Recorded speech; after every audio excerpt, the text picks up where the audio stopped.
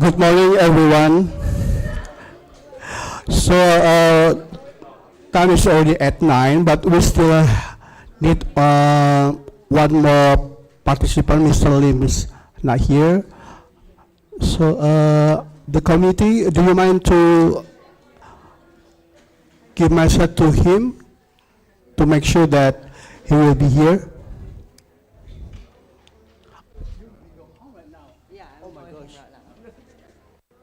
You will be graduate. Yay.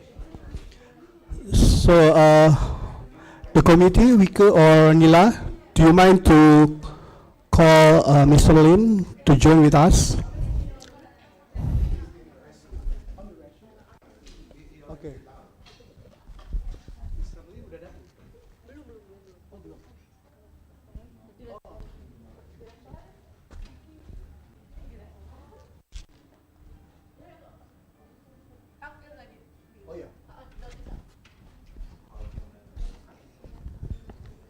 Yes, Betty in the toilet. He will be here.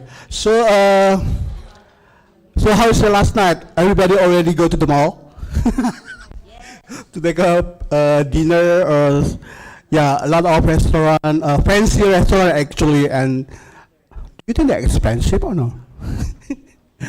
Yeah, in Indonesia, Gandaria City Mall is one of the biggest mall in Indonesia. So maybe the restaurant a little bit expensive as well. So for day two, if you see in the book, we will discuss more about the recommendation of ADF for the Asians, because tomorrow we will go to the ASEAN Secretariat, so we have to make a recommendation for the ASEAN Secretariat. So the first agenda we will discuss until at 9:45, and the discussion will be led Mr. Saurat and Revita from Indonesia. And then we will group discussion for this section. And after coffee break, we will have ADF organizational update. So we'll be resource person will be Ms. Maulani, Joji Todo Santos, and Mr. Sawang, and the facilitator, Ms. Sawalat. And then after lunch and break, we have a plenary session drafting recommendation. After discussion in the morning, we will discuss after lunch to make sure that the recommendation will be final.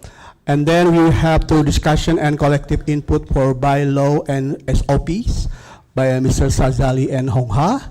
After coffee break, we continue the discussion, and the last we will be wrap up information for the Asian entities from meeting at the ASEAN Secretariat. So that's all for our agenda for today. We will start the first session, group discussion for ADL recommendation in the Asian Entities Forum. So the discussion will be led with Mr. Saurat and Ms. Revita. So you can to the front, probably in here.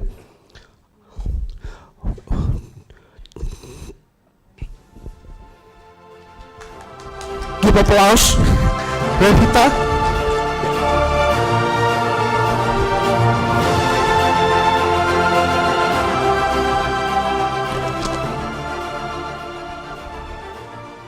So saying, and good morning, everybody. I hope you will enjoy last night. Some people will enjoy shopping. Some people enjoy like walk around the hotel. Some people enjoy sleeping. Is it right? Okay, so this morning I get honored by invited by SC to allow me to be like facilitator with our friend here. The key objective of our morning is we going to set up prioritized issue for recommendation. As you know, like on from 11 to 14, we're going to do like ASEAN back-to-back meeting, and that's why ADF need to be well prepared. And I know like one country to another country have different priorities, so let keep thinking what are the most prioritized, and then we will keep discussion for the recommendation from our ADF. The second one, we will discuss draft recommendation aligned with ADF strategic prioritized program. As you know, like ADF going to be funded by DFAD and going to work in the name of the platform for OPD in Southeast Asia. And then let's think together what are aligned and what are the prioritized. Might be as yesterday our secretariat told us that you can propose different activity, but we might not do, you cannot do in this year or next year, but we will keep, ADF will keep doing that job and look which one are the prioritized and most important. Like let's say urgent, important, and step by step we're going to make ADF to become a strong platform not only for physical but also all type of person with disability in the future, with transparency and accountability for everybody. As we yesterday we remember the word ADF not belong to anyone. ADF belong to everybody here. So that's why ADF try to be open, try to be learn from the past experience, and try to do the best job in the name of the platform for OPD in Cambodian. And also welcome to Timor-Leste as well. Please give him applause. Yes, welcome to Timor-Leste. Yeah. Because I forget, you know, now before we got only 10 countries, now Timor-Leste is our friend and jump into with ASEAN and also with ADF as well. That's one part. Last not least, we got a draft statement. And the draft statement we might discuss the way forward as well. Like, we might have some draft, but we want to hear from your perspective country or from your group. Like say what you're going to put in the statement for the benefit of all people with disability, all type of people with disability in our region. And how it works. Maybe it is what we're going to do this morning.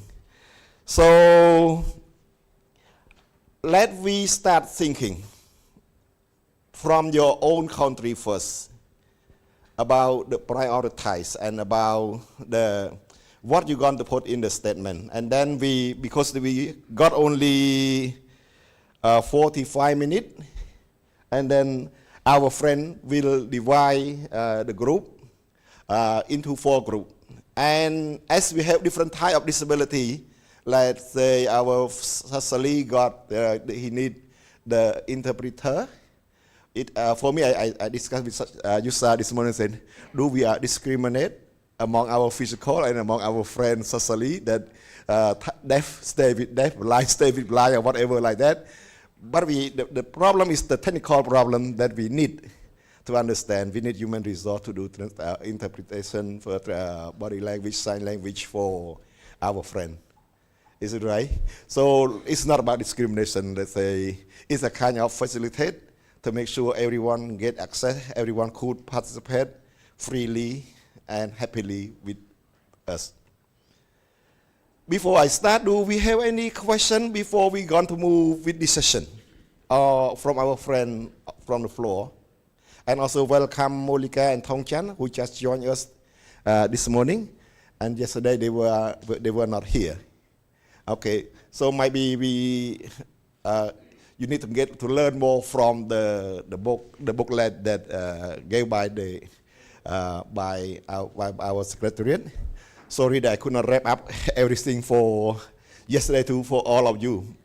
So, okay, now we open the question first before we divide into the group, and then we will discuss more on detail, because I want to try to keep on the time flow to make sure, because more topic and more discussion, we want to have your view in the statement, and then your view will be written down, and each group will be select one note taker and one presenter to us as well. Any question or no question? Okay, Papa from Philippines. I started you from Indonesia word Papa. I love this word. Papa, not grandpa, okay? Yeah, thank you. Okay, please. Yes, please. I have very good concern on the issue of description for all audio presentation. I think the blind has the right to access and understand on video. That's why we are demanding that all video presentations must have audio description. So this is one of the most important concern of the blind community, audio description. That is understandable, comprehensible, and complete. Thank you. Okay, thank you. Very good concern, and I think Secretariat will note down, because while we are working for people with disability, not only blind, not only deaf, but intellectual disability have to be taken into account. Yes, is it right? While we are working with blind people, sometimes we forget to introduce around ourselves. Example, what is the room look like? Who are they? What you're wearing, clothes? We are not follow the standard.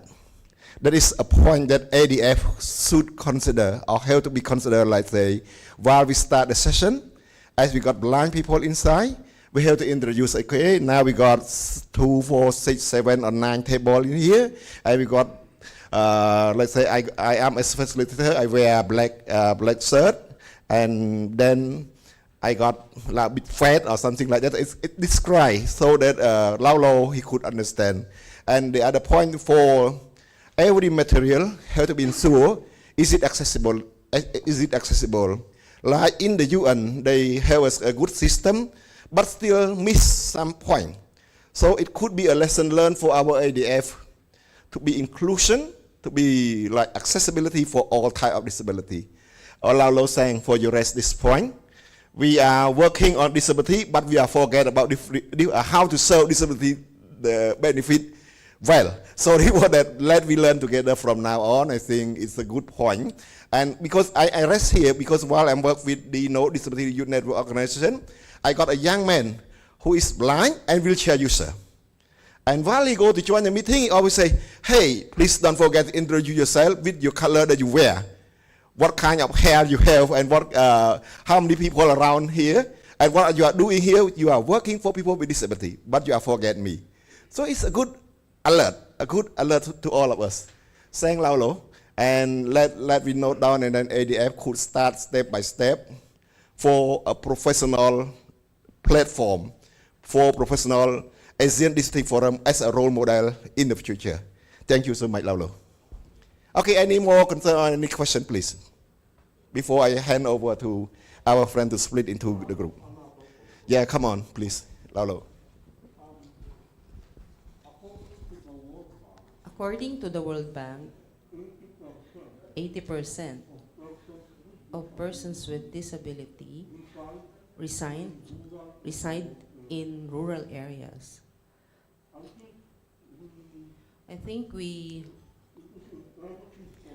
it is imperative for us to work on reaching out to this 80% of persons with disabilities. So we have to develop a program and even acquire funding to reach out to this 80% of persons with disability who are in the rural and remote areas. I think this should also be prioritized by ADF, and with due respect, our funders. Thank you so much. Okay, thank you, and thank you for your rest. And I believe like different context, different country, different demand. But we have to consider about one standardized of Asian District Forum. How can we make our platform, our ADF, to be a standard not just we hear from one country might be the law or legislation from one country to another country differ. But if we could work with ASEAN to see like one standard of disability for blind, for deaf, for intellectual disability, or for different type of disability to be one standard for ASEAN, I believe it's really good. And the budgeting from the ASEAN, from our government, is also a part for us to discuss. Let's say, okay, if we just rely on EU, we just rely on DFAT, how about our mother, our parent? Could we all, how about our prospective country, to contribute to ASEAN, and ASEAN contribute to ADF, and ADF work for the right of person with disability, work for the service of person with disability. Let we keep working together, and let we share the best practice to our SC, our group, to make sure we going to be build a standardized for our people with disability in this region, in this, not only Cambodian, Philippines, but everyone who receive the same treatment, the same equality, the same benefit for all. Thank you so much, Lolo. Any more concern or any raising? Okay, our friend from Myanmar. Yes, please. Okay, thank you. Yeah. So thank you. Yeah, I understand that. This morning we were, identifying our needs and issues. Facing by persons with disability and our organizations of persons with disability in each country in our region, and then finally select the priorities for the foundation of the recommendations. And then, is there any kind of like a maybe template you want us to consider? Of course, we will start considering with the issues and challenges and also the priority areas for the recommend. Just like to get the idea for afternoon session as well. Yeah, thank you, sir. Okay, Malani, she will answer your question. Okay, Malani, the floor is yours.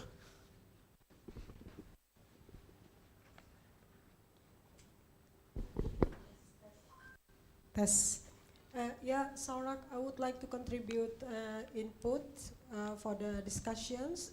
I think relating to what Lauro had been said, that we have to encourage, one of the recommendation might be we have to encourage the appropriate data to make sure the proper social protection, because I think besides 80% in rural area, the implementation of the protections, the right of person with disability still put into the medical approach. Most of us, some of our IDF findings, the concept is still in a medical approach and medical and charity approach. It seems like it is a very old model, but still happened in ASEAN. So I think it is important. Such as, I would like to give one example in Indonesia. When the government tried to, Indonesia have social health protection card. And when there are some changes of decrease number of, decrease not number, but protection to, such as, sorry. I was distracted with this camera. I will remove the camera out, okay? It has been from yesterday's. You have to know that I'm easy to distract, yeah. Okay. Easily to distract. So yeah, so what happened in Indonesia when we when something else that relating to the poverty alleviations, and then they put out the protection of the healthcare. So and then they count people with disability into the poverty, such as like the definition of disability is including in the poverty. It is totally different with what we wrote in our legislations, that the protection, the social protection of person with disability is beyond the poverty. So at that time, so many more, I think about 11 millions take down from the protections. So this is important to make sure that disability is not the poverty, but the social, but the such as like what is universal protections. It cannot take down because of they decrease the poverty. They think that this is a kind of reducing the poverty or increasing, increasing non-poverty, something like that. Thank you. Okay, thank you, Saulak. And maybe I will. Oh my God, I always get confusing with our two. Okay, Malani, thank you so much.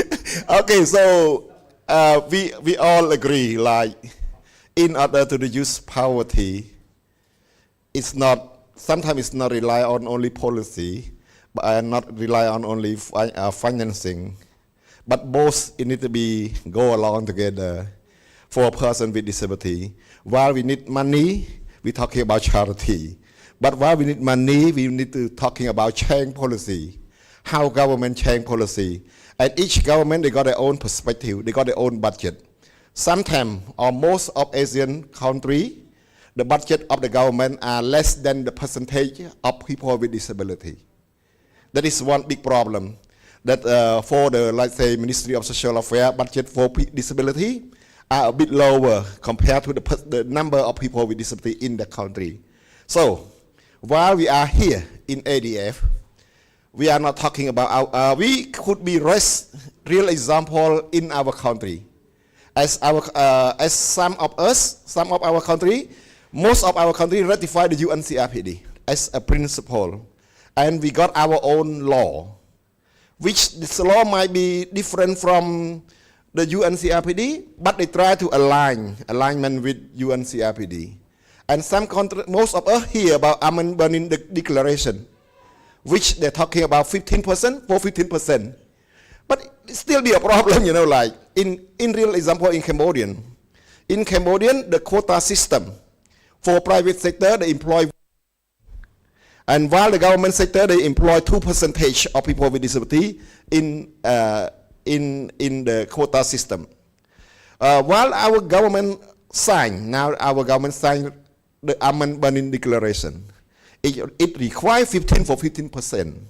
So we still keep talking about this and how it aligns. And also in the process, our government also in the process of aligning disability law along with the UNCRPD.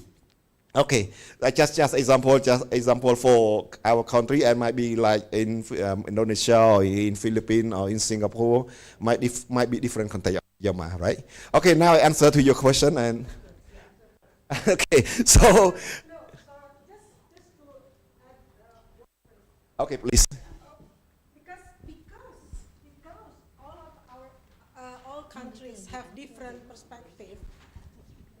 That's why we have to address to ASEAN to make them a proper perspective on CRPD itself. So it is not in our issue is not in poverty alleviation. Our issue is how to not to complement, to fulfill the rights. Yeah. So it cannot be put as a group of poverty alleviation. When you provide accessibility, when you provide social protection, it is embedded to the person with disability, whether she is rich or she is not rich. This is kind of a perspective that I would like to address today. Okay, cool. Thank you so much. Okay, Molika, we give to our gender. One mic, please.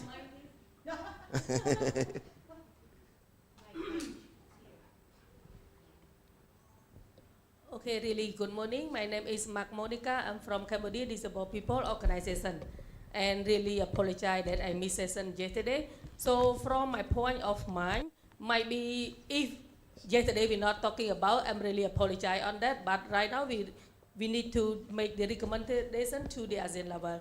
So we find out from our OPD network in our country, there are two priorities it keep in my mind, and I always advocate, both national, international, or local level. First is allocation national budgeting on JETSI is very important. Somehow, something happened, but the realistic of the person with disability still challenges. And government just say, oh, I do blah, blah, blah, blah, blah, but it seems not happen in my country. I could confirm on that. So the second word is also very important. I'm agree with Sister Marini mentioned about the social protection scheme for people with disability. In our country, there are many law, many broadcasts, many, disability paper, but somehow it's still limited. Let me provide one example.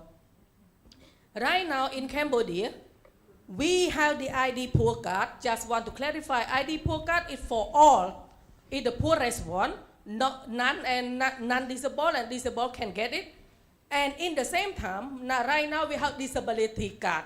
It's our main point, disability card. However, they are rich or not, but they have right to get it. But the most important, we could find out the disability card, we don't have any function yet. Yeah, this is that we're going to do. It's very important, like me. I'm a person with disability, I don't want to hold, identify myself, blah, blah, blah, blah. But I compare to my subnational level that they have got. For me, it's fine, I have money and I have, I have a social fund somehow, but for the remote area in the society, they could need that. So the first priority, the government should provide the healthcare condition for people with disability, not only money, but to make sure the person with disability that can get rights and they can get the services from all service providers, include health, physical rehabilitation, or employment priority, etc. So this is from my point, Bosara. Thank you very much. Thank you. Okay, thank you, Molika. Keep in mind, bear in mind, and try to put into the statement, like to make along with your group discussion, okay? Thank you for your good raising. That's why I said different country, different context. So let's keep in mind and work together for one goal of ADF in the near future. Okay, any more concern? Okay. Oh, Saulak, then Mr. Pity. Saulak talk. Okay. If I get money again, you're going to kill me, Saulak. That's right. Lucky. Thank you, Saulak, and thank you everyone for your recommendations. I would like to share you my previous activity. Last week, we were together with Mac Monica and Thong Chan, our SC from Laos and from Cambodia. We attended the World Bank's workshop on disability and data in Sydney this week before ADF here. It was very surprised. It is really surprising me. We just learned that World Bank received extended funding support from DFAT. They already approved, DFAT already approved 5 years funding support for World Bank to implement its activity in Indo-Pacific. But mostly they have a previous work in the Pacific. So my question to World Bank, when I suddenly know that's very critical and sensitive matter, if World Bank, I asked the World Bank representatives, include Charlotte, Charlotte, who are the disability advisors for World Bank. Since World Bank received funding support from DFAT, and DFAT adopt the disability strategies and JC and all those, DFAT launched the Stronger Movement and Stronger Futures, focusing to future inclusions for future and disability inclusion, something like that. And how World Bank ensure disability inclusions within their activities, its activity. You remember? Response.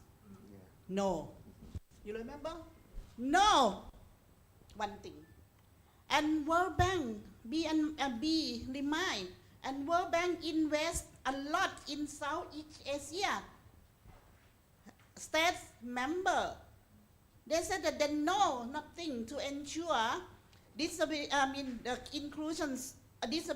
inclusive strategy, and there is no any guideline,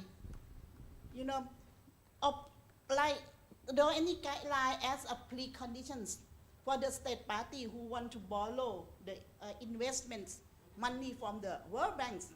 The guideline related on disability inclusive. This is really shocking. Okay. But beyond that question, beyond that explanations, they say that okay, we don't have such specific guideline, but we have many indicators, but we could not find the policy, right, to indicate that those indicator has been tracking effectively.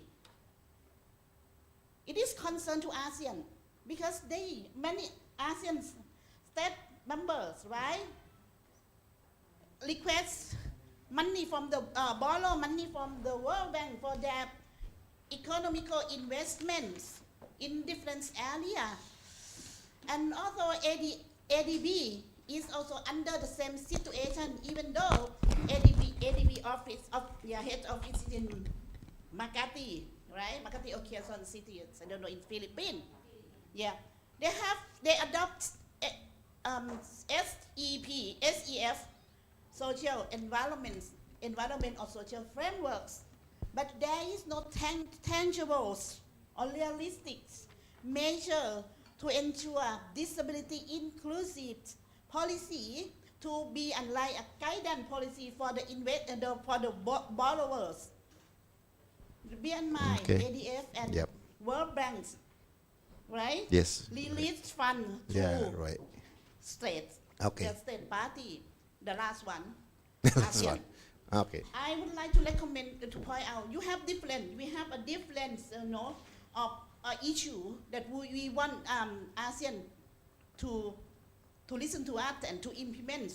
But one of the most critical thing, don't forget, meaningful participations of persons with disability in all ASEAN mechanisms.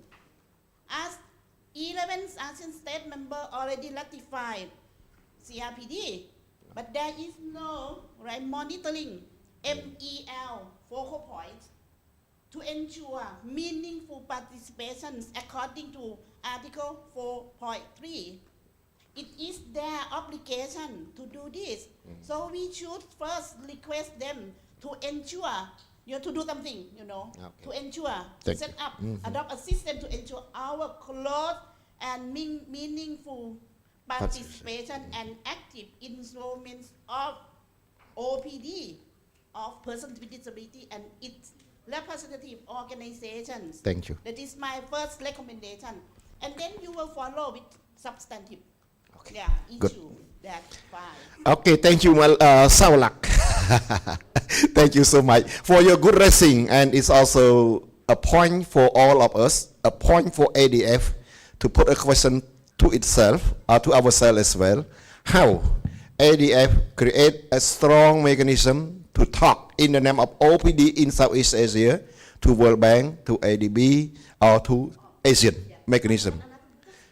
You saw it because your time is gone. But it is important for tomorrow. We will join CSO meeting, right? Do you observe the agenda of CSO, ASEAN CSO meeting? There is no agenda for us. Okay, so we have to leverage ourselves in the agenda, and then we talk in the name of disability, as disability is a cross-cutting issue. Okay, Brother Priti. Okay, I just want to make two quick comments. One on the data, disability data, and I think this is something that is quite troubling for many governments, because I think this came out also during the midterm review of the Enabling Master Plan, the ASEAN Enabling Master Plan 2025, is that many governments will always say we do not know the size of the problem. We do not know how many people with disabilities are in our respective countries. And I think that is a poor reflection on the government's will to really define the problem. And I don't think CSOs or OPDs have that resource to do a national, let alone a regional statistical data on disability. But many countries, I noticed, always tied it up with that disability card that Monica was talking about. And we tried that in Singapore as well. But then the problem is that, as Monica said, many people refuse to be to be labeled as a person with disability, because number one, there's no financial benefits that is tied to it. As Mulyani say, we are people are given financial assistance not because of their disability but because of their financial status. Then number two, but many people in Singapore want to have their card because of the tangible benefits, like for example, car park label, priorities in terms of queuing and all that. So that helps quite a bit.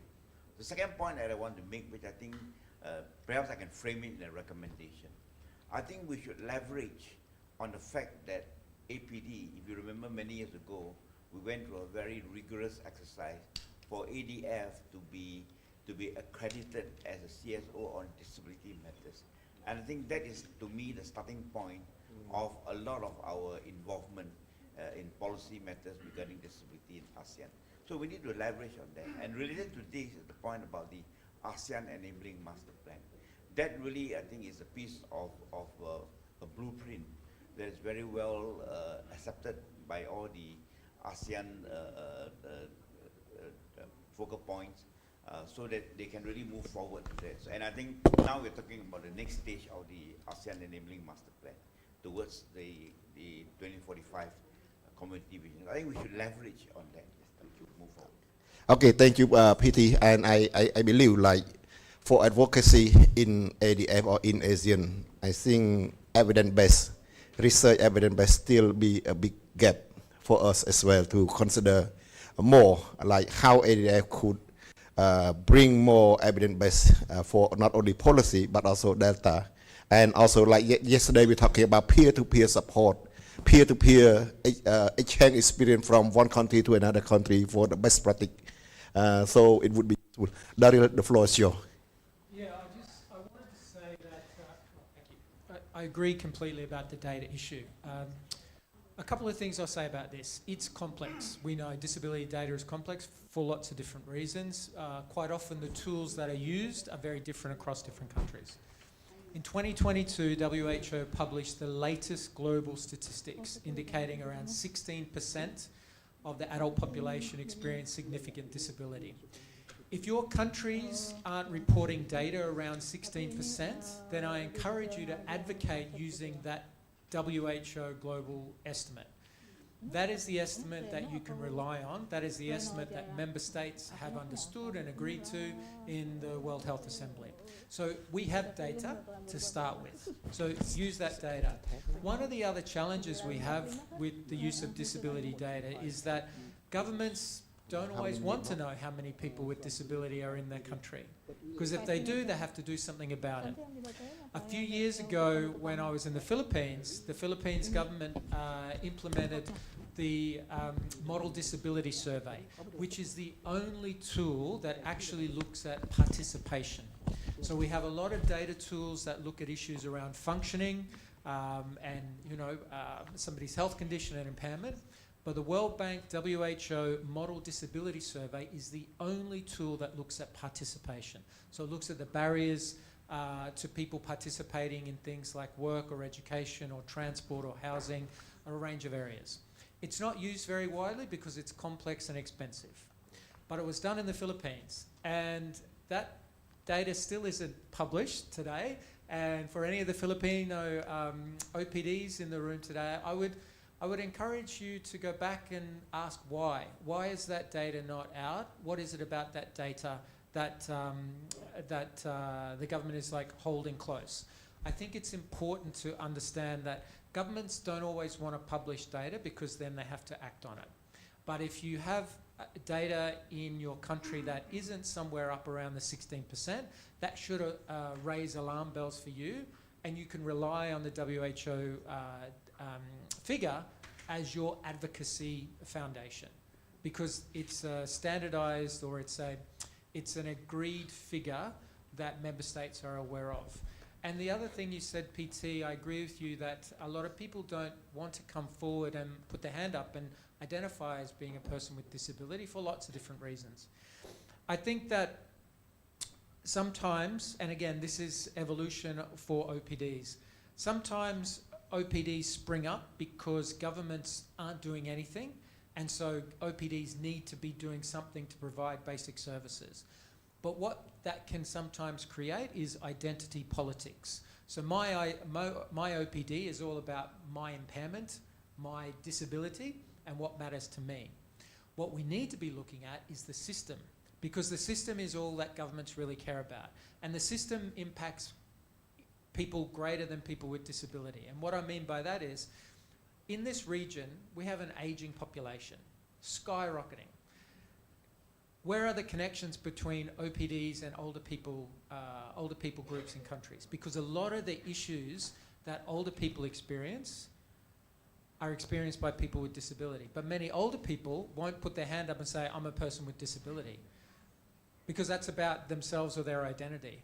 But what we have in common is the system. The transport's not accessible, or financial benefits don't cover what I need, or I have greater medication requirements, or I'm discriminated against because of X, Y, and Z. I think it's important to think about the coalitions that we can join to address the systems, rather than just looking at, well, I'm a person who's deaf, or I'm a person who's a wheelchair user, or I'm a person who's blind. Just something to think about as ASEAN, as the ADF grows, we need to be thinking about broader systems issues that we can form coalitions with other groups to go on. Thank you. Thank you so much. We got only 2 minutes more before we move on other session, so you have 1 minute. Yeah, just add on. Daryl? Okay, Daryl. World Banks adopt a disability data hub. I will share you on mailing request our secretariat to share everyone the link of a disability data hub. And we learned that we have to work a lot with the governments. Under the disability data hub, I have found that Laos, right, does not include in here, because the government is really passive, right, to work, to cooperate with World Bank and Laos and another 2 ASEAN country. I think, yeah, it is information that if you are interested in discussing, into depth detail, we are happy, to open one session, might be for the next workshop, or if we have time, we can doing here. Why we are here. Okay, thank you, Dario. Thank you, Saulak, to add up, and thank you, Brother PT, for your sharing the experience in Singapore and Cambodian experience as well. Okay, now, to answer to your question, our friend from Myanmar. Okay, last one, you got 1 minute? Okay, this time is really sorry for that. You have 1 minute to talk, please. Okay.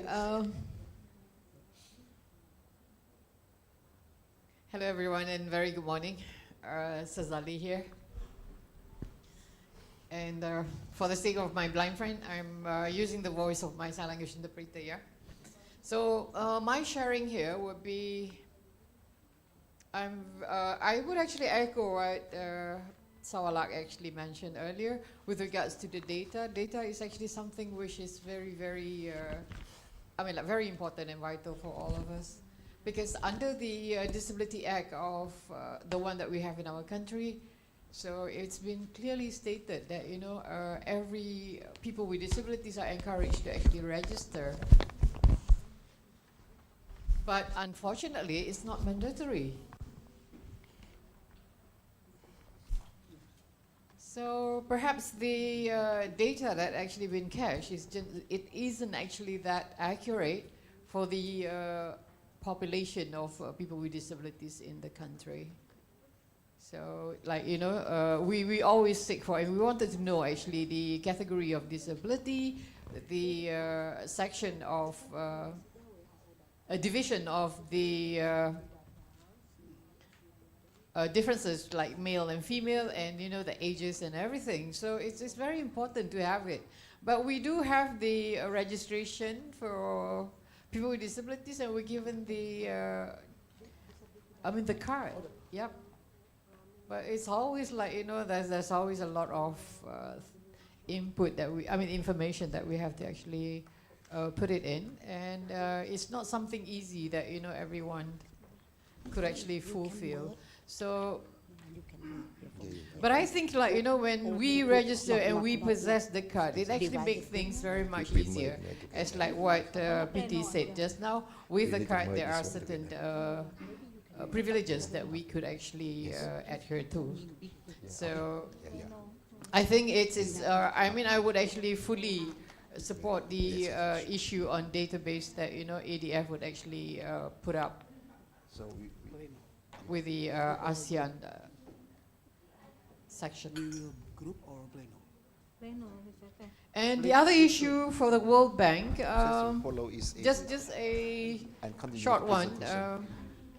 Actually, I'm not asking the areas for template like because the World Bank actually classified countries, developing, developed, underdeveloped, all that. So within ASEAN region, we could actually recognize which are the countries that actually been considered as, you know, developed country or developing country. So this situation has also made it very difficult in a sense that the situation for, like when they kind of like classify you under the economic or income,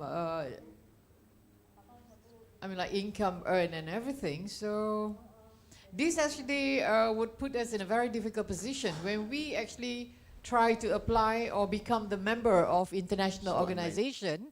And usually the subscription fee annually, so they were based on the situation of each country. So this has made it very difficult that some of us got to pay membership at a very high price to be able to be at the world organization level. So I think I would like to suggest perhaps if ADF could bring it up. Yeah, and actually for World Bank to actually view this whole thing as like also consider the needs of people with disabilities. You know, if we are not participating or being member of international organization, obviously we're going to miss out certain issues and points that been voiced out. Yeah, thank you so much. Mr. Sorat? Yeah, thank you, Cecily, for your good input. Thank you. Okay, now maybe I need to sum up about what you have discussed. Could you put it on the screen, and then we will tell you about the framework of our recommendation, how we work on the joint recommendation as the request from our friend from Myanmar. Okay. So, would you mind to put it on the?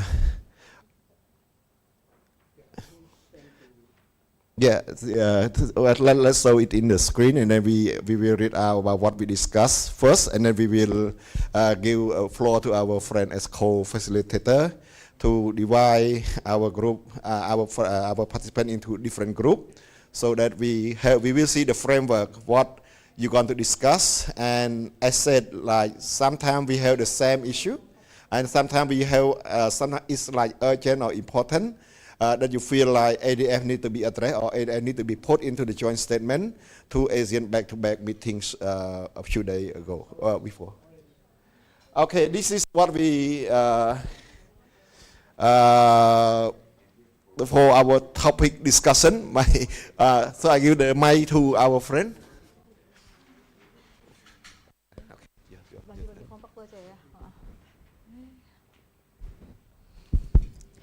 Okay, so as you can see here, so I want to divide us into 4 groups.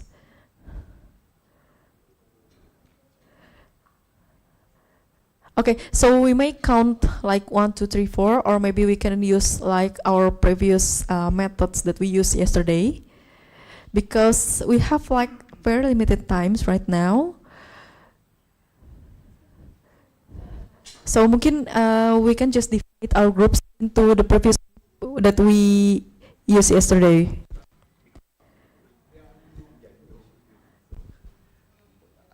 Sorry, as we have new participant, might be the like Thong Chan or Monica could make decision.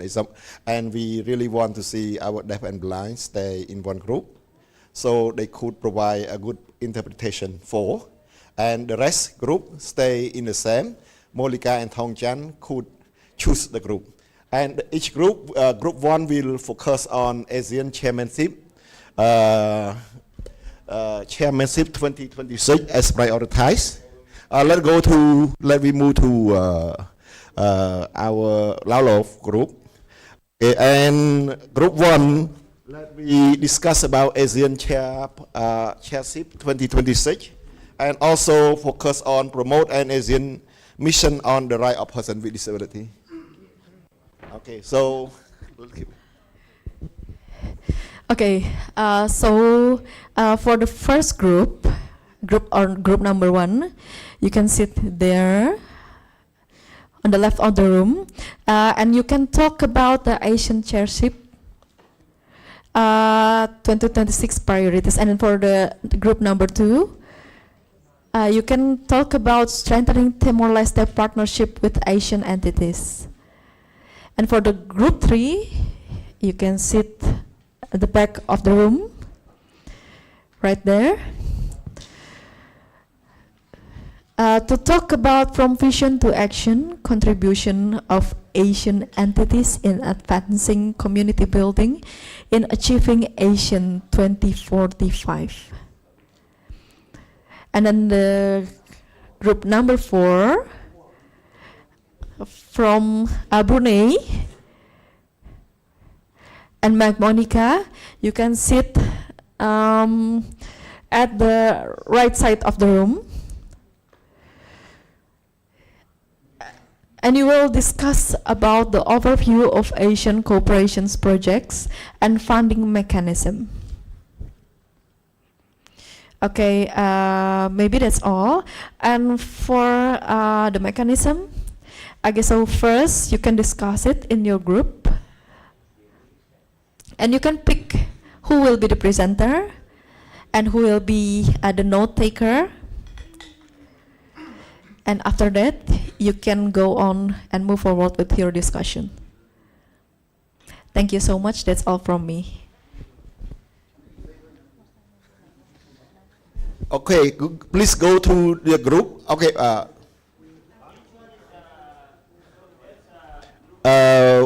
Let's say this is for our deaf and blind friend. Group 1, group 2 could be over there, 3 and 4 here, okay? And 2, 1, 2, 3 where? 3 Hong Ha, 4 Sassali, at Sassali, okay? And remember, you can write down in the note in computer or in the flip chart. And don't forget to choose the representative for each group as well. Okay? Thank you, please. Which group are you, brother? Always one. Always one. Lauro, you want to stay? You want to go to where you stay here? Better go to Sicily, so it's easy for. Yeah, right. Okay, I'm sorry, I forgot. So for our discussions, I will give you around 20 minutes to discuss all the topics. Okay, so I hope that you can watch the time. And don't forget to prepare your presentations, right? Thank you.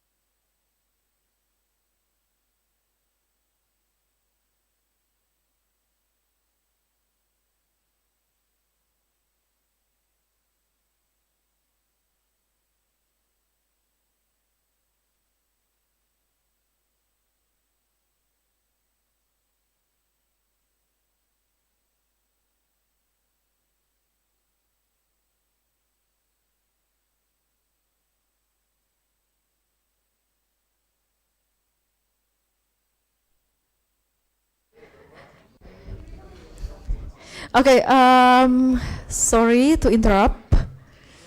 So as you can see here on the screen, we provide the countdown of our discussion time. So I hope that you can watch for our limited time. Thank you so much.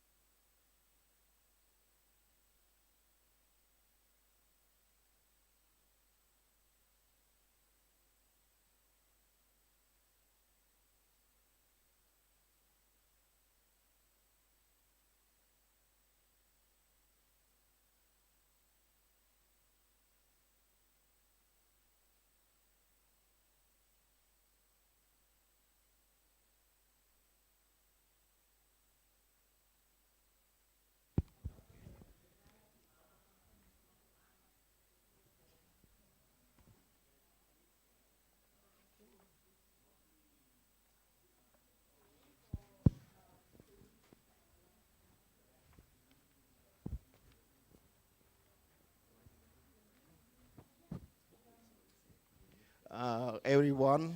Some group is already finished, like group 1. If you are ready, let raise up your hand. We give you 3 more minutes for the last one.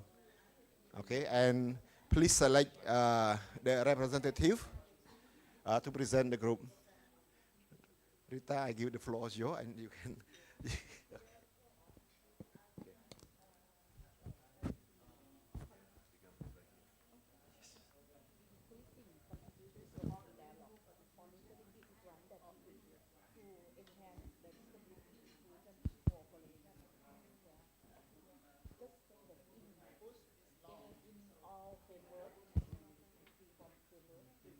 Adding 3 more minutes, 2 more. Yeah. Adding 2 more. Okay, okay. I'm talking about disability inclusion in ASEAN cooperation.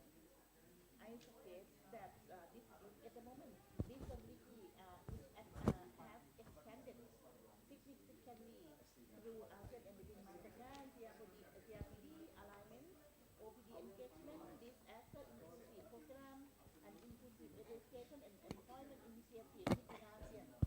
And then ADF also increasing contribution to policy dialogue monitoring, capacity building, legal advocacy, and technical expertise.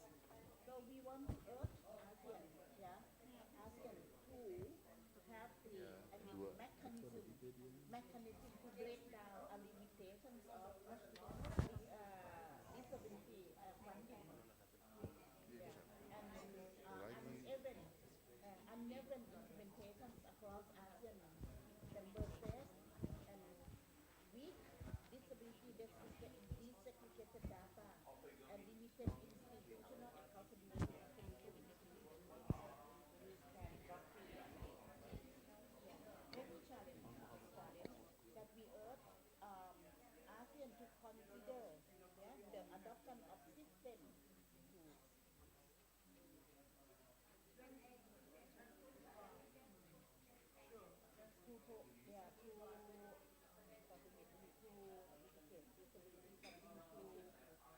to strengthen, right? To strengthen, dedicated disability funding and to implement disability inclusive policy across ASEAN member states, to strengthen disability desegregated data system, and to adopt the accountability mechanism. Accountability mechanism.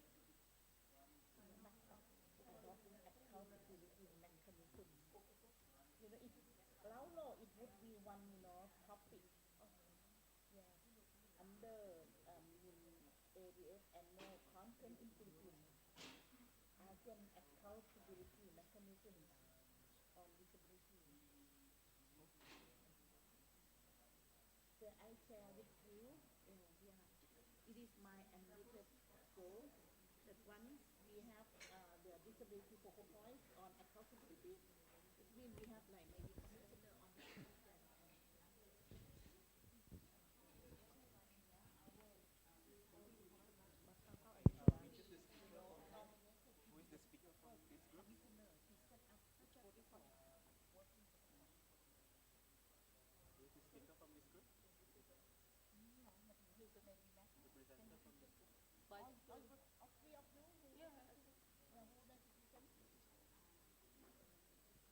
Okay, I think the time is up.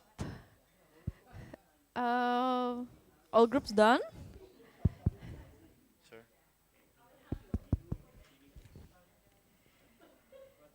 Okay, all group done? Or, okay, maybe we can give a round of applause. Okay, all done, okay. So, have you picked one presenter from each group? Okay.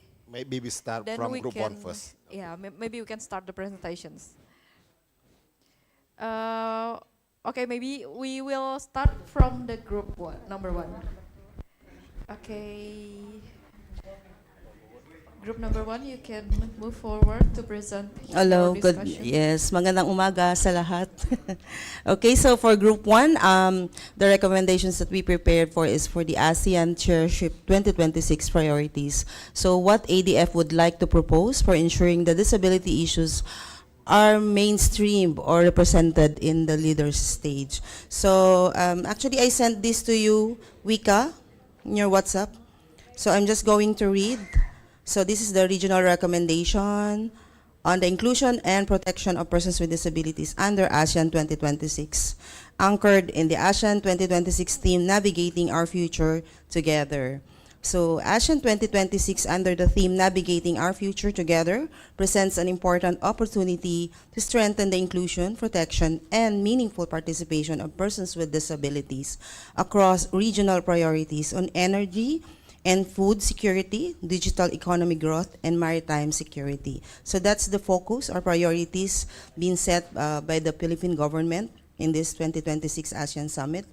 ASEAN member states are encouraged to adopt disability. So these are the recommendations. ASEAN member states are encouraged to adopt disability inclusive policies that ensure accessible food systems, affordable and sustainable energy, climate resilience, and inclusive disaster preparedness, particularly for women with disabilities, indigenous persons with disabilities, persons with psychosocial disabilities, deafblind persons, youth, and older persons with disabilities.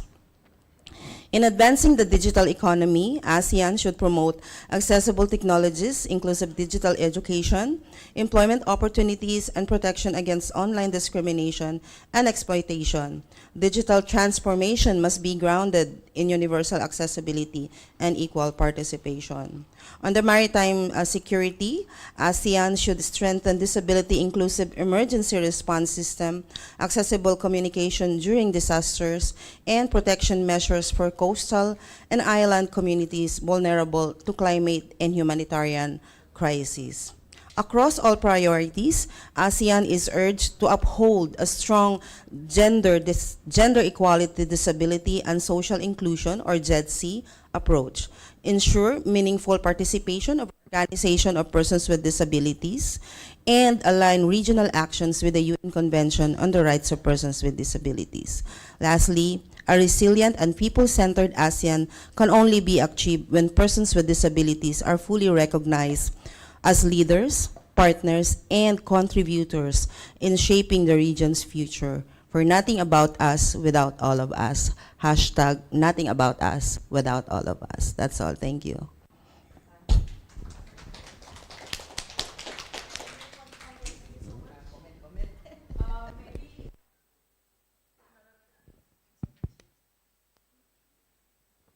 Hello, this one. Maybe another member from Group 1 want to add something? No? Nothing? Okay. Then we can continue to the next group. Question from Okay. Laulo a bit, please. Maybe clarification from Laulo. Hold on, sir. Okay. I would like to To emphasize that when we mention all disability, we mean we mean all types of disabilities, and I fully support the statement of Ms. Jennifer Garcia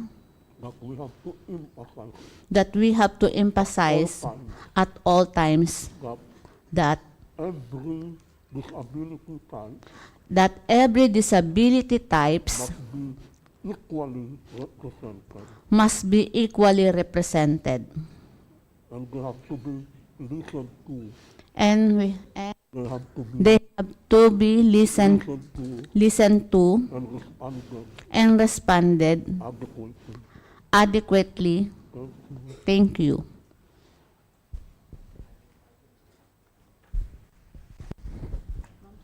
Okay, thank you, Laulo. Okay, thank you for your comment. So, is there any other addition or maybe questions to Group 1? If there's no additional commentary, then we should continue to the next group. Group 2, please. Okay. Our friend from Timor Okay, Leste. so the next group 2. Your mic.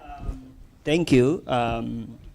I'm from Timor-Leste and I represent in the group Timor-Leste. So thank you very much. Been a pleasure for us to be part of the discussion and also for the ADF in organizing this event. So what we are discussing is how to strengthen in Timor-Leste partnership with Asian entities.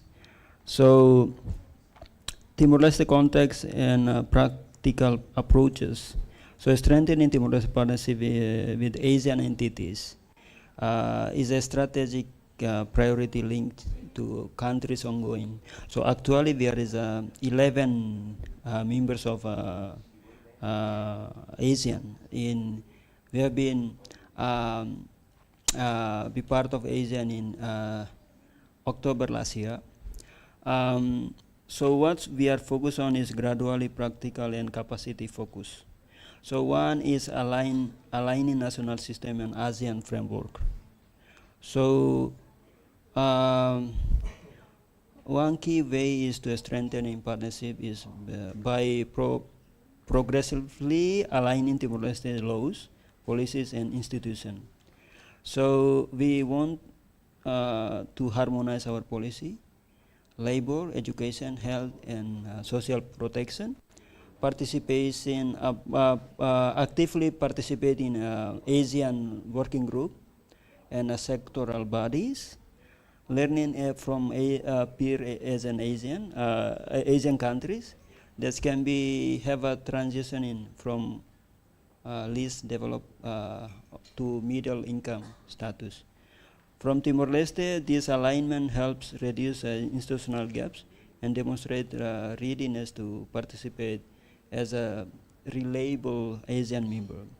Second is we focus on using ASEAN as a capacity building platform. So Timor-Leste face constraints in human resources and technical expertise across many sectors, strengthening partnership with ASEAN entities in Timor-Leste for access to technical assistance, training, and policy advice. Of course, we are also participate some of the official meetings, civil society representative, Asian People Forum, and also ADF. So it's part of exchange to and join initiative. So build long-term institutional knowledge rather than rely solely on external donors. So so we really have a peer-to-peer, regionally relevant and sensitive to differing development levels. Third is promoting disability inclusive and sustainable development. So it's very important that Timor-Leste commitment is inclusive development, especially for women, youth, people with disability. So by engaging the Asian social health, education, and community focus on entities, Timor-Leste adopt a regional best practice.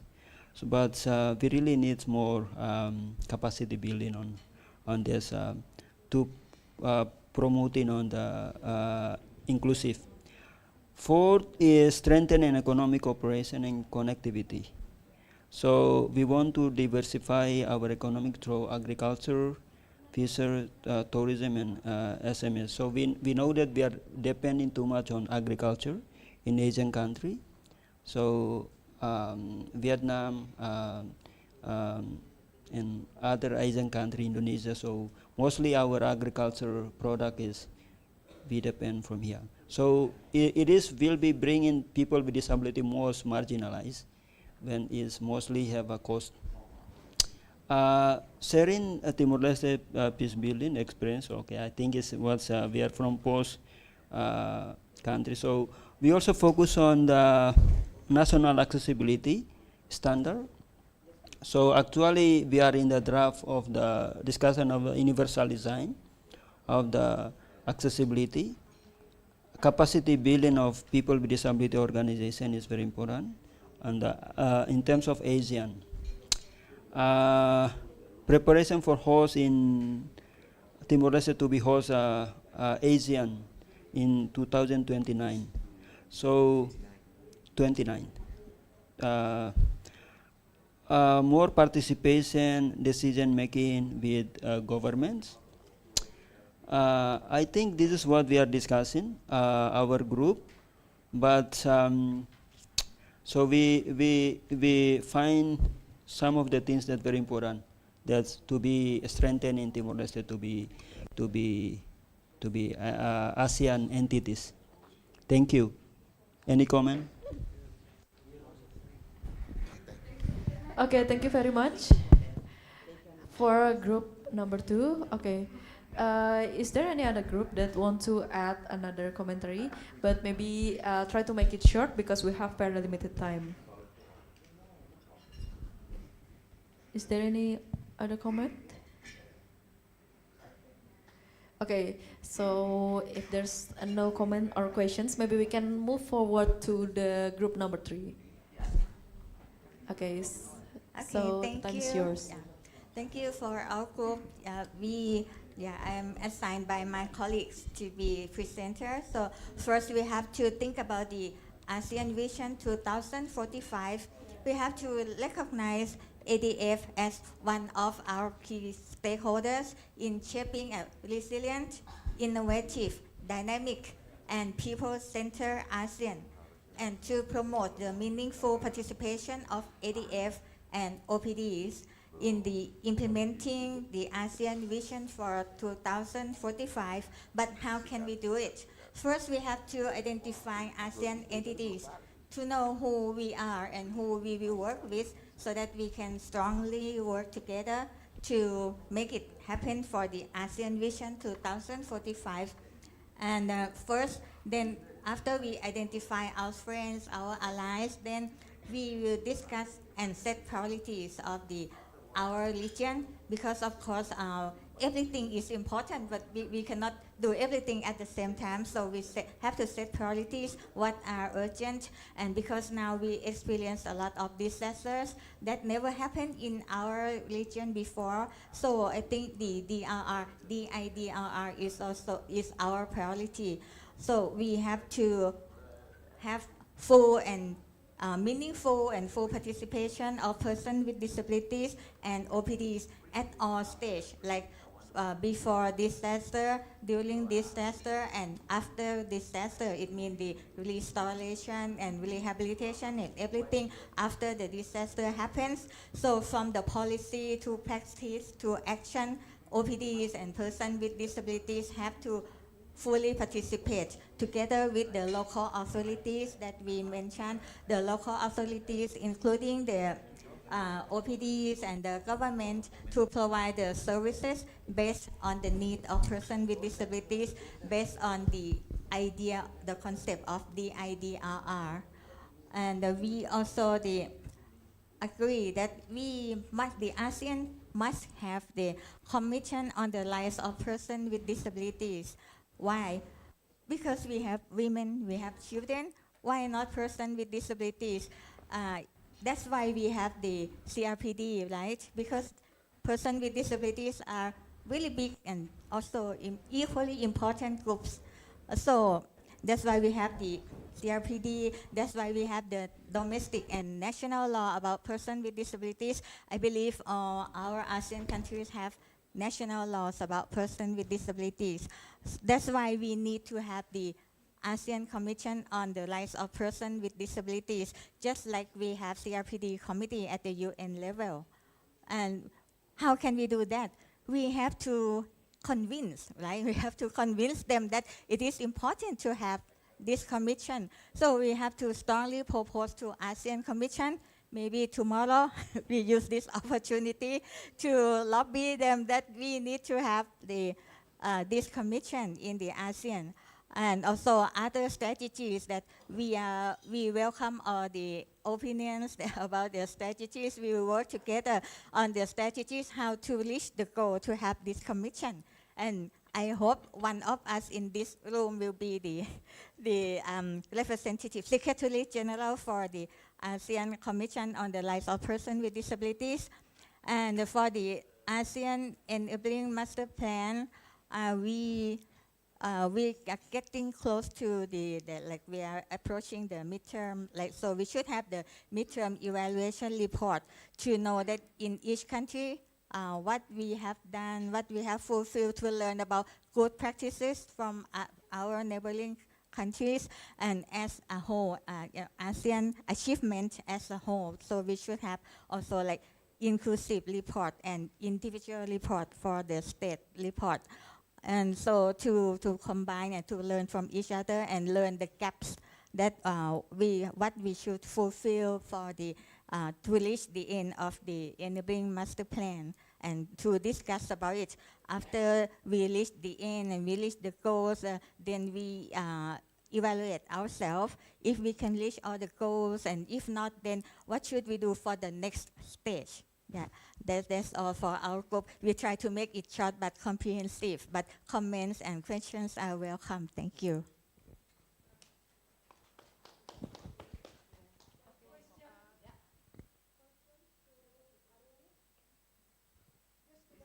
To our group.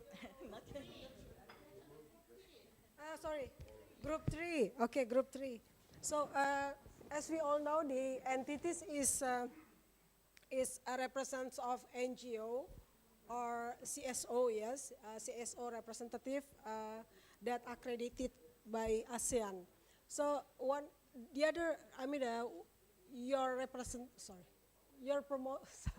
your recommendation is about ASEAN commissions on the right of person with disability.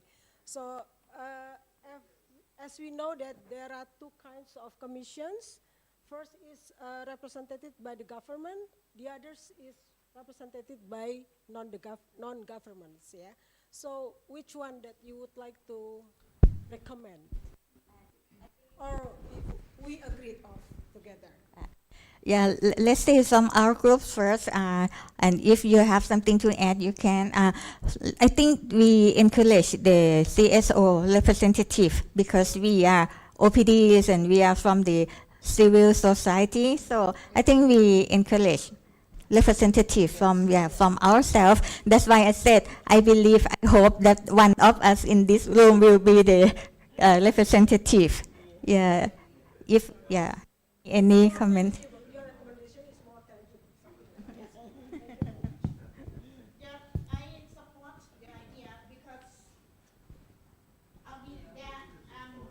It is this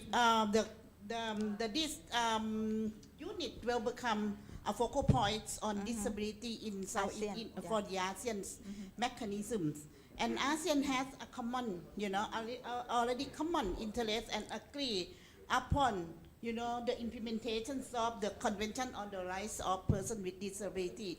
So 11 states, member states, has to implement Article 4.3 and also to fulfill the Article 31, 32, 33 to set up the monitoring body on disability.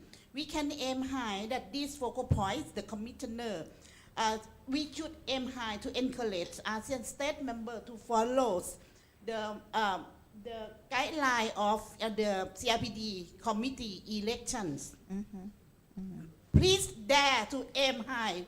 Nothing about us without us. Can I say something before number 4? Because about nothing about us without us, which is important. Quick. Yeah, Jennifer, thank you very much. But I want to tell you that, and to inform everyone, nothing about us is a foundation of the Convention on the Rights of Persons with Disability. Why? Because it is a slogan of global disability movement. Disability rights movement. It means persons with disability must be directly involved in decisions affecting their life, in policy, laws, program, services, and funding concern, persons with disability cannot be designed without their meaningful participations. And also representations must move from charity and protection approaches or medical model approaches toward rights holder leaderships. So, but nothing about us without all of us, who are all. You know, OPD, our movement adopt slogan, nothing about us without us. Yeah, in 1981. To move from charity and medical-based approach to rights-based approach, and because of this slogan, the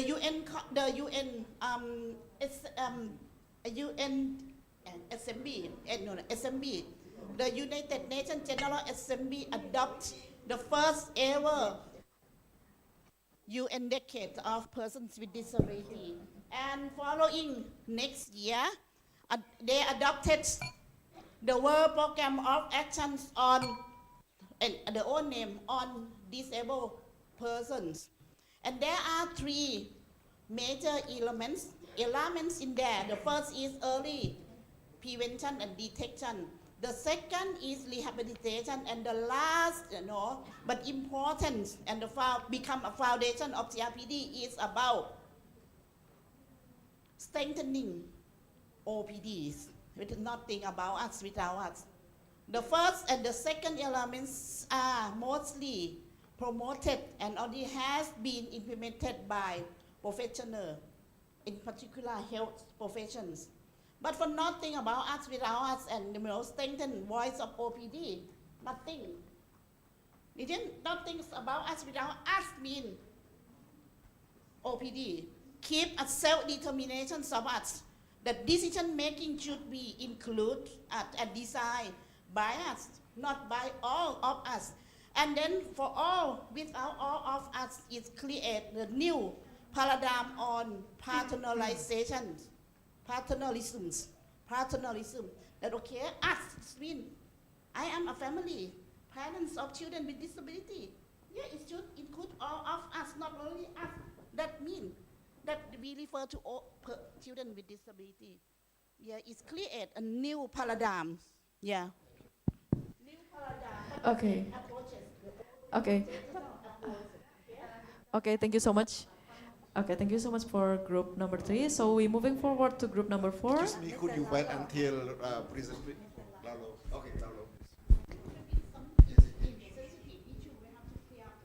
Laulo first, and then maybe the last group, okay? Because the time is really gone. Sorry for that.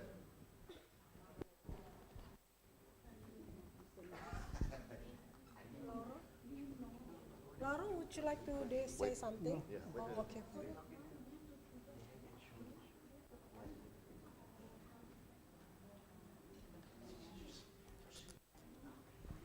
You need two or one? No? Two or one? Just. So you want mic? Okay. Okay. I just want to make observation because we have to mention all of us. We have to mention all of us Because even in the community of persons with disability, in the community of persons with disability, there are dominant groups. there are dominant And groups, those who are not dominant, and those who are not dominant, they are being set aside. they are being set aside. So I want to emphasize the word all of us. So I want to emphasize the word emphasis. I would like to emphasize all of us All of us, because we do not want because we do not want one disability group one disability group to dominate to dominate other disability groups. other disability groups. So we want to point out we want to point out to ensure, especially in the international committee especially into the international committee of persons with of persons with disability, disability, once they are already there, once they are Once they are they already are already in there that international committee, in that international committee, they do not come down they do not and come down consult with us. to consult with us. They are just talking among themselves They are talking among themselves without consulting without consulting the non-dominant. the non-government, Non-dominant. the non-dominant. Thank you. Thank you. Yeah. Can I get microphone? I will not open any debate. I think it is interesting. The next workshop, the next convening, I will open one session for this. Nothing about us without us, vs. nothing about us without all of us. But yet, I understand your point, but I would like to leave one question and then you take it back home and then we come back to discuss later. If all of us include persons without disability, do you agree? Because all of us, okay, you just thinking about it. Because nothing about us without us, it means OPD. But for your point, I understand it is our internal matters. It is, yeah, it is like dominance, yeah, hierarchical approach among the OPD. Thank you, sir. We discuss next. Okay, thank you very much. On behalf of the Group 4, we have Thailand, Indonesia, Philippines, Malaysia, and Cambodia, myself. So our group is focusing on the overview of the ASEAN cooperation project and funding mechanism. So we coming up with the one is ASEAN adapted measure the fully participation of OPD in all process, the project and funding, and that mechanism is followed with the UNCOPD in 3 ASEAN framework. And accessibility is also very important in our group because we are almost cross-cutting issue right now, our group. So we mentioned about the universal design, easy to read and understand format for all type with disability. This one regarding to the budgeting. The budgeting must be inclusive for ASEAN project in terms of accessibility and reasonable accommodation. Increase the awareness raising and disability raising on understanding the mechanism CHETC in ASEAN project and monitoring mechanism. Inclusive and innovation of the funding mechanism. Use the twin track approach in funding mechanism in the framework to make sure that we have a CHETC inside also. Provide funding for OPD in the ASEAN cooperation project in each country. Adapted mechanism in place to ensure that accessibility need and reasonable accommodation requirement based on the need for people with disability. Include audio description, fingers, article, easy record format, and also writing a caption in the process. This one we can also put in here, but just challenges that we made.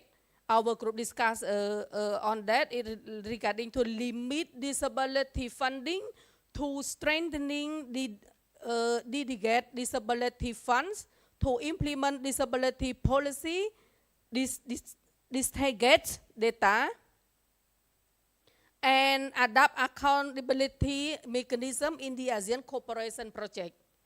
So the last one is disability inclusion into ASEAN cooperation project to consideration in AEM 2025 in framework aligned with COPD, etc. So that's all from my group. If you have any question or clarification, please let me know. Thank you.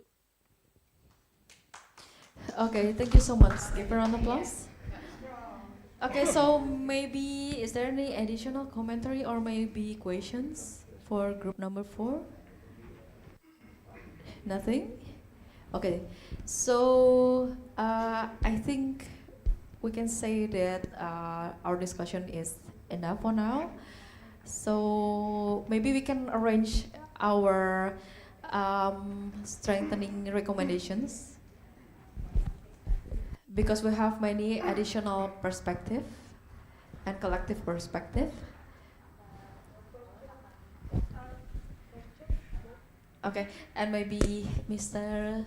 Saurabh will be wrapping up our discussion. Thank you so much. Okay, thank you Saurabh, everyone for your good work. Saurabh, just one question, because we would like to put all of your recommendation into strategic action. So now IIM is still on the way to design ASEAN Enabling Master Plan 2024-25, coming into the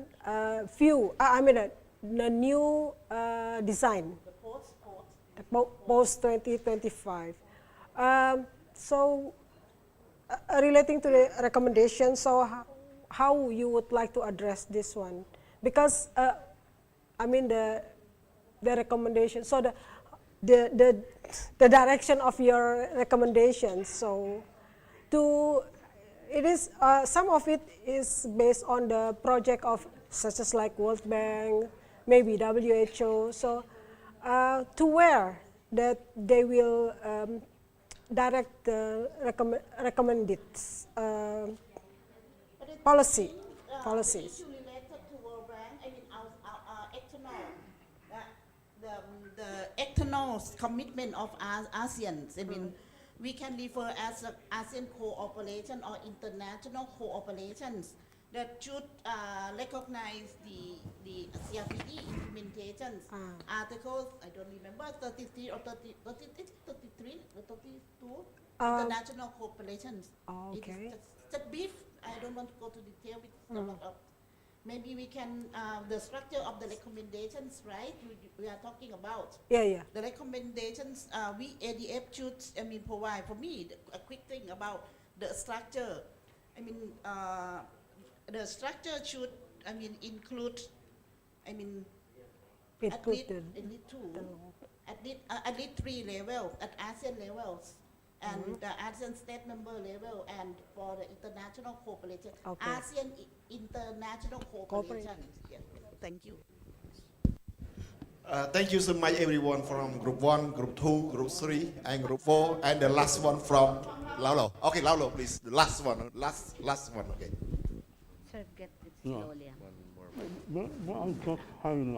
May I just highlight The issue of the dominant of the dominant and and the non-dominant. I think I think we are working for all. that's why we have to look for, That's why we look for, we have to take the initiative we take the initiative that none among us that none among us, would be left behind. none among because Would be left behind. will left behind. Because Because even amongst us, even amongst us, we are leaving behind we are leaving behind those who are non-dominant. who are non-dominant. So I think we have to create a system so we think we need to create a system that we identify that we identify the non-dominant the non-dominant and reach out to them, and reach out to them, not just the dominant not just a dominant to behold, but but the non-dominant also. that the non-dominant also. Thank you. Thank you. Okay, thank you so much. Thank you all of you, and I know everyone really want to talk. Again, your session need to be respond letter. Chairmanship mandate. I adopt this the idea, your proposal. Non-dominant approach or policy would be included in safeguard. Safeguard, right? Safeguard policy on harmful. Yeah. It's more like the JETI. Yes, allow this non-dominance. Yeah, right. Thank you, because non-dominance. Yeah, okay. Yeah, I know. We got a lot of job to do for ADF, and thank you so much, everyone. It really appreciate it, and really appreciate your strong effort to put into the recommendation. And I know, this session, not only about session, but also includes some learning, some awareness, and some learning. That's really, really impressive. Thank you, everyone. Now, I would tell you that we going to compile that recommendation by this afternoon with all of you, as we still have other session managed by our team. Okay, so let me finish and let me say thanks for your cooperation with us, and Rita, thanks for your good work. Thank you everyone for joining us. Now I give the floor to the organizer. Thank you so much.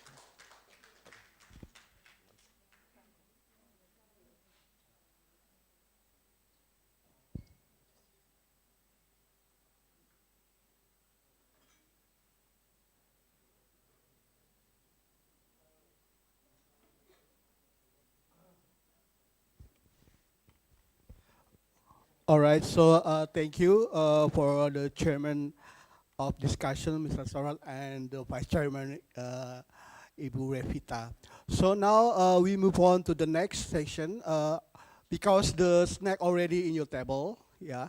So we, if you don't mind, we still in this room for discussion. Is it okay? Or you need to rest for 50 minutes? No? Okay, so if we agree, we will move on to the next section about the ADF organizational updates.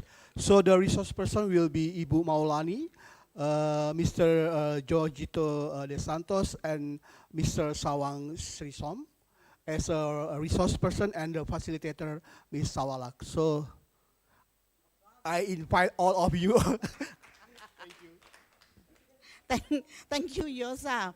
I think it is your tough task being a moderator and to deal with us. Okay, may I invite Malani, our beloved secretariat. Yeah, it is the floor. Yeah, the floor is yours.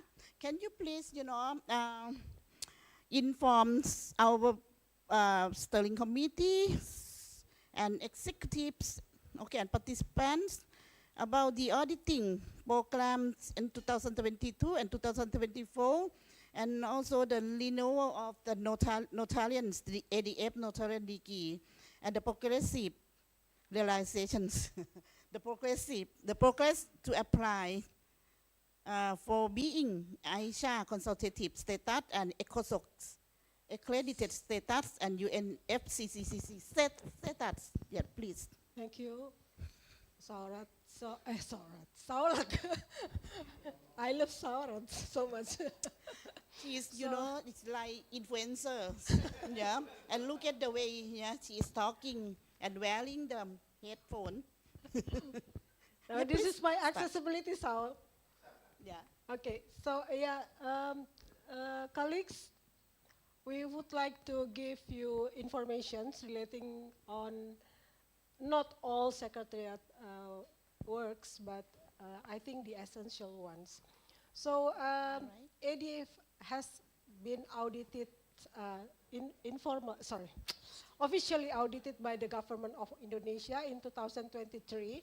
This is the second one, yeah. We've been audited 4 times, yeah. But the new one is for the 23 and 24. Where is Fabrina? Can you, somebody else can help to ask Fabrina, come here. So the audited profile, so the auditor profile is the conducted by the public accounting firms, GPPA, the name is Gatot Permadi and Azwir and Abimail. Certified public accountants, tax consultants, and business advisor with business license. They have a number of business license, so if you would like to check, you can just check the business license number 40 /KM /1 and /2013. Means they are registered in 2013. Fabi, can you sit here so that you can support me? Next. So the type of audits of ADF is the audit conducted for ADF was an institutional audits covering all project implementing during 2023 and 2024. Next. The audit objectives is to obtain reasonable assurance about whether the financial statement as a whole are free from material misstatement, whether due to fraud or error, and to issue an auditor report that include auditor opinions. Next. So the financial statement that audited by the auditor is first, statement of financial positions, statement of comprehensive income, statement of changes in net asset, statement of cash flow, and then notes to the financial statement, including financial exchange rate. Next is summary of significant accounting policy, financial documents or voucher. So all of the voucher has been audited as well. And the last is legal document of the organization according to Indonesian government regulations. Deed of establishment of the organization, deed of organizational change every 5 years, and registered with Ministry of Law or the Ministry of Law and Human Rights, tax registered, and organization bank accounts. This is all the audited statements. Next. So several points of special attention in the audits is first, organizational liabilities is none. And then second is exchange rate changes based on the exchange rate at the time of the transactions was conducted on referring to the Central Bank Indonesia exchange rate standard in accordance with accounting standard regulations. The third is assets. Asset is calculated with depreciation considered. And then the last one is taxations. ADF is considered as non-profit taxations. Next. This is the audit opinions. The ADF financial statements for the fiscal years ended December 31, 2023-2024 comprise the statement of financial position, statement of comprehensive income, statement of changes in net assets, statement of cash flow, and the notes to the financial statements, including a summary of significant accounting policies. In the auditor's notes, in the auditor's opinion, the financial statements of ADF for years ended December 31, 2023 and 2024 present fairly in all material respects. Next. This is the statement. We have Indonesian version and also English version. So if you may, if we can send you the copy. Yes. What they means by fairly is, in our opinion, this is the statement of the auditors, in our opinions, the financial statements of the ASEAN Disability Forum for the year ended December 31, 2024 and 2023 present fairly in all material respect its financial position, financial performance, and cash flow, and others relating to what we've presented before. So that's the means of fairly. Next. I think that's all about the audited. If there is any question, I will give to Feby, our finance. Okay. Is there any unclear explanation, or we can proceed to the next one? We have a lot of Okay, thank you very much. Can you give me applause? Oh, there's a... Our steering committee would like to know. Yeah, yes. Who will be, I mean, do you find out or you have? Wait, madam. Do you have right now? Do you have you seeking the list of the auditor for the defects audit programs? And do you have the Seeking. proposal?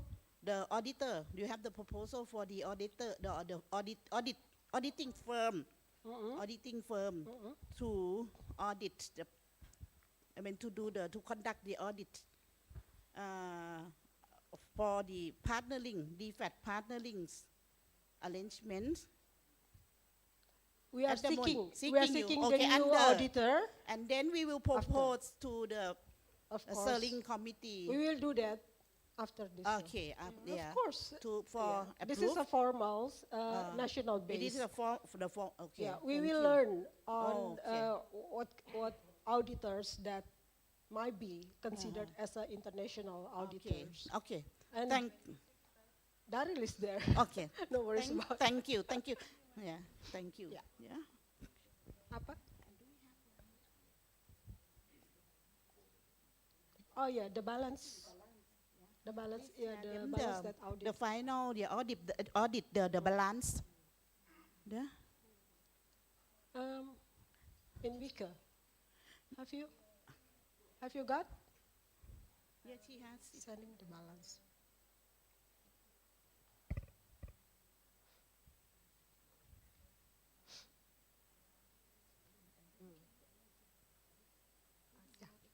Yeah. Please explain. Send. Oh, wait. Okay. Did you get it, Vika?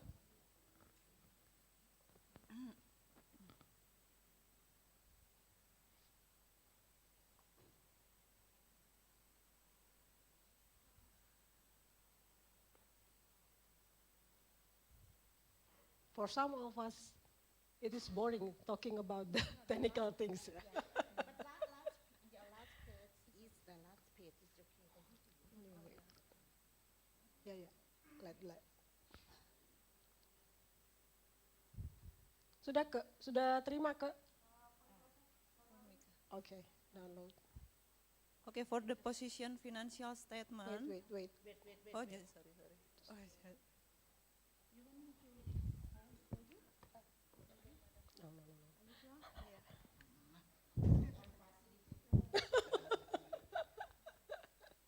Mike, where is your mic? Facilitator.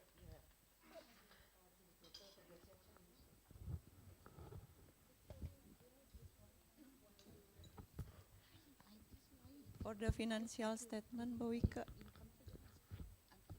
Yeah.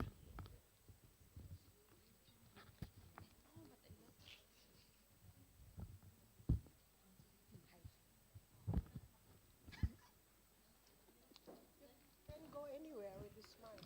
This is accessible. I know, but Kas dan setara kas or cash and cash equivalent.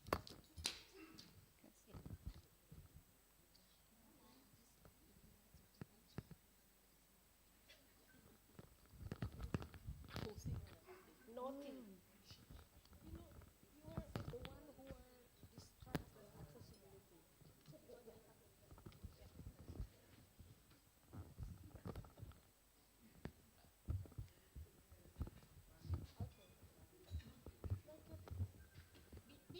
Bigger. Yep. Okay, sorry. This is not very clear. This is the financial statement.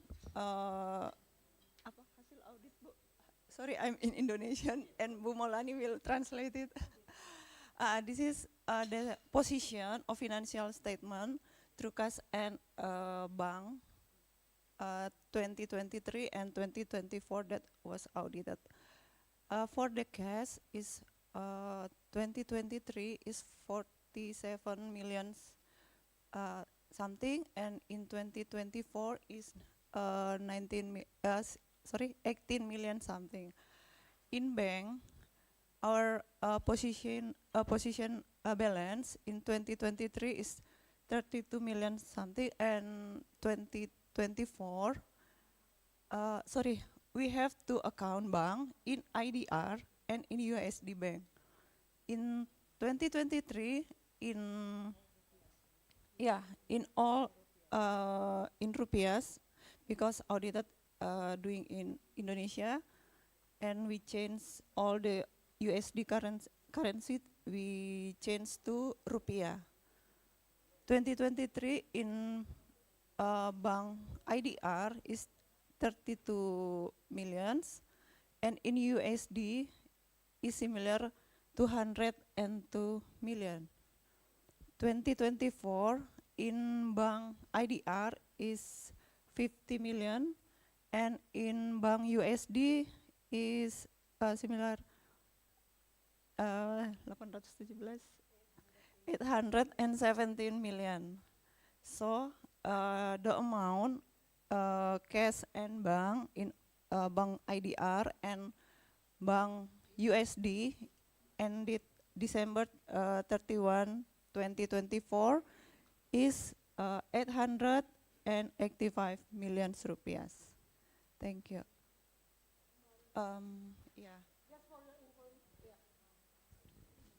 Just for your information, we have two banks. First in dollars, and then second is in rupiahs for the implementation or okay. So that's the information. So all the numbers is in rupiahs, do not in dollar. Yeah, we never get money in million. So it is only in thousands, such as like 50 from DRF. We have between 50,000 to 60,000 per years. And the other one is from Global Green Fund. Mostly, it's only $15,000 per years.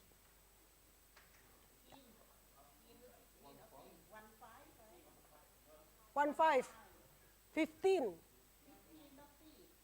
15.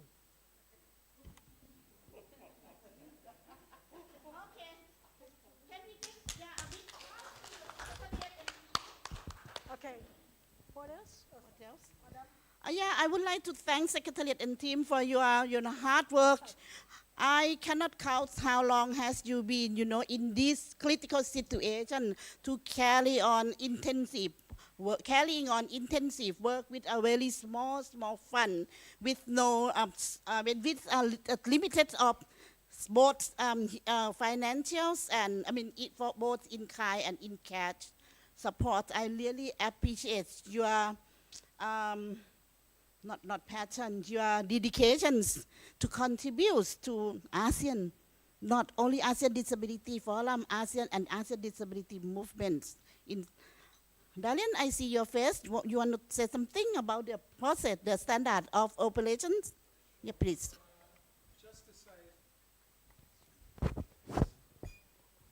Just to say, it's this type of information that is absolutely essential to be presented to the steering committee, the board, whenever you meet.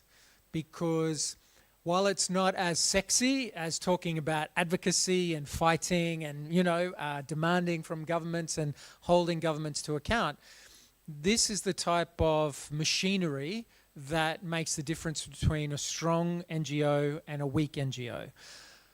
You have to hold your organization to account, just like you hold governments to account. So we need to see that audits are being done openly, that any issues are being presented. And this is not about judgment or pointing the finger of blame. It's about saying, as we grow, sometimes there might be some mistakes that are being made. We have to be aware of them so that we can all take responsibility and address them.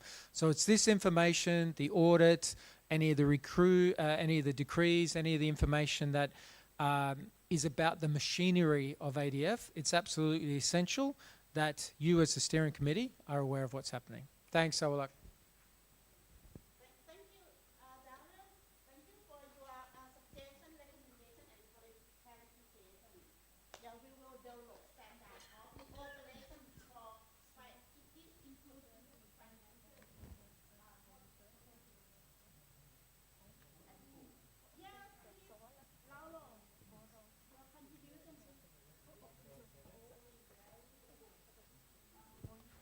Microphone, please. Where is microphone? You can allow.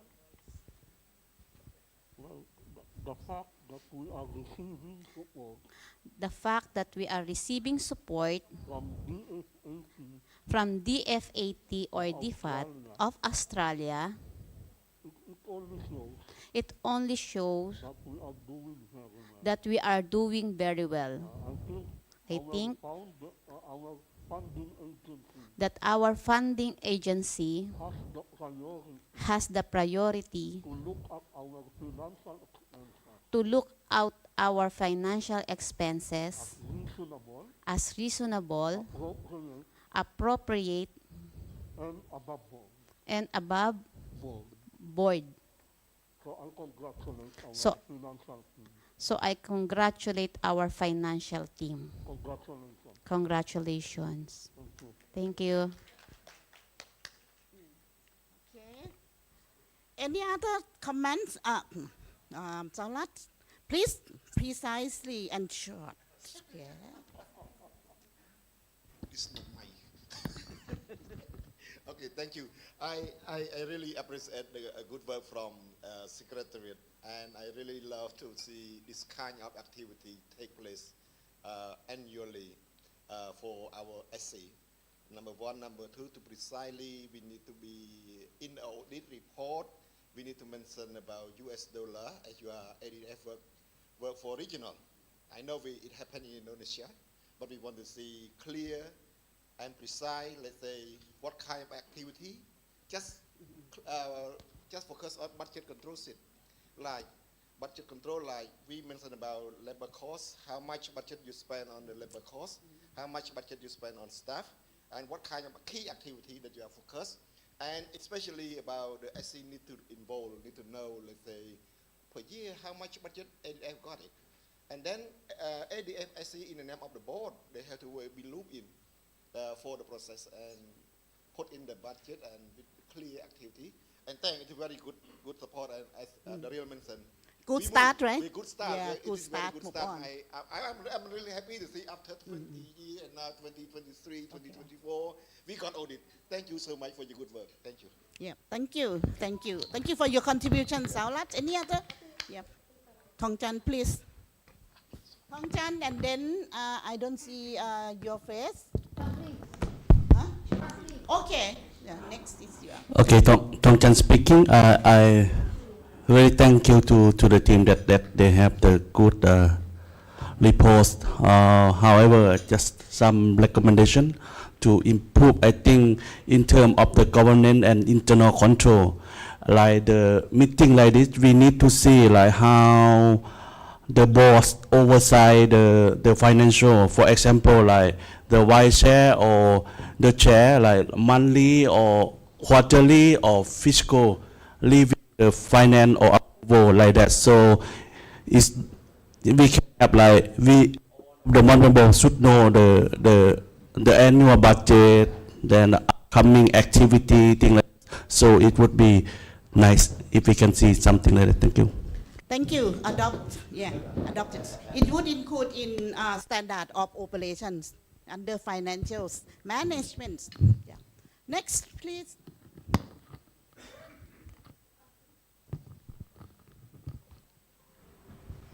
Kun Sawang, yeah, please be a little bit patient.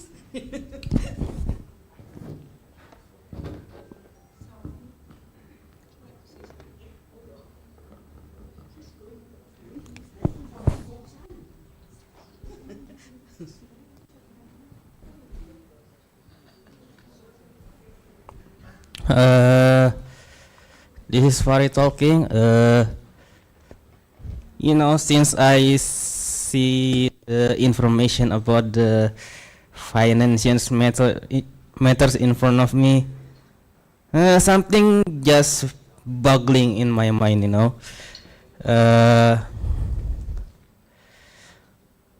I'm asking like, is there something?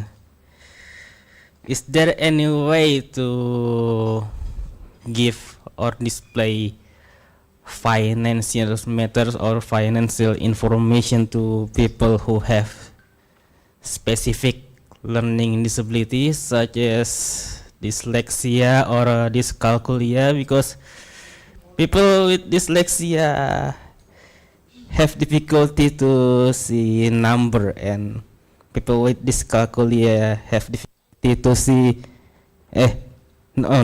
people with dyslexia have difficulty to see the alphabet, meanwhile people with dyscalculia have difficulty to see number. The information in front of me, I think when they try to read it via voice to text, I think they can't read it, you know. They usually the way they are masking, like they know the financial matter is by mimicking people with blind people, change the text into voice because they are good at hearing instead of reading something. But yeah, just think about it. Is there any easy way for them to understand the financial matters? Not the difficult ones, just easy ones such as the per diem transports, etc. Thank you. So yeah, thank you, Fahri. So please put all of your input in our SOP, our future SOP, because we will draft the process. And also yesterday we are discussing this issue so much, relating to the group of sensory nerves. Yeah, it's very important to us as well. We don't have any information, or we don't have any SOP on how to interpret, on how to make a presentation in this regard. Thank you very much. Yeah, for the thank you, Malani. Relating to Saolat. So the data that you need, we will input, we will add in the link, yeah, or link of all the documents of this event, yeah. Okay. Thank you. Can you, give up? Yes. Short, short. Yes, Papa. There are still two, speakers. Yeah. I just want to make sure that our reporting is accessible to the screen reader of the blind, because there are certain format of reporting that is difficult even to the screen reader of the blind. So please ensure that the format of reporting is easily accessible and understandable using the screen reading. Thank you. Okay, got it. We will revise all of the document in the link. Yeah. We, ADF strongly commits to accessibility, and we really committed to the implementations aligned with CRPD. But we try our best, time by time. It has become, we will set like a milestone capacity to develop accessibilities, measures, and also the installations of accessibility necessary, not necessary or accessibility needs. Okay. I promise. We promise. Yeah. We promise. And Thank you. Yeah, and a response to Tong Chan, I think we will have a lot of work to revise or to renewal our SOP, standard of operational procedure With on support working. from That our we will give you. consultant. Yeah. Yes, It thank is you. to be transparency that all code of conduct, standard of operation and policy does not, like internally produced and adopted with maybe biased approach or perception, because we have the consultants who are not who belong to ADF, who are not belong to individual, or personals within ADF or even within the defect itself. Yeah, you are for ADF, right? Okay. Under defect arrangement. Okay. Yeah, not your personal belonging. Not a personal approach. Yeah. Just kidding. Thank you very much. If there is no other question for my session, I just hand it over to the facilitator. Okay, quickly, because we have two presenters left, and we have only 34 minutes for two persons. May I request for your permission to extend this session until 12:30, and then lunch will start from 12:30 to 1:30. So Kun Sawang, may I? Kun Sawang, the floor is yours. Yes. Kun Sawang will make presentations on ADF, online platform communication, including the accessible website development. The floor is yours. Yeah. Can I have my presentation, please? Okay. Okay, so good morning, everyone. Thank you for inviting me to present today. So my name is Wang Srisom, as you may know. When I first entered the disability community 20 years ago, or to be precise, in 2003, my first area of interest was web accessibility. So I spent a lot of years doing web accessibility, maintaining accessible websites for organizations like the Asia Pacific Development Center on Disability and Asia Disabled People's International Asia Pacific and other websites as well. And today I will share my proposal for ADF's accessible website assignment, both technical approach and how I would help your team or the ADF team to carry the work afterwards, after the handover. And I have, how long do I have? How much time do I have? 15 minutes? How much time do I have? 10 minutes. Thank you. Next, please. I want to start with a briefing framing, and because ADF already lives this commitment, so I will keep it short. So a website is more than a technical product. For an organization like ADF, the website is part of how we are reached, trusted, and made visible to the very community that we serve. So if a person with a disability cannot navigate our website, then the information on it does not really exist for them, right? If they cannot navigate, the information just does not exist. So in my career, in my experience of 20 years working in this field, I treat accessibility not as a compliance checklist, but as the foundation for inclusive communication. So compliance is the flaw, of course. You have to meet the compliance criteria, etc. But inclusion is the goal, and the principle shapes everything that comes afterwards. Next.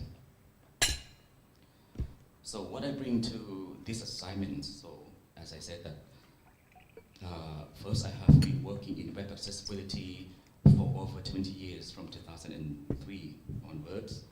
And I manage websites for disability-focused organizations, including APCD and also the Debate AP, and the Thai Disability Development Foundation and other organizations as well. So accessibility for me has never been theoretical. It has always been tied to the realities of users with disabilities. And second, I designed and delivered nationwide WCAG-based training under Thailand Ministry of ICT. It no longer exists. Now it has been changed to the Ministry of Digital Economy. Digital economy. And also, I reached more than 200 government officers who took care of their websites per year, each year. And I had been doing that since 2008 to 2014.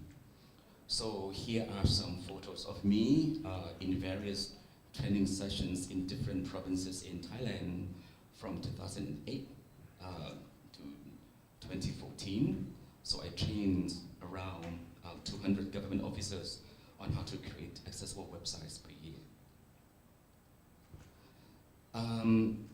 Now the assignment, as I understand it, ADF is asking for two things, not one. So first is an accessible website, and second, equally important, capacity within your own staff to manage and maintain your website after I hand it over.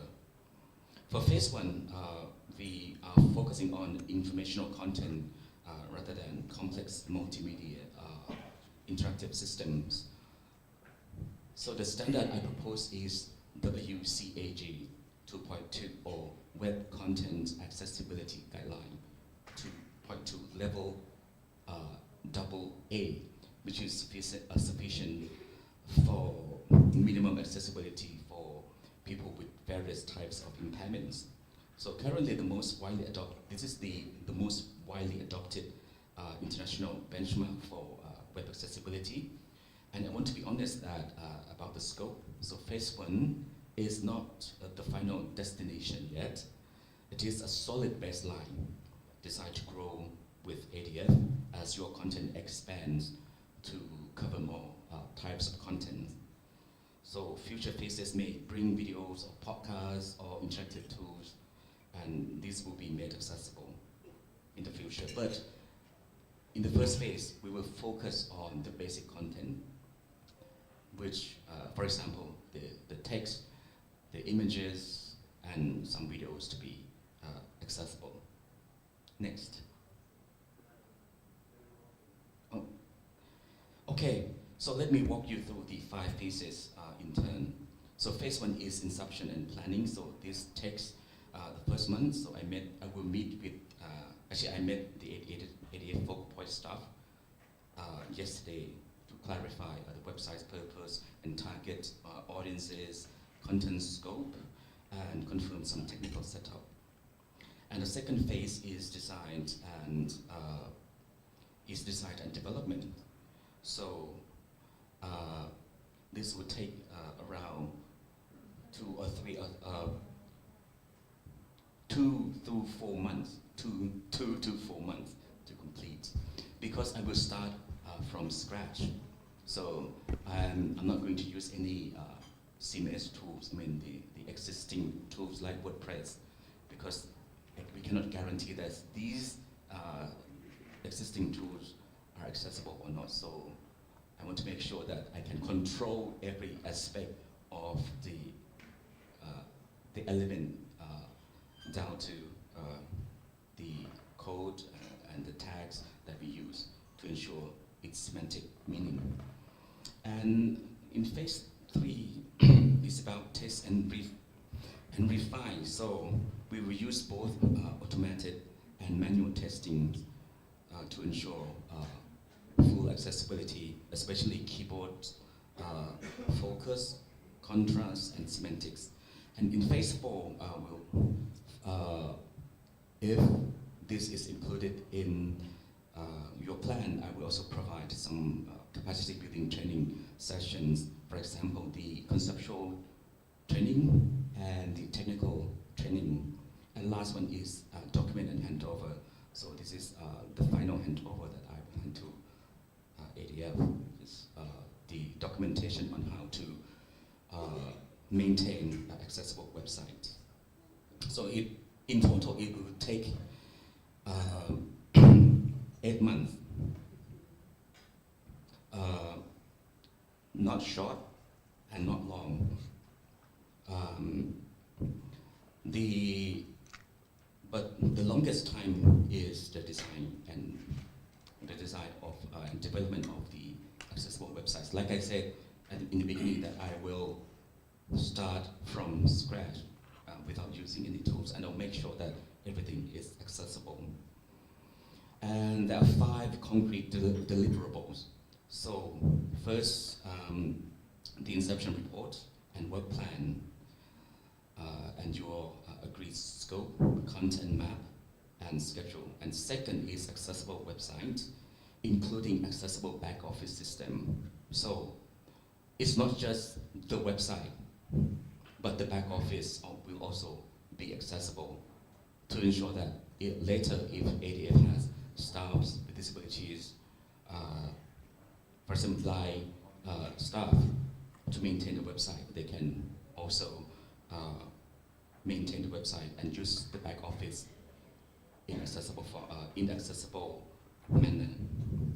And also I'll ensure that our website complies with the WCAG standard, and they'll provide a report as well. And if included, I will also provide training materials and also the final documentation and handover. I have 2 options of budget. So the first option includes training. So if you think training is important, but for me it's important because usually when we update the content, we have to make sure that the content we update or the content we use, the format that we use, are also accessible. So the first option is 5,000 AUD with training. So it will cover the inception report, the website design and development, the testing, and revisions, training materials, staff training, and documentation, and final handover. So the first option. And the second option is 4,000 Australian dollar. It covers everything. You have the accessible website, but there is sort of one element missing, which is the training and the training materials and the staff training. But we have to make sure that we go beyond just compliance towards sustainable inclusion. So I want to return to where I started. A website is part of how an organization is reached, trusted, and made visible. So for ADF, the visibility is not just communications, right? It is part of our contribution to the disability inclusion in this region. So we have to be the role model of digital inclusion and accessible communications. And second, this is a disability inclusive lens with 2 decades of experience with organizations of persons with disabilities. I hope that my experience will kind of contribute to the accessible communications and digital inclusion for ADF. And the last one is the capacity that lasts. I will ensure that the ADF staff knows how to maintain accessible websites with relevant documentations and materials, and also my technical support as well.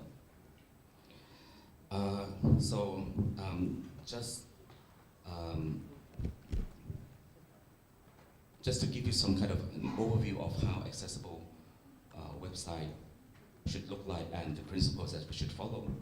So the web content accessibility guidelines has four principles. We call the POUR principles, P-O-U-R. So the first one is perceivable. So we have to make sure that every content is perceivable, can be perceived by the users. If we have images, they know what kind of images there are. Is it an image of group photos or people attending meetings, or is it a flower, or is it a dog? So we have to make sure that every element is perceivable. And second is operable. So we have to make sure that all functions can be operated, especially through keyboards. The current website, as I tested, is not fully keyboard supported. So we have to make sure that if people who use simple user interface can access our websites. And next one is understandable. So we have to make sure that the content is presented in understandable ways. For example, the language is clear, the jargons, the terms defined properly, so that people can understand our content. And the last one is robust. So this is to ensure that people with disabilities using different devices, different technologies, both existing technologies and future technologies can access our websites. It may sound quite complicated, but actually it can be done through semantic markup, using properly markup to ensure that every device can interpret our website. So for example, if blind or deafblind users who access our website through Braille readers, I have to ensure that they can understand, they can access the content in our website. And there are also 4 newest requirements from WCAG 2.2. This is quite technical, sorry for that. So, for example, the focus appearance, they have to make sure that the focus, the element receiving focus is clearly identified. And if you have dragging movements, we have to make sure that there are other ways for users who don't drag, who don't use dragging movements to also access the content or the functions. And we have to make sure that the target size of any elements is larger than 24 by 24 pixels. And we also provide consistent help for users when, for example, they encounter errors, or they may need some kind of orientation to use, or the navigation to use the website. So how the compliance is verified, there are 3 processes. So the first one is we'll use the automated tools like X or Wave or Lightroom to validate if our website passes the standard. And number 2, the second process is manual testing. So I will, so that can be done through, for example, keyboard only navigation. So we can try to access the website through keyboard only, and also test with the screen reader, and also the 200% zoom testing to ensure that if the website is enlarged to 200%, then the layout is still, readable. The content is still readable. And the last one is, of course, users testing.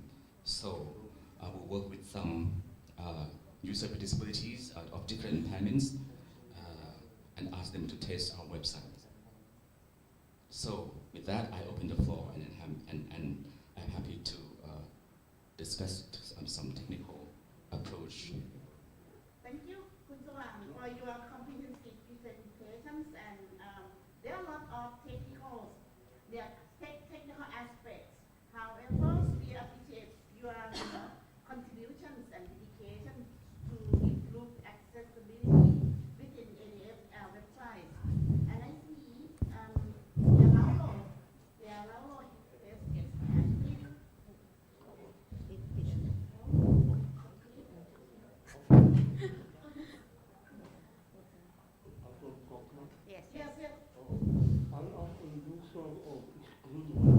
I am a user of screen reader, and most of the website that I have tried to enter can be only accessed by expensive screen reader. So my question, have we tested that the website that we create that is accessible using the open source screen reader? Because most screen reader are very expensive. So we have many blind users. We cannot afford those. So I want to know, have we tested this website using open source screen reader? Meaning, when we say open source, it means free. Free software. It means free. Have we tested it accessible to open source screen reader? Thank you. Thank I will you. include that in the testing phase. Yeah. Kun Sawang, I think you forget to inform us about testing. I think testing before Yes, handover. yes, we have the testing. Handling, Yeah, we have. It choose test and testing. Yeah, that By is users. that, yeah, by user and approved by the steering committee okay. before handling. Thank you. Okay. Next questions? Do you have any question related to web accessibility or any technical terms, please? Nelin and Daniel, right? Okay, no question or comment. I just like to get your information about your service. It's very good. We have a technical person, our colleague for ADF, on producing accessible, the website. I think that this service is a very few, also limited in our region, even in my country. We have a budget, but we don't know where we can, get the service. So if you could share information about your service, maybe through Leaflet or any other platform, that will be great for us. So we also can, make a marketing for other organizations as well. Okay. So thank you. Thank you for suggesting a business opportunity for me. That's great. Yeah. Thank you, Darren. Thank you. Yeah, look, it's a really important topic because accessibility, to use the term that was spoken about yesterday, non-negotiable, absolutely essential for all the reasons we know. I want to highlight a couple of other things. I think as a starting point, not only for ADF, but for your own OPDs, is you need to know what it is you're trying to do. So you need a terms of reference, right? Because for some of you, your websites might be quite straightforward, right? Quite simple, and so you might not need a lot of variations. But for others, there'll be other considerations. So it's really important to know your scope of work. The second is to think about what you can manage in-house, because it's great to see this service, but it will come at a cost. To manage, like anything, it's a business, and there are a lot of other businesses out there to consider. And having managed websites, or at least the updating of websites, you need somebody who's trained to be able to do it, but it needs to be a simple process. So you need to think about that. The other thing to consider is we talk a lot about screen reader technology, but what about easy read? Now, I know that's a little bit different from what you were talking about, but it's absolutely essential if we want representation from a diverse range of persons with disabilities.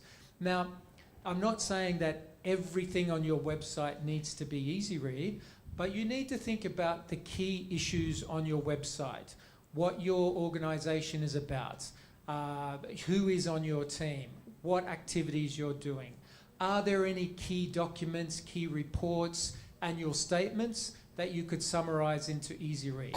We need to make sure that ADF is accessible to everyone, including an easy read version. And just to pick up on what Lauro said before, I think it's a really good point around AI. AI is quite often a very free resource that we have. And so we need to think about if we're trying to tap into the grassroots level, many grassroots OPDs don't speak English as a first language and don't speak English or read English very well. So how can we use AI, again, not necessarily for everything, but perhaps for some of those key documents, key resources that are absolutely essential to get out to the grassroots. So a few things for us to think about: accessibility beyond the kind of standard screen reader accessibility for people with vision impairment. Thank you. Thank you very much, Daniel. Kun Sawang, do you have anything? Actually, We have two hands. Please allow Kun Sawang to respond. I would like to have two questions. The first one is, considering that digital literacy and internet connectivity may vary significantly across ASEAN countries, so how will the platform support users with low level digital literacy and limited internet access?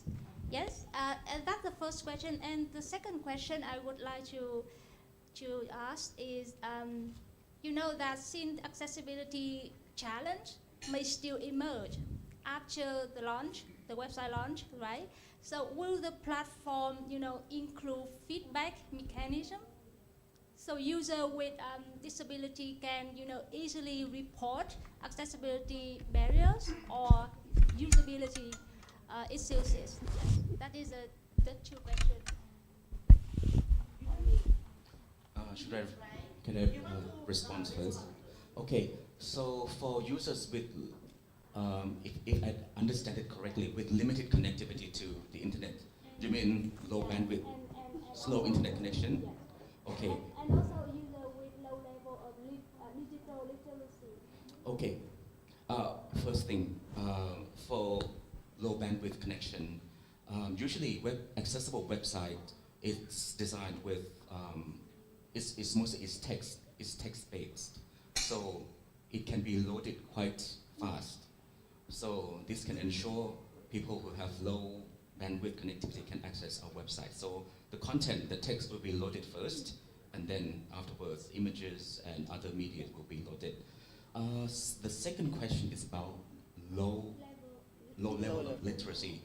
Like Darren mentioned about easy to read documents or content, I think this is not part of the website development, of course, but I would suggest to ADF that we should also allocate some budgets for this kind of access to provide, so that to ensure that they can provide content in accessible formats in different levels of literacy to people with disabilities with varying needs. So we need to have these budgets, and not just budgets, but we have to make sure that we have professionals to provide services as well. Because, for example, in Thailand, we have been talking a lot about easy to read materials, but no professionals, so we cannot do it without people who can provide professional services, right? So we have the needs, so the needs can be met only when we have the services. Fulfill. Yeah, next question from, I see a couple hands. Yes. Jen and PT, did you let hands? No? Okay. Yeah, thank you. I believe your presentation is kind of proposal for the website of the ADF.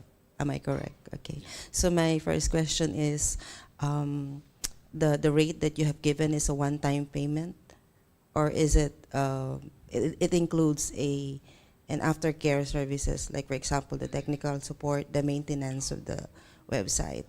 So, second question is this: where will be the website be hosted? Will it be hosted in a free hosting service? Because having a website has three components. The first is the web design itself. The second is the domain registration, and the third one is the web hosting. So there are three components.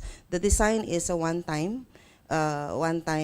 maybe one time, unless there will be some upgrades or some changes to be made by the ADF. But the hosting and the domain registration is kind of yearly or maybe 3 years, 5 years payment. So how are we going to, with your proposal, how is it? Is it an annual or a one-time payment?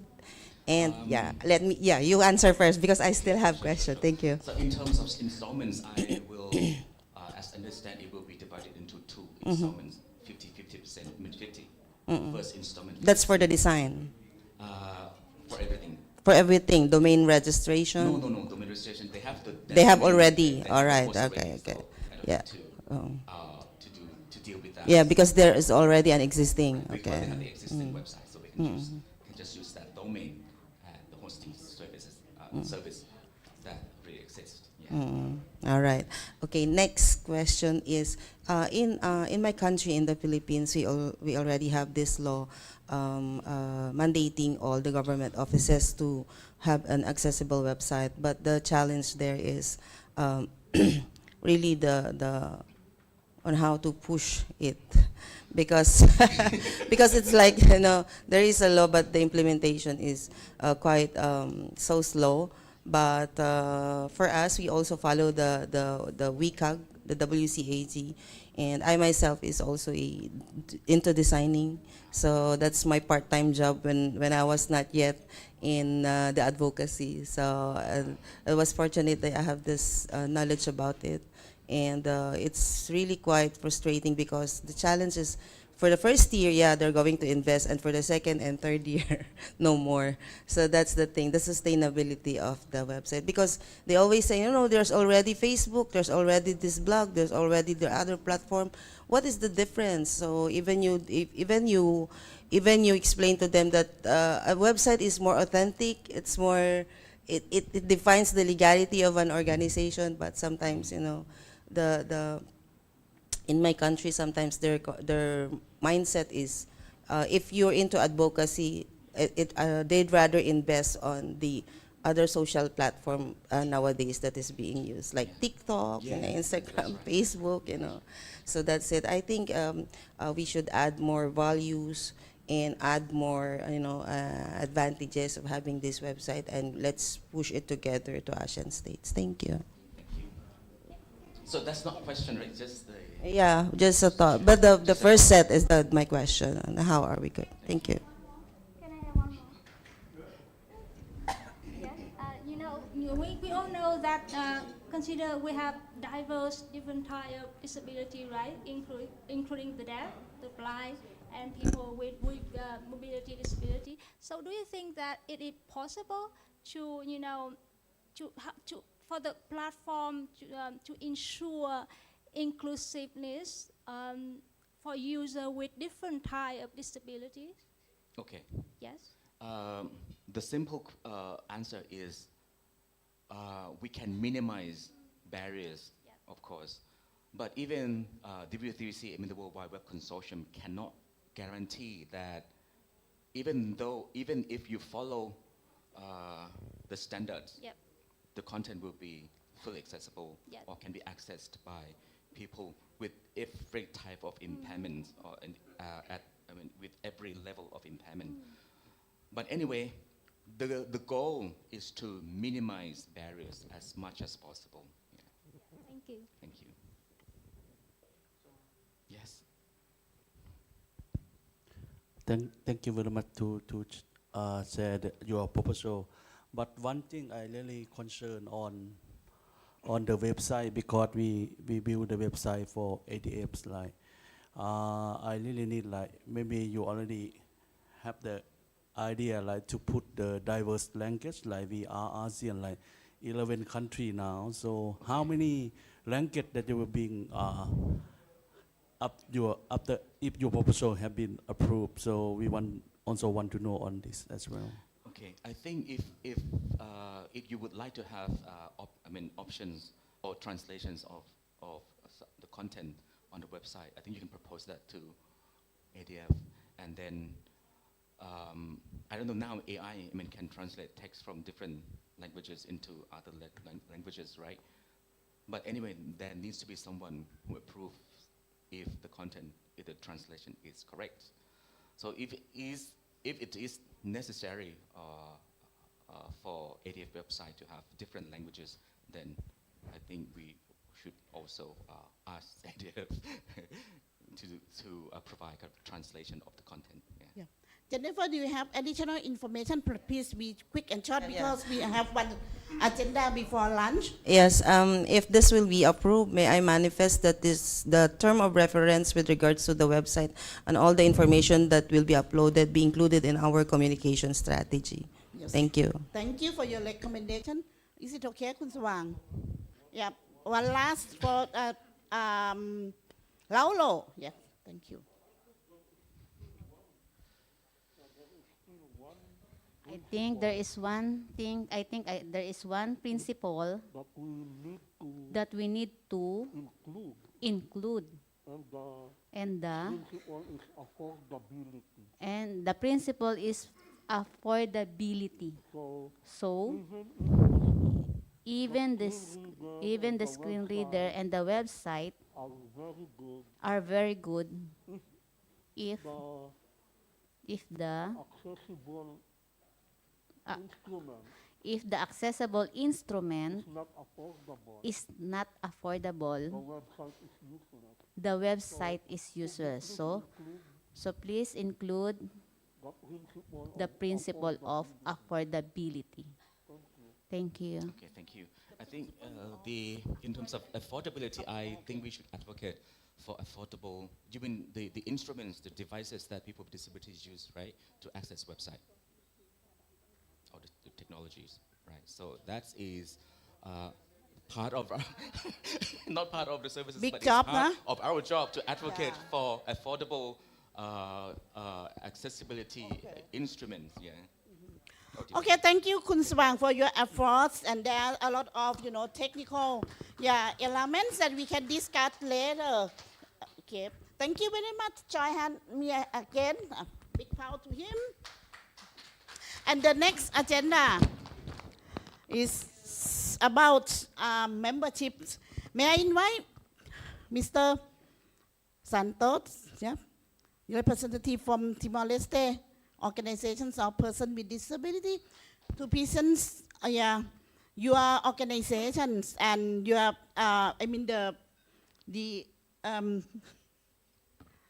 the interest of being ADF member. Can you please come here, or you are comfortable to be there, right? Okay. Microphone, please. May I have one microphone? Another microphone? Yeah. Okay.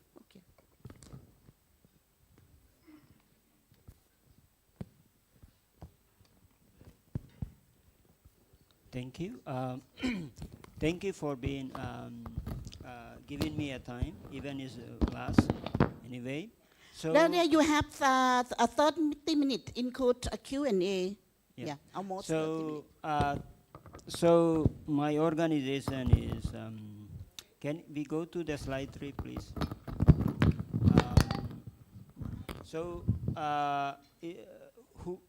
Who we are? So. Is Raisa Domi Timorong is Timor-Leste National Organization of Persons with Disability. So founded in 28 August 2006 in Dili, Timor-Leste. Our vision is persons with disabilities fully enjoy the right and participate equally in all aspects of society. Our mission is advocate for disability rights, strengthening national networks, promoting social inclusion, and ensuring persons with disabilities actively participate in their own and their community's development. So our organizational structural chart. So our Assembly General is a high one. So we have a 5 representative of persons with disability in 13 municipalities. So it's 65. Those who is coming to elect the board.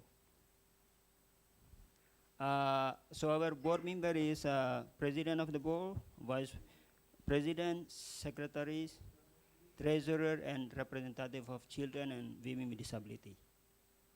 And then we have executive management is a executive director, program units, and municipality coordinator. Actually, we have 76 staff. Those are get salary, full salary. Our constitutional and or bylaws are guided by constitution, our constitution and bylaws, ensuring accountable, inclusive, and participatory governance as a disabled people organization. We have a certification as of registration. So RSU is legally recognized as National Civil Society Organization of people with disability. So we have a national directorate of notary under Minister of Justice. This status allows RSU to form partnership, implement programs, and receive donor support.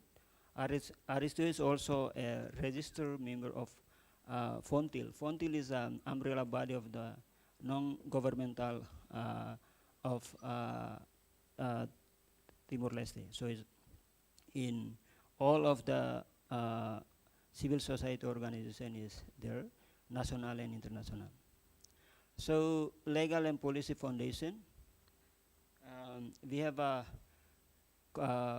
constitution or statuta, and we have an internal regulation. These governing instruments define organization mandate, structure, rules, decision-making process, and accountability mechanism, ensuring full compliance with national law and RSU mission and as a disabled person organization. So our governance structure, so we have a dual governance system. So board of directors is reasonable for strategic leadership, policy direction, and oversight. Executive management is responsible for day-to-day management and implementation of board decision. The structure is ensure clear separation between governance and operation management. Next slide, transparency and financial governance. RSO applies strong financial governance measure, including multiple signature of financial transaction, compliance with national laws and international financial policy, regular international financial review, annual independent external audits. We have a 4 times audit annually. Financial and active reports are presented to members at the quarterly, half years, and annual general meeting. We have a democratic participation and members' rights. RSS ensure inclusive and participatory governance through voting rights for members with disability, annual general meeting for decision making and accountability, transparent election process, member participation in organizational planning and oversight. Inclusion and representation. In line with the principle, nothing about us without us, RSO ensure that persons with disability hold the majority of leadership options. Women and children with disabilities are formally represented. Leadership reflect diverse disability groups. This guarantees that decisions are informed by lived experience and promote equality and non-discrimination. Ethical governance and integrity. All boards and executive actions are guided by honesty and transparency, non-political alignment, respect for human rights, commitment to RSO vision, mission, and strategic objectives. So we have a 5-year strategic plans, 2024 to 2028, strengthening advocacy capacity of persons with disability, support inclusion in education, livelihood, health, and society, promote inclusive laws, policies, and social change, raise public awareness on disability rights, transparency and accountability, system policies set in place, safeguarding child protection and MCA, do no harm. All boards, executive, and staff trained to safeguarding code of conduct, conflict of interest, statutory declaration, criminal recourse, fraud and corruption control policies, and obligatory attend annual refresh training. Financial and human resource policies, respect in service and workplace, as we have also LGBTI that's working with us, annual external audit report, 4 times financial audit reports under project. Conflict of interest policies, employees code of conduct, disciplinary policy and procedure, fraud and corruption control policy, procurement policy, and this is our next slide, please. Sorry, that's not. So we have a organizational chart. So I think I already sent to ADF. So that's from the General Assembly to elect the board and executive director and to the program. Aristo managed over 10 projects, actually. So most of the project is 1 year to 5 years. So we are more than, I think it's some 11 something. And we have June 2025 to June 2026, we have annual budget 1,030,000, 34.37 US dollar. Thank you. So mostly the budget is coming from the DFAT. Q&A. Thank you.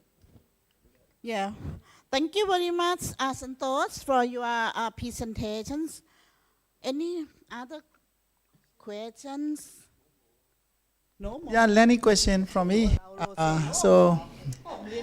Thank you, my friend, for your professional, the composition and organizations, working in your country. So I have 2 questions. One is first, so what types of, the disabilities are representing in leadership and governance body? So I just, to include like types of disabilities, intellectual disabilities, also the psychosocial disability from another constituencies. And second question is, so of course I just want to learn. Also there is a learning for my organization. So do you have established like a co-funding? Because we have to consider beyond the projects. If the projects were stopped or not available, so we have to be sustainable by ourselves. So do you have any co-fund policy or establish a co-funding for the organization, and also what types of resource mobilization and fundraising activities are you carrying out to increase your co-funding for your organizations? Thank you. Can I quick response? Yeah, thank you. We have president of board is totally blind, and our vice president is living with physical with wheelchair, and we have our treasurer is leprosy affected, and we have a women representative low vision, and we have a secretary general is a non-disability, but he's working in disability organization. So those are being elected by 65 representatives, that most of them are persons with disability, totally. Okay, so this organization is established by persons with disability. So it's representing nothing but Okay. us. Thank you. About that funding, we also have a fundraising that we will be selling our resources. Even DFAT is asking us, we will sell. So we will, if the project is different, but if we are asking for, they are asking for any kind of training or whatever that we are provided, we will ask for pay our organizational. So it's fundraising. So what's the money for fundraising is to be used is for projected cost. So we will pay, let's say, we build a house for persons with disability. This money goes to there. So support women with disability to access to justice, sign language interpreter. The project is not allocated budget. This money goes to them. So I didn't say what's kind of the project, but we also access the Pacific Disability Forum budget. Okay. Thank you. Any questions? Quick question. First, thanks Santo from our Timor-Leste friend. That's really impressive presentation and very good structure to show us how OPD run. I wonder just 2 points. One about how you audit for 4 times per year. Question number 1 and question number 2. I really don't know yet whether ADF already recognized Timor-Leste as a member in ADF yet. And what do you expect? What do you expect from ADF as the new member for the future, let's say from now on, or what into the future? That's my question. Thank you. Thank you, friend. Thank you for visiting before. Thank you to visit my organization. For us, audit is, we have a annual budget from DFAT. I think some of us know that we have we managing DFAT funding 15 years, 15 years since 2011, NCP, and then we move on to the DFAT. So maybe Daryl know that DFAT have allocated $1 billion of money, and we will not gonna leave that, just leave that. We want use our resources to how to approach DFAT to get money. And NCP, before this leprosy mission, we get 5 years. Then after that, we have DFAT.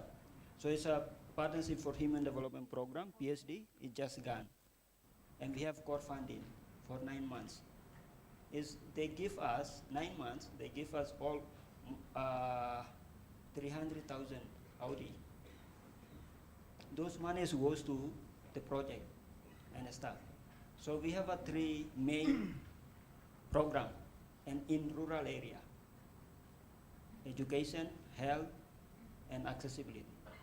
So we support our government to do accessibility in a school in rural area. The one question to be members of ADF depend on ADF. If you want to ask to join, fine. Your expectation. Our expectation. Your expectation would Our enhance expectation ADF is capability, is capacity building. We always learn, and disability right fund right now we manage. We lucky that we get money from DRF.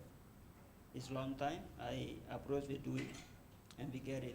So after we ratify CRPD, so we have 25K of DRF money, and we used for training for Asian Disability Master Plan. And when I came back, I do the training to my organization. I see how my organization strategic plan is aligned with master plan, CRPD, and sustainable development goals. I learned from that from when I learned from Bridge. So I really want to use that. So for me, in ADF is capacity building. So this is what I really want.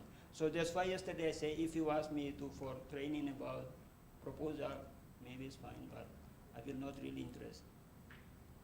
So So that one that you just mentioned about Indo-Pacific proposal, we apply, but we are not passed. Okay. Thank you. Thank you. Any other, questions to Timor-Leste? Because, well, as we are convening here today, we will consider to approve membership to Timor-Leste. So if none, I have one question. Do you reaffirm that your organization is OPD? What is the measures? What is your measures, your indicator to reaffirm that your organization is OPD? We are OPD because when I start, I am the founder as well. And those who is establish the organization of person with disability, and the representative from 5 members from the 13 municipality are person with disability. Okay. So I cannot say that they are not. So that's why we say that we are person with disability. Why we are nationally? Because we are representing all 13 municipalities. Okay. Yep. Is a majority of the decision board members are persons with disability? Exactly. Okay. So our president of board is total blind, and he is now working as a advisor, principal advisor in presidential, and our vice president is as a program manager in Disability Association of Timor-Leste. And our treasurer is leprosy affected, and representing women and children with disability are low vision. Only one is not non-disability, but he's running his organization as for person with disability. Okay. Thank you. It actually is clear to me because I learned his organization since January, and I request Santos to send relevant information, the letter of expressions and other substantial documents, for instance, the list of the board, executive boards and member, because I would like to see if the majority of the boards are persons with disability, and also the legal status and activities in the past 3 months, if I don't have a long remember. And these sets of documentations had been submitted by Santos since, I think, the March. The altogether in a compact sets of your applications, not application, because the letter of the interest. Yeah, before the election, then after the election, and then I don't remember the date and months that I circulated these documents to newly elected board committee, like PT, Thongchan, and Maulani. I have the evidence email here at least, but I would like to apologize for others Sterling Committee, because at that time there is no governance or standard of operations. So I just follow the past and also my lived experience working with DPIAP at that time, that we have to submit this to the board first. Once when the boards receive these information and agree, and agree with the application or no, the letter of interest and substantive documents, well, we will present a compact set to the Sterling Committee that I have done. But for the next period, this practice would be translated, interpreted into standard of operation for, the partnerships, arrangements and operations. So to wrap up the section number 4, there are 3 important matters that I would love to ask, to request all of you here. The first, do you approve the audit? The audit presented by the Secretariat, the audit, their report for 2023 and 2024. Do you approve? Yes. Or make I would like to move that we accept the report on finance and also on the audited report. I so move. Okay. And how about another? We have consensus? We have consensus? Not consensus. Seconded by Sazali. Yes, please. Yeah. Seconded by Sazali. It is we all agree to approve? No, any objection? Thank you for your recommendation. Yeah. Any objections? Okay. No objection. Approve the audit. Okay. The second is about ADA plan to enhance web accessibility, structure, and its contents. Do you agree with this plan? Move. I heard only one from Lauro. How about other? Yes or no? Jen? Hello. Yeah, by incorporating the recommendations a while ago, I therefore so move. Okay. Thank you. Excuse me, can I recommend, so if the chair say that if we approve, and then we hands up or whatever, or car or whatever, so then we say that everyone is allowed to approve or not. For example, for approve the audit. So if all of us here is approve, and then we hands up.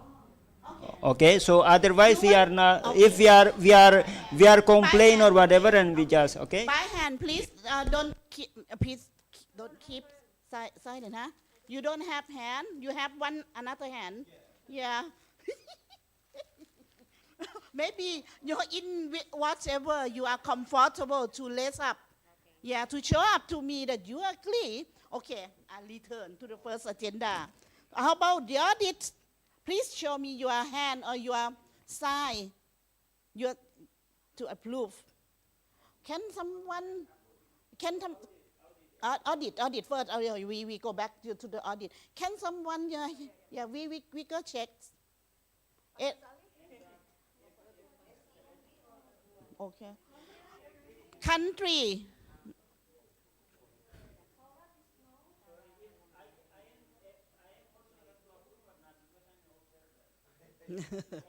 No need. 10. Okay, I will review by the table. Can you please? Yeah. This Okay. I could- Please start now. Okay. Hold your hand. Okay. The first table. Okay. All have the hands up. Okay. The second table. Nailin Su, Aruni, and Hongha is approved. Except, yeah. Okay.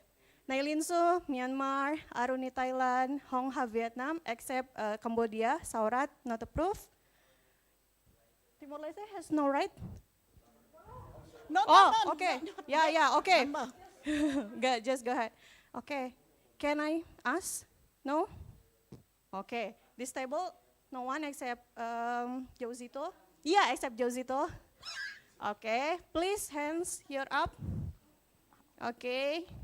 Fong from Vietnam, Fahri from Indonesia, Jennifer from Indonesia. Oh yeah, sorry, Philippines. Thank you for correcting me. 3 countries. Okay, the last one, and sorry, Hamzi, approved from Brunei Darussalam. Last one, Indonesia, Revita Alfi, country rep. Okay, next Vika, can you cooperate with me? To the second one? To second one for the second agenda.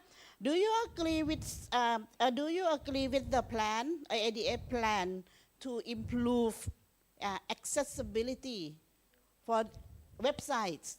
Yeah, both structure and web contents. Okay, let's start from Jennifer's table. Okay, who's coming in? Okay, with the condition, Jennifer agree, Philippines, Fahri agree with conditions, Fong, Vietnam, Indonesia, and Philippines. I'm coming. Oh, okay. But you Pak Lim, stable? Okay, let's start the approval. Yeah. those who propose the condition, can you please written your written. Please submit your the written written feedback. proposals. Okay. To save time. Submit. Reaffirms. Okay, thank you, Pak Lim and the others, please. To confirm. Up your Submit hands. your written. Okay, Josito, Timor-Leste. Bapak Lim, Singapore, and Tong Chan, hands up. Okay. Lau PDR, 3 countries. Hamzi, Brunei Darussalam also approve. The next, letter. Okay. 4 approves from Hong Ha, Vietnam, Aruni, Thailand, Nailin Su, Myanmar, and Cambodia with conditions. Saurat. Miss Revita, could I ask you, do you agree with the website development? Okay. Indonesia approve. Revita Alfi, last table, Bapak Sazali and others all agrees. From Myanmar, from Malaysia, from Philippines, Cambodia, and also Thailand. Thank you. We got the last. Before come to the last, come to the last. Please, you have to ensure, I don't want to lose your recommendations on web accessibility. Please submit written proposals to email later on. The last agenda, do you consider to approve membership for Timor-Leste? Okay, from the first table, Bapak Zazali's table.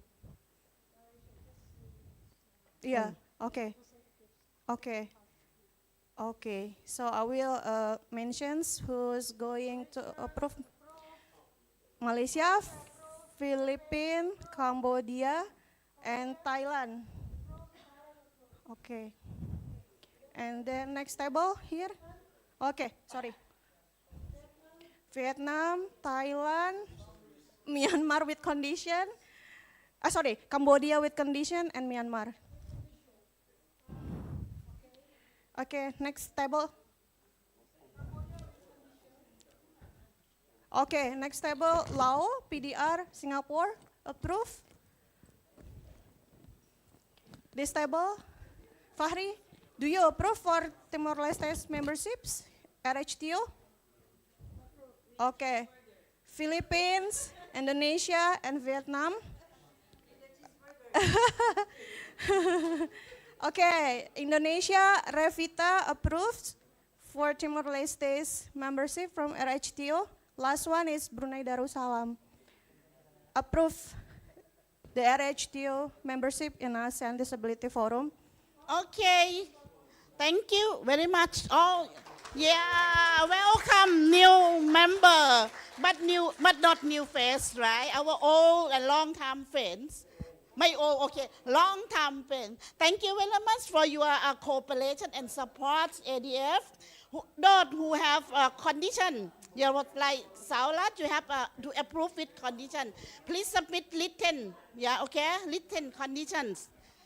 I have the last, really last, please allow me to take 2 minutes because we have another information, very progressive information to report to you. Vika, can you please, Yes. can you please report the progressive, the progress of the application to many members? Maybe before the application, there is something missing regarding the idea of organizational update. That is the notarial decree. Can you speak slowly, please? So maybe Novi can help me to present. So we are very delighted that ASEAN Disability Forum has started the renewal of ADF decree because we got the new executive board elected last year in December. So we need to renew our notarial decree and also the ADF account activation in the Ministry of Law and Human Rights. We have been established since 2011, and we got the account on the Ministry of Law and Human Rights website and system as the non-governmental organizations and non-profit, but it's deactivated from long time ago because we only have one notarial decree ever since we have been established. So that's why we need to renew our notarial decree as a requirement to get activation in the Ministry of Law and Human Rights. Next. Next. Okay, so this is the information about the notarial office. It's PP 80 Wenda Taurusita Amijaya in West Jakarta.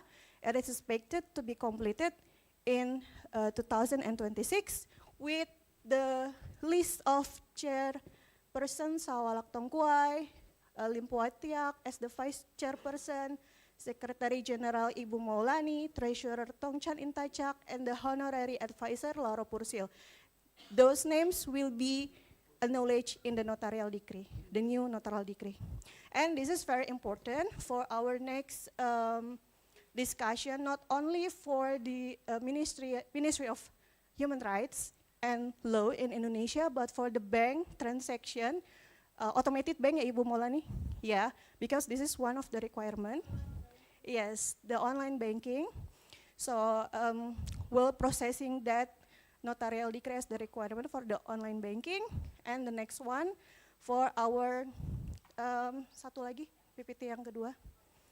For our plan to apply for the regional and international consultative statuses. I would like to acknowledge Bapak Lim's ideas and initiative in 2025 to ask the Secretariat in preparing the application of ASEAN Disability Forum as the member of consultative relationship with the IHR. However, we didn't get to submit the application last year because we should fulfill the financial statement, Bapak. So that's why we start again early this year to complete the financial statement as part of our requirements. So the relationships aim to engage and strengthen cooperation with the IHR. IHR has this guideline, and then they have the panel to approve the submission for the NGO or CSOs, which want to be the consultative relationship with the IHR. So the eligibility can be seen here: demonstrate expertise on human rights, respect ASEAN principles, and have existed for at least 2 years, and provide legal, governance, financial, organization documentation. Next. So what is our benefits to be the consultative of IHR? We can engage in those ballots point, which is the project implementation, research and studies, reporting, workshops, seminars, consultations, and other formats determined by IHR. IHR might have the work plan. They will develop the work plan, and under those work plan, they will have their own projects or maybe agendas on events that related to persons with disabilities or disability issues. So if we have this consultative status, then we can work together, such as in other formats. Depends on maybe IHR reps, such as maybe IHR Indonesia or IHR Philippines, who has the chairmanship or maybe leadership on disability issues to work together in the next future. In the right side, you can see 3 bullet points. This is the agenda or the meetings where IHR invited formally the registered or accredited CSOs under consultative relationship with the IHR. That is in 2007 in the roundtable discussion on Human Rights Declaration, and second IHR CSO Symposium in 2018. The last one is in Indonesia, IHR Roadshow on ASEAN Human Rights Declaration in 2019. And hopefully we can apply the submission this month. The next one is the ECOSOC consultative status, as proposed and initiated by Kun Sawalak, Ibu Sawalak. The deadline for ECOSOC consultative status is 1st June 2026. What is the ECOSOC consultative status? It is the status that allows us, NGOs, to be accredited and has the permission to participate in UN deliberations, including in the meetings such as CSW or COPS and CRPD meetings, etc. So we can apply as the organization of person with disabilities. The benefits is you can attend UN meetings, etc., as I said. The next one is UNFCCC accreditation for NGOs. As Asian Disability Forum has been engaged with climate change issues since 2000 and 2023, we are encouraged by the International Disability Alliance to apply for a UNFCCC accreditation. The accreditation is open for the NGOs and also CSOs, including the Organization of Persons with Disabilities, so we can contribute more, including in the COP, Conference of the Parties, annually. So we are part of the disability climate caucus, ya Ibu ya. Yeah, so we will be assisted by them. This is open, I mean like open, there is no deadline, same as the IHR consultative status, so we are going to prioritize the IHR and the UN ECOSOC consultative status. After that, we will pursue to submit UNFCCC accreditation. So I think if you would like to know more, please contact the secretariat. And then, yeah, I think that's all. Thank you so much. Thank you, Weaker. I appreciate your hard work. Yeah. Do you have any questions? I expected if you have question, can we refer those questions into the afternoon session? I think light through Yeah. food is human rights. Yes. Okay. Can you please allow me, to set up the afternoon session at 1:30? Okay. It would be like 45 minutes for lunch. Okay. Yeah. Yeah. Okay. Next time we would do better on programming. We know we talk a lot. Yeah. We need to allocate time for, expressions and comments. Okay, shall we have a break, lunch break, and come back at 1:30? Okay. Thank you very much. And congratulations to Timor-Leste. Yeah.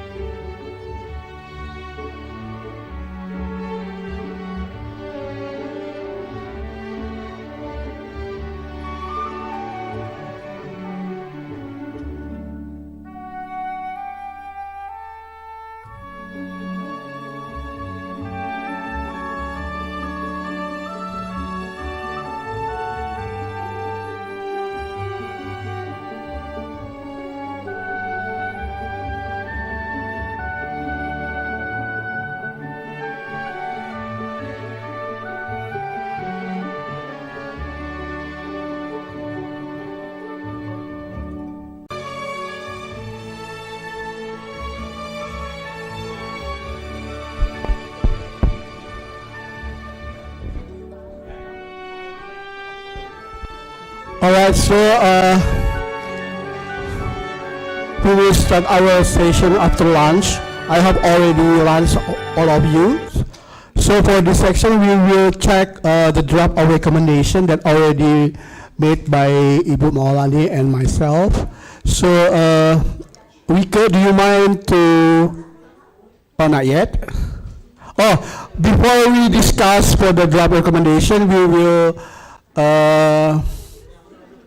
energizer. So the energizer will be led by Rika. And Zumba, okay. All right, good afternoon, everyone. Are we alive and kicking? Yeah, more hours to go before we end this day. All right. So yesterday we had a Zumba. Did you enjoy it? Yeah, did you enjoy it? Yeah. So this time we will do it again. All right. So where are the others? You try to call them. Where are they? All right. So this is a Zumba. It's some kind of, what do you call this? A millennial one and Gen Z. Yeah. It's a genre of Gen Z and millennial because we are mixed here. All right? Wika? Get ready. Don't worry. This is also sitting. Always sitting.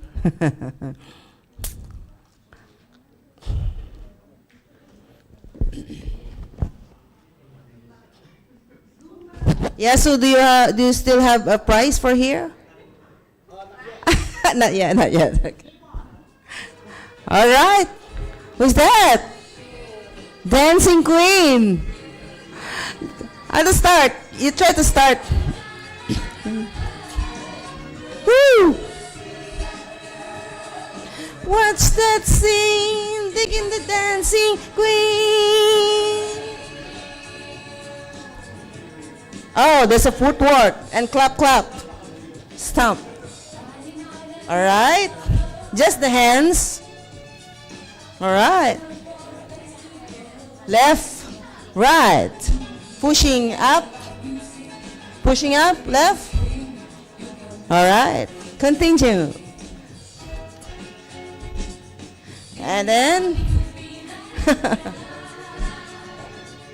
night and shine and the music's high. We're afraid the right music, everything is fine. You're in the mood for dance. And you have to smile like her. And when you get the chance, you are the dancing queen. Come on, chair. Madam Chair, you dance. All right. Dancing queen. Perfect.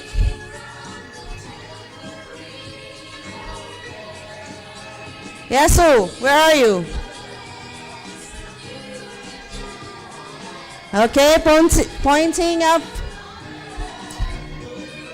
See that girl, watch that scene, thinking the dancing queen.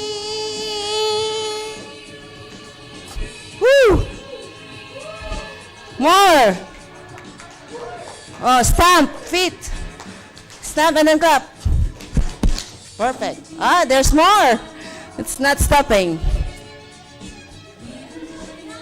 Okay, Sasawi, go. Right. All right. Hands up in the air. And then both up in the air. You are the dancing, rolling over the right, rolling to the right, to the left. All right, another step. All right. All right, rolling again. All right, pushing up. You can dance. Yes, of course we can dance. Who says we can't? We can. See that girl, watch the scene, digging the dancing queen. Woo! Rolling.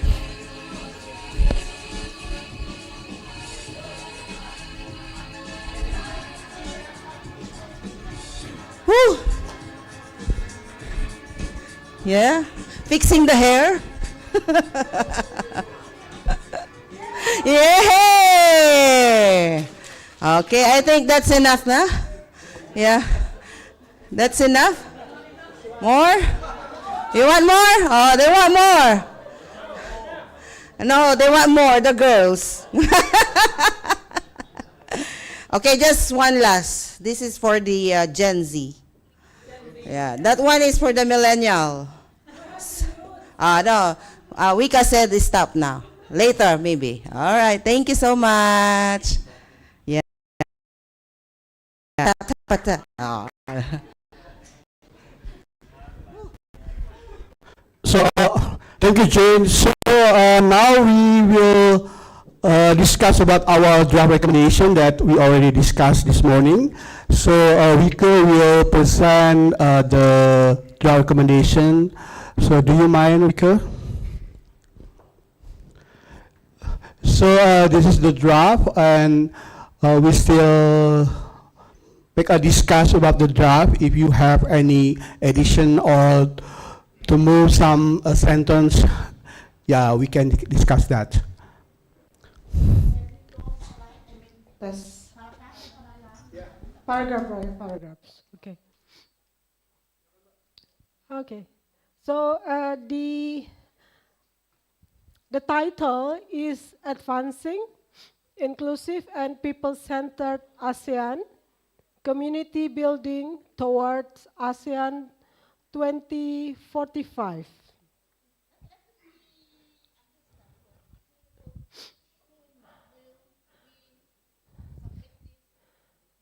To the tomorrow ASEAN entities meeting. So this is the full draft. It will be sent officially, but I think we will have time for statement it. So maybe there will be another shortened statement that Madam Saulak maybe should read this on the meeting. Yeah.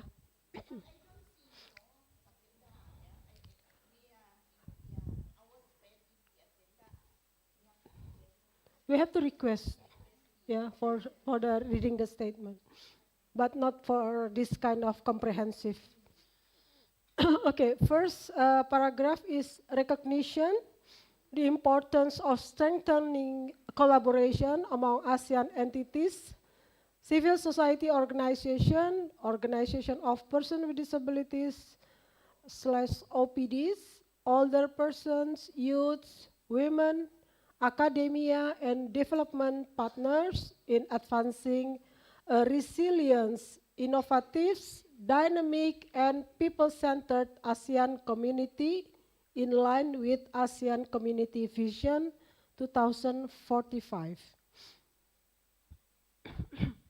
Any other comment? Okay, if it is accepted, I will come to the second paragraphs. Welcoming the ASEAN Chairship 2026 priorities, particularly effort to strengthen Timor-Leste partnership with ASEAN entities and support its meaningful participation in regional community building processes.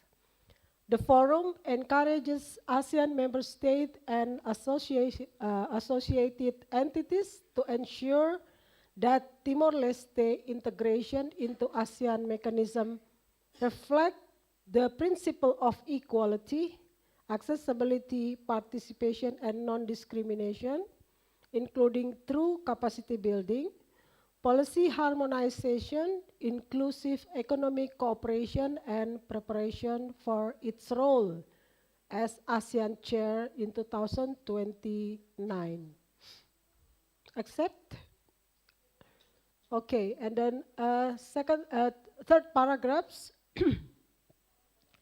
emphasizing that ASEAN community building shall move from vision to actions by strengthening inclusive regional cooperation mechanism and ensuring that all ASEAN cooperation project and funding system systematically integrated disability inclusive and right-based approach. ASEAN entities are requested to mainstream the principle and commitment reflected in the ASEAN Enabling Master Plan 2025, the United Nations Convention on the Rights of Persons with Disabilities, the Sustainable Development Goals 2030, the Jakarta Declaration on the ASEAN and the Pacific Decade of Persons with Disabilities 2023-2032, and the ASEAN Community Vision 2045. Accept it? Okay. So the forum reaffirmed the following principle as the foundation of the inclusive ASEAN cooperations. First, respect for inherent dignity, individual autonomy, and independence of persons with disabilities. Second, non-discrimination. Third, full and effective participation and inclusion in society. Fourth, respect for diversity and human differences. Fifth, equality of opportunity. Sixth, accessibility. Seventh, gender equality. And eighth, respect for the evolving capacity of children with disability and the dignity of older persons. Accepted? Okay. Next is key recommendation. The ASEAN Disability Forum recommends that ASEAN entities and sectoral bodies, 1, integrate disability inclusion across ASEAN priority sectors, ensure inclusion in food security, sustainable energy, climate resilience, digital transformation, and maritime security by adopting accessible system, inclusive technology, and disability responsive disaster preparedness and emergency response.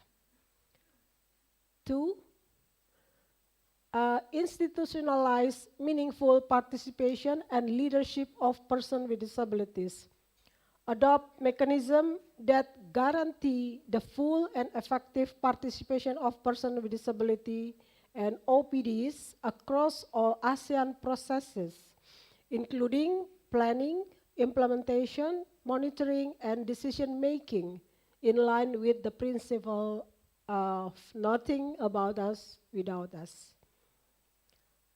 Third is enhance inclusive ASEAN cooperation with Timor-Leste, support Timor-Leste through gradual policy alignment, capacity building, inclusive development approaches, and strengthen economic cooperation and connectivity while ensuring accessibility and inclusion in its preparation to host ASEAN in 2029. And fourth, establish inclusive, accessible, and accountable project and funding mechanism, develop ASEAN cooperation framework. Develop ASEAN cooperation framework that first, ensure accessibility and reasonable accommodation, in a bracket, the necessary and appropriate adjustment of modification made across all programs included to apply universal design formats, in a bracket, easy to read and inclusive communications. Second, adopt financing approaches that recognize and include persons with disabilities. Third, implement a twin-track approach combining mainstreaming and targeted disability initiative. Fourth is align all funding mechanism with CRPD standard.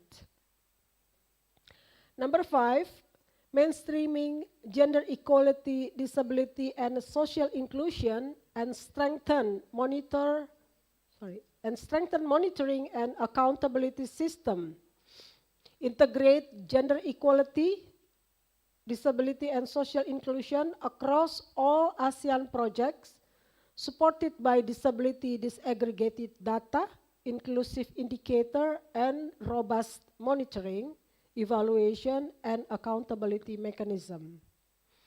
6, strengthen regional governance, coordination, and institutional mechanism, clarify roles, priorities, and promote cross-sectoral coordination, and consider establishing a dedicated ASEAN mechanism or commission on the right of persons with disabilities while reinforcing midterm evaluation and implement of ASEAN framework.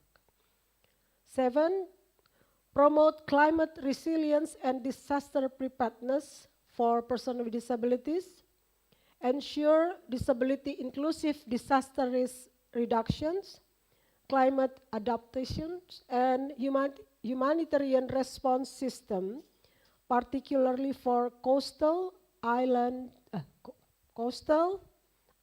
and high-risk communities. The ASEAN Disability Forum also requests ASEAN to strengthen monitoring and accountability mechanism to ensure that no one is left behind in the implementation of the ASEAN Enabling Master Plan post-2025 and the ASEAN Community Vision 2045. Inclusive partnerships among governments, ASEAN entities, civil society organizations, organization of persons with disabilities, and development partners are essential to realizing an ASEAN community that upholds human rights, diversity, equity, and sustainable development for all.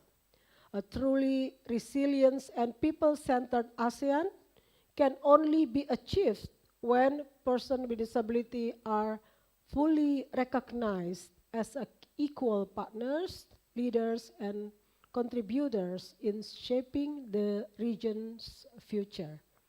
I think all that's 7 recommendations. Please, if you have any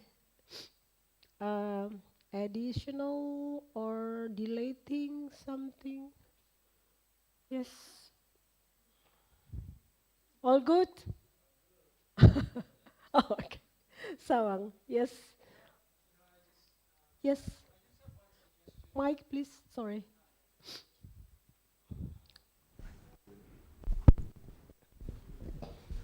Now, you have more experience with these types of forums than I do, but if we look, you have around 700 million people that live across all countries. Microphone's not working. So you have 700 million people across the 10 or 11, let's just say 10, ASEAN countries at the moment.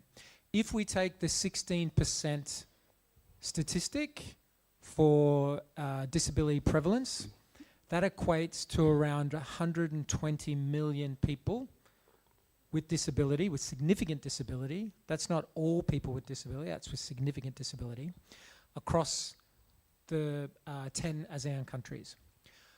I suspect that most of the government officials involved in reading and being involved with this, and civil society partners involved with this, don't truly understand the scale of impact and the population numbers we're talking about.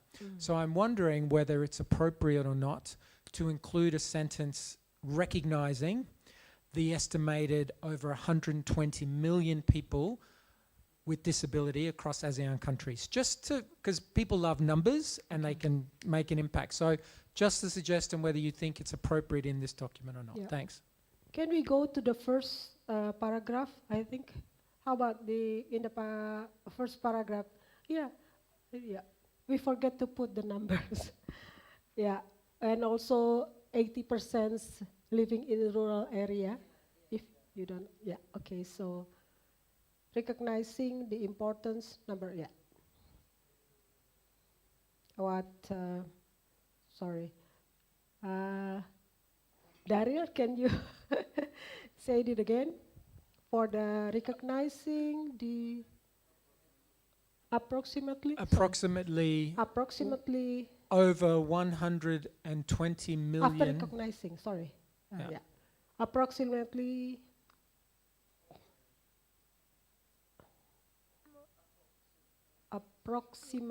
Over 100 and okay. Approx pakai X with X. XI approx. Yeah, X. XI M8 TE. EA approximately, yes, over 112, sorry, not 20. Let's Yeah. try and be accurate. My mistake. over 12. 12 112 Yep. Million million. people with disability across ASEAN countries or something like that. Yes, yeah.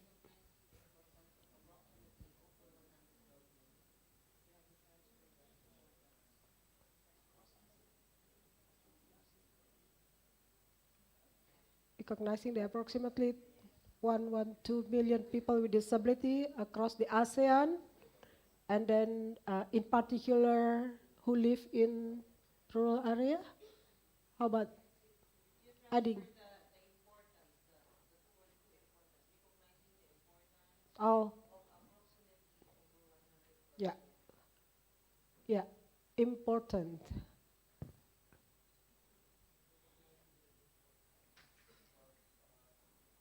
Offer to,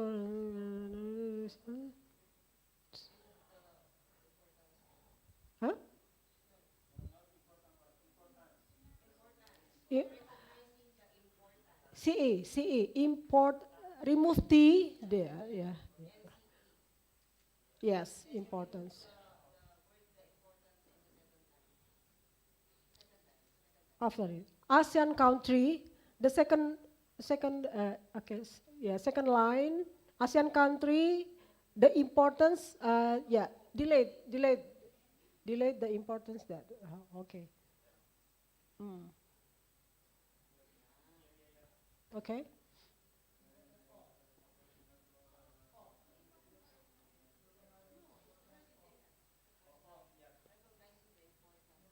We put the importance, we move the importance to the first line.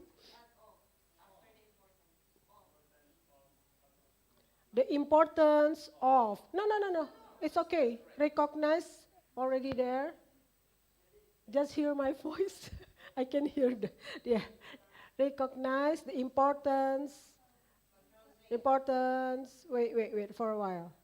Your voice not quickly as they recognize the importance of. Yeah. The first, ya, tulisan pertama, recognizing. Recognizing, yang nomor satu, ya, E-nya terganti G, oke. S, Z-nya pakai S. Oke. Recognizing the importance of approximately over 112 million people with disability across the ASEAN country.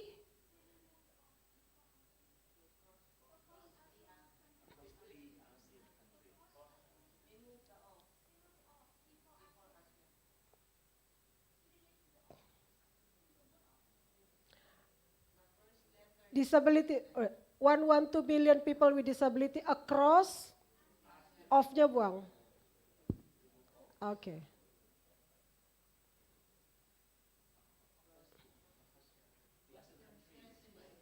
Across,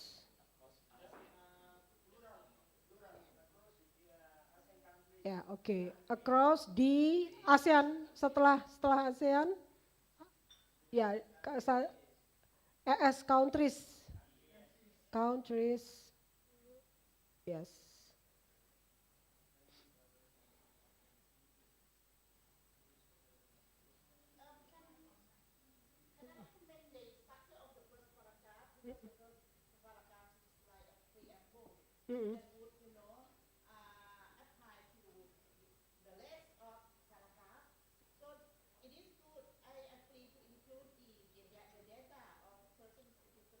Mm. But what we are missing about the location, we have to we have to include the location, the rural area, remote area, and also the dimension of person with disability.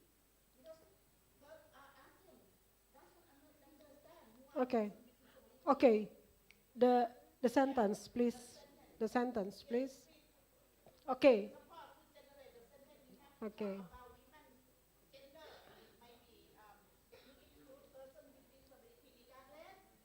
We are talking about the JETC in the recommendation, I think. No, Jesse is a safety, but we want you to aware, raise the awareness to us. Yeah. Older. Okay. Line 3, Madam. Line 3. Older persons, youths, women, academia, development partners. We have mentioned in line 3. This one. Youths, women. And how about indigenous? Yeah, just add. Disability, okay, let's see. Yeah. Follow the international human rights standard. I don't mean that you have to agree with me, but a structure like we would like ASEAN people, decision maker, Right. to understand that among us persons with disability, we have different identity.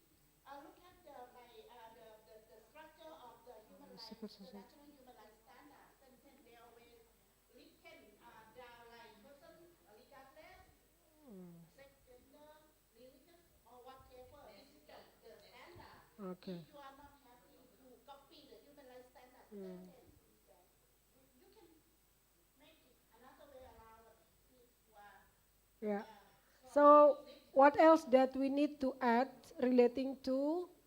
So this older person, youth and women, it is about the person with disabilities. Just when you talk about women, it is not about gender. Yeah. No.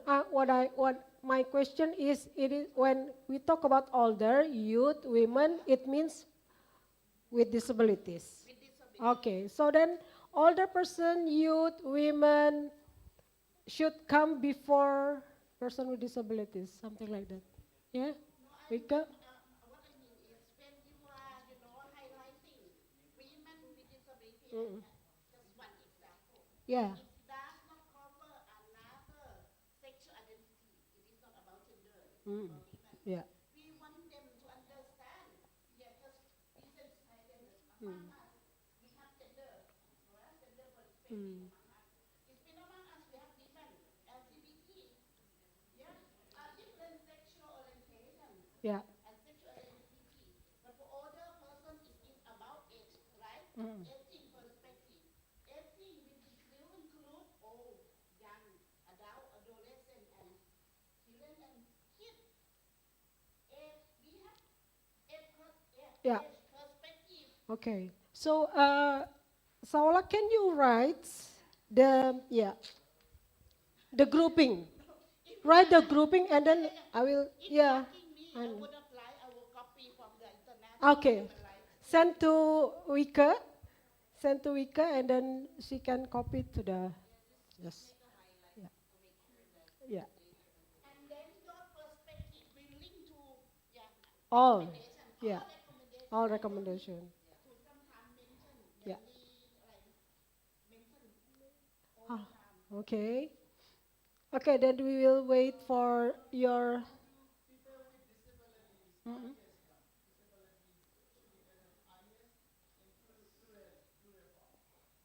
Disabilities. Okay. Yeah.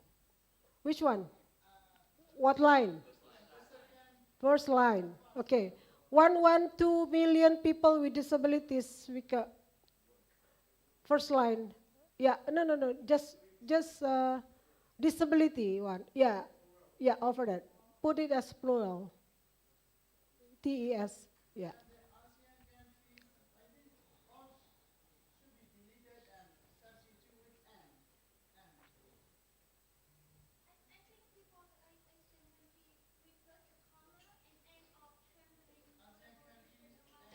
One by one, please.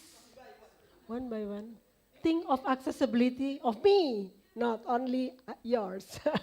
Okay. First sentence. Mhm.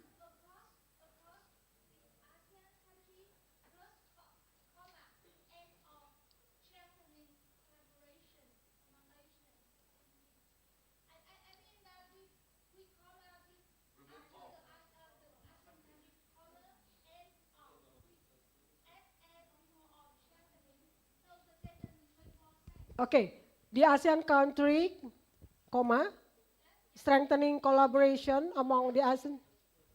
The ASEAN country, comma, and of strengthening collaboration, right? And of strengthening collaboration among, yes? Yeah. It makes more sense. Okay. I think so, yes. Okay. It was there. What else? While we are waiting for the Sawalak propose. Yep. Yeah. Okay. So, okay, we are finished in the first paragraph. Coming to the second paragraph. Any other input?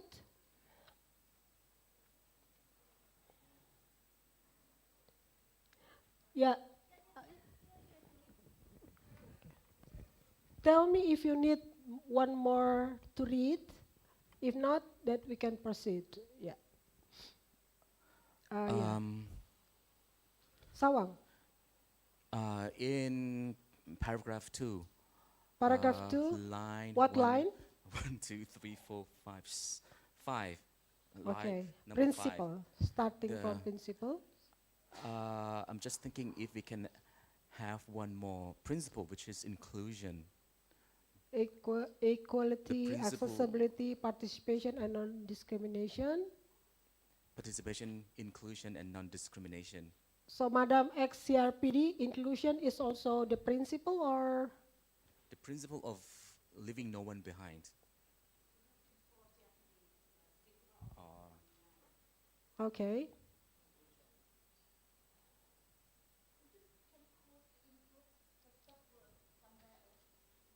Okay. Okay. That's okay if you don't want to include it. No, just take another round of. But my point is just want to make sure that the principle of no one is left behind is included here. Yeah, okay, But- no one left behind. But I think, I don't know, maybe participation is enough. Not sure. Second one is we talk a lot about accessibility, but we seem to kind of omit or overlook the importance of the physical accessibility, the physical infrastructure.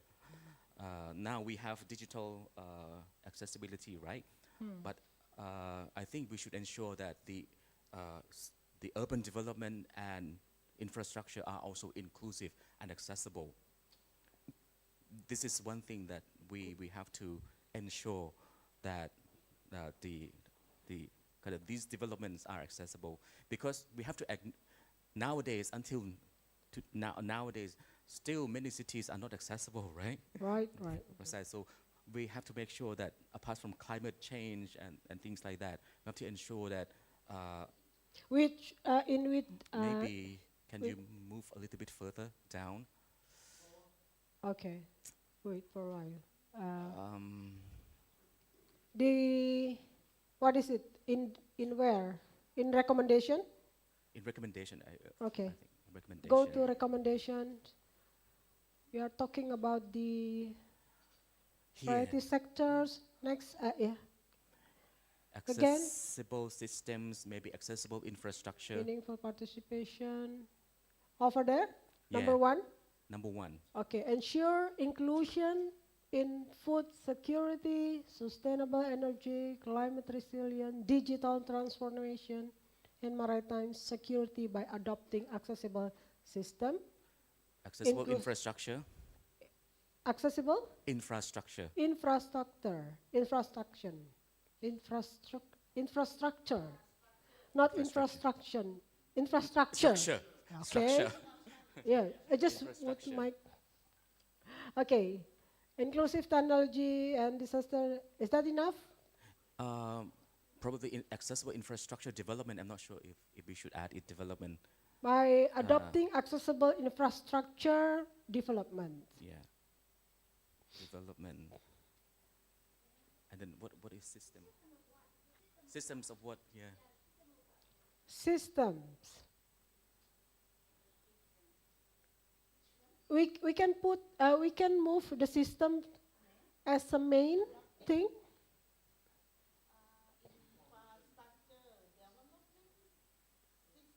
Yeah, first, yeah, about the system. So Or remove systems. I don't know.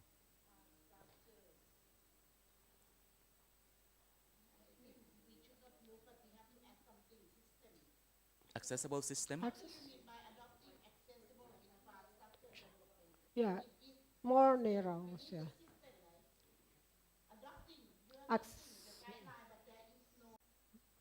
The system. You would like to say that the system is the processes.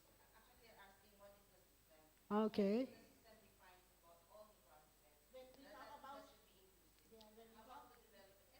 Sustainable.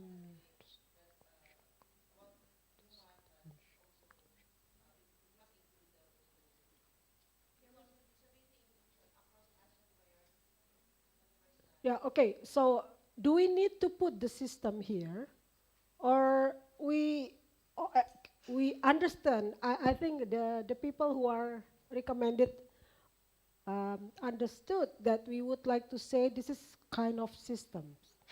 If we think this is, we can interpret it, this is kind of system, we just delete the system. Yeah, the machinery.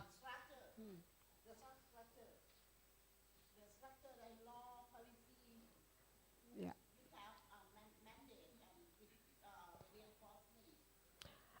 Can we ask Daryl if you? She's a native speaker. We have to ask her. Yeah. Mike, please. Oh, sorry. That's.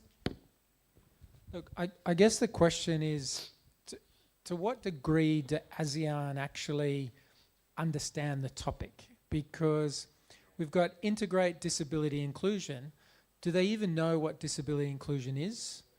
That's a question that I have. I mean, been around for a while, but my question is, will it be understood by your audience? Who is the subject of this document? I think the government, the member of the ASEAN. As far as I know, the inclusion is born by the disability issues. But now, they thought that when they put the inclusion means they taking account of disability. As far as I know. Okay. Yeah.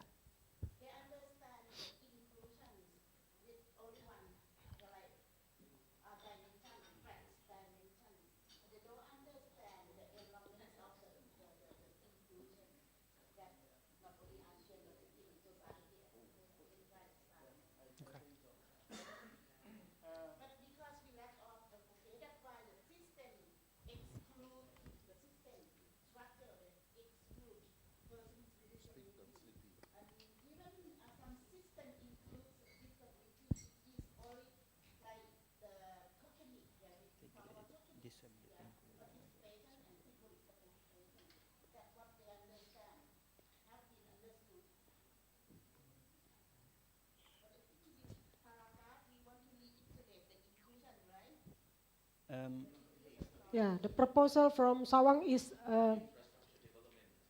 only for the infrastructure development. Accessibility, of course, yeah. So what is your main problem if we just taking out the accessible infrastructure development? Because when we are talking accessibility, mostly people thought about the such as like infrastructure, such as talking about buildings, something like that. Can I say something?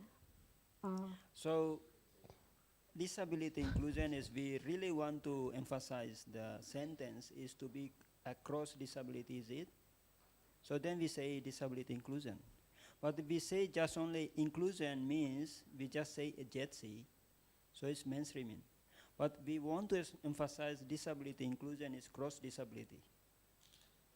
Okay? So then we have to really, if we want to emphasize across disability and disability inclusion, but we want to emphasize JETSI and we just say inclusion. Which one we want to emphasize? Okay, so cross disability. Back to the question of Daryl. So, how far that our words will be understood by ASEAN people or ASEAN governments, something like that. So, right. Yeah. Okay. Okay. Okay.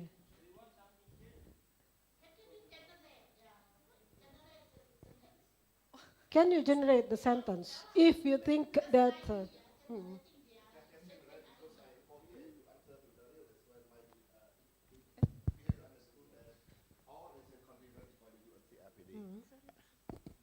And what we rest here, we want to make sure ASEAN listen what we need every year, like during the back-to-back ASEAN meeting. Yeah. Did they understand about that? Or it might be, again, it will be just like a tokenism languages. So, yeah.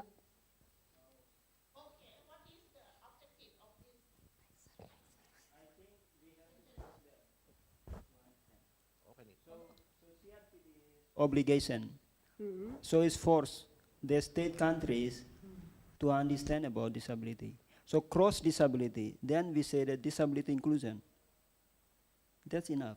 Yeah. So the sentence is I agree with that. we have to sentence that what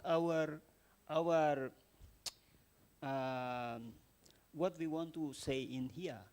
So if we really want to say bring in the voice of disability, person with disability, in reflecting to CRPD, and we bring the cross disability and disability inclusion.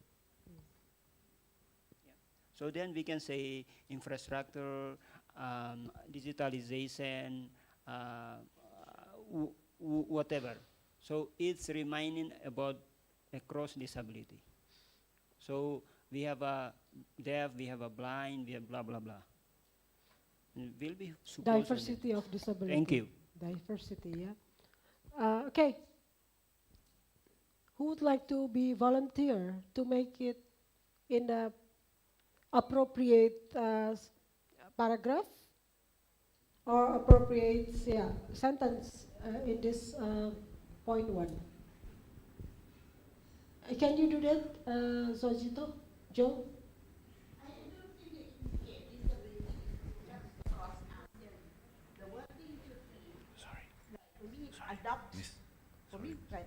Adopts measures to ensure disabilities inclusion. Strategy of position is disability inclusions across ASEAN what? I don't see. ASEAN Pi. Oh, I don't see. Yeah. Because ASEAN will not know how to integrate. We have to recommend them.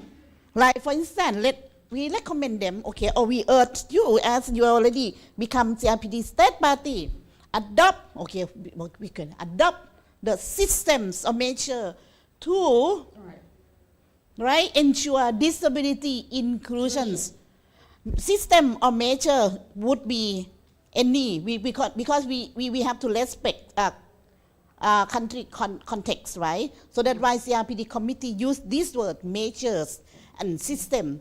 We will not go into the particular system to ensure disability inclusions across ASEAN priority sector, and then include food security, sustainable energy, climate resilience, digital transformations, and maritime security. Okay, and then for adopting accessible infrastructure might be the other points, or you may make the connecting connecting sentence.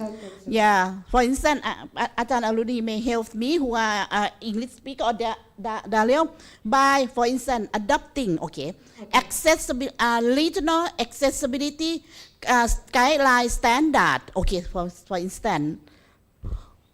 Yeah. Okay, so yeah, And then I if- agree. So yeah, the opening sentence is adopt measure because within us itself we are a bit confusing about that. So yeah, we have to start for adopting It is the measure. policy advocacy. Yeah, When yeah, we yeah, produce policy advocacy, we start with preamble, and then from the preamble, recommendation is demand. Yeah. We demand, but the wording is like the wording demand wording is need to in line with diplomats. Yeah, diplomat terminologies. Yep. Yeah, so we demand. Yeah. Yeah. We don't tell So, them. so yeah. Okay. Can I Someone just- help us? Can someone help us? Maybe someone can help us to develop, but To develop. this is sectoral, and then is going to connect into reflecting, leave no one behind, SDG. You see, you talk about disaster, you talk about climate resilience, you talk about digitalization, you Yes, talk about yes. infrastructure, you talk about is related to the sustainable development goals. Okay. So let's, Wika, can you just, Daryl says about AI, something like that. Can we use it and then make it such as like a comprehensive,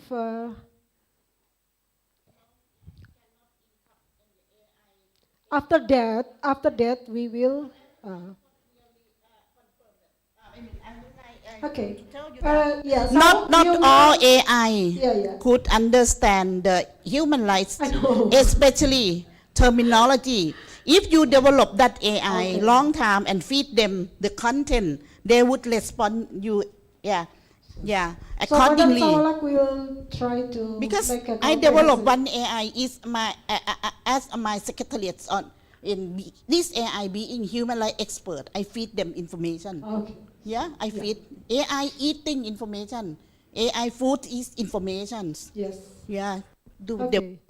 We So know that recommendation now. number 1. Okay. Yeah, will be you drafted, yeah.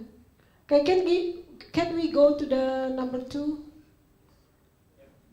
Okay. Institutionalized. Yeah. Just finish the first one, Madam. And then you will come back to the other numbers. Okay. Number 2, accepted. Institutionalized, meaningful participation and leadership of person with disabilities. Yeah. This sentence is example. Okay, you Mm. start with the Adopt needs, mechanism, the yeah. gaps, and then adopt mechanism. Okay. Mm. So That guarantee. Okay. So yeah.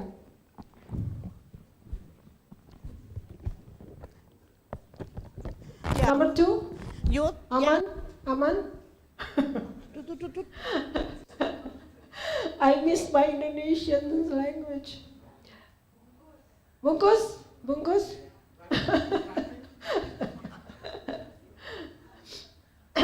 Okay, number 2. How about that, Madam Chair? I'm okay because Okay. yeah, I don't Others? expect perfect languages or terminology, but the content is okay. Yeah. I think Yeah. to me. Daryl, number 2. How about number 2? Clear. Don't ask me about grammar. Okay.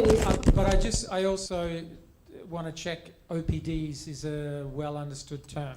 Yeah. Maybe we just make it in a complete word, yeah? OPDs, Organization of Person with Disabilities, Wika, number 2. Over there, the line 3, yeah.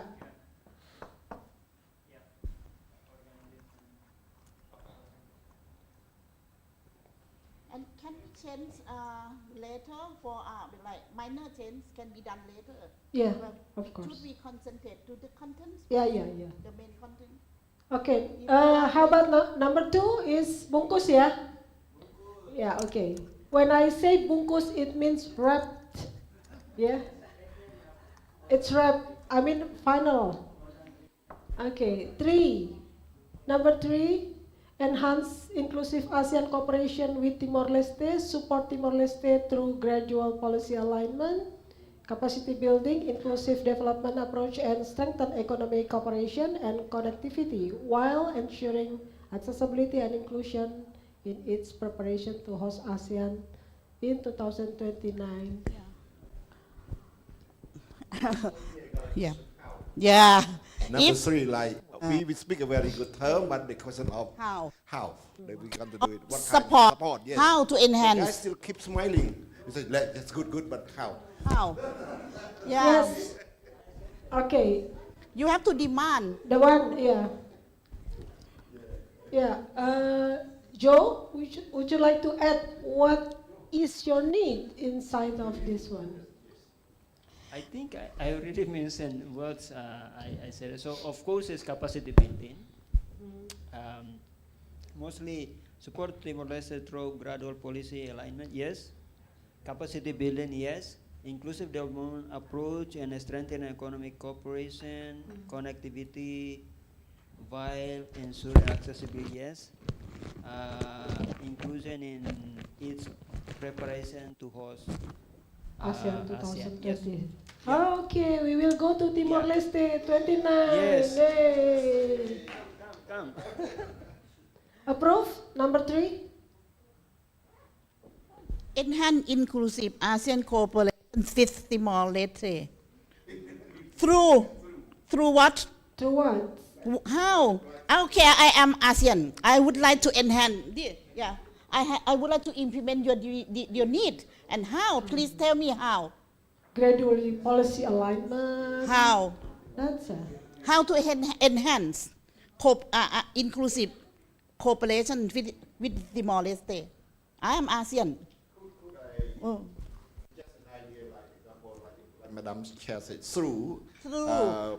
policy Through what? alignment, through policy alignment, through peer-to-peer support, or through exchange visit. through Exchange capacity visit from building. from one Yeah. OPD to the other Ah, OPD, yeah. right? Example like that.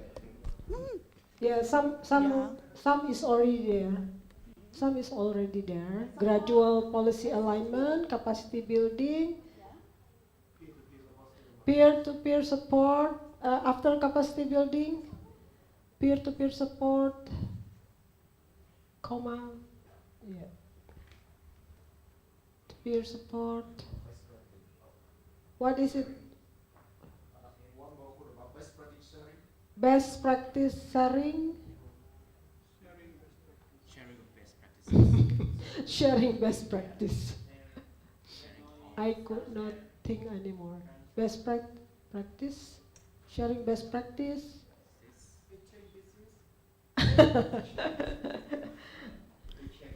Exchange visits. For what? Sharing best practices. Sharing best practice can be Inclusive The- development approach. inclusive development approach And strengthen economic cooperation and connectivity, while ensuring accessibility and inclusion in its preparation to host ASEAN 2029. Bungkus, Tajo.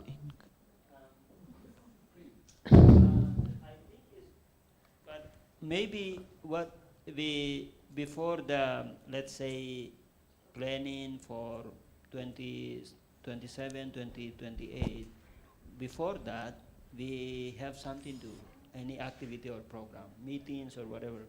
So before to the 2029, let's say. Before 2029. I mean, let's say ADF and OPDs in Timor-Leste, we have a kind of pre-activity before the hosting. So what I just speak with Madam Chair, the preparation before host. Preparation. Let's say if we are doing something about accessibility audit check or whatever, the minimum standard, those things. So maybe it can become of a the event. Side event or something like that. Put in here, in there. Can you please, somebody? It's too much. It's too detailed. But not Much too detailed. inside that. You know. I'm sure that if we want to go to Timor-Leste, we will have such as like pre-event. Yeah, it is very detailed and would become ridiculous for them. You believe I really want you guys to go there for the kind of holiday or. Can I suggest to leave this? You know, support Timor-Leste through. That let me or support and strengthen economic cooperation and connectivity. Sorry. Again. Support Timor-Leste. Oh no, Timor-Leste is here because Timor-Leste is over there, right? Support. Okay, for last time, final. Support and strengthen economic cooperation and connectivity through that, and then you delete. Yes, because we already mentioned Timor-Leste under the headline, on the headline. Strengthen and support economic cooperation and connectivity. Then delete Timor-Leste. Delete. No more. Through policy alignment, capacity building, peer-to-peer support, sharing best practice, inclusive development approach, and then you delete strengthening. And strengthening. Delete. And, okay. Why ensuring? Okay. Yeah? Huh? Why ensure them? We are not The other words? We are not cool. Huh? Delete why? And for ensuring accessibility. Okay, for ensuring. Thank you. English teacher. For ensuring. Why? For ensuring accessibility and inclusion in its preparation to host ASEAN in 2029. It is fair enough? Okay. Okay, number 3. Number 3. Number 4. No, Huh? I just asked Dario. Okay. For the. Okay. I'm sorry. We have to. I think we have maybe we have a problem with sharing best practice because before that we have now various policy alignment, capacity building, peer-to-peer support. All the now sharing best practice. I think it should be sharing a best practice or Support share and best strengthen practice, economic right? cooperation, But this- connectivity through regular policy alignment. You mean the grammar, right? It's about grammar, right? Sharing of best practice. Saulat. Okay. Teachers sharing of. Okay. Sharing of. Okay, bungkus nomor 3. I really like, I love, doing this part, participating this part. It's really generate, and brainstorming. Yeah, okay. Okay, Number coming 4. into number 4. Is there any input again or review? You are part at Sawang. Establish inclusive, accessible, accountable projects. Why we don't aim at projects? We don't need system, we need projects. Yeah. We demand only projects. Project is too narrow. Establish inclusive, accessible, and accountable project. Program, how about program?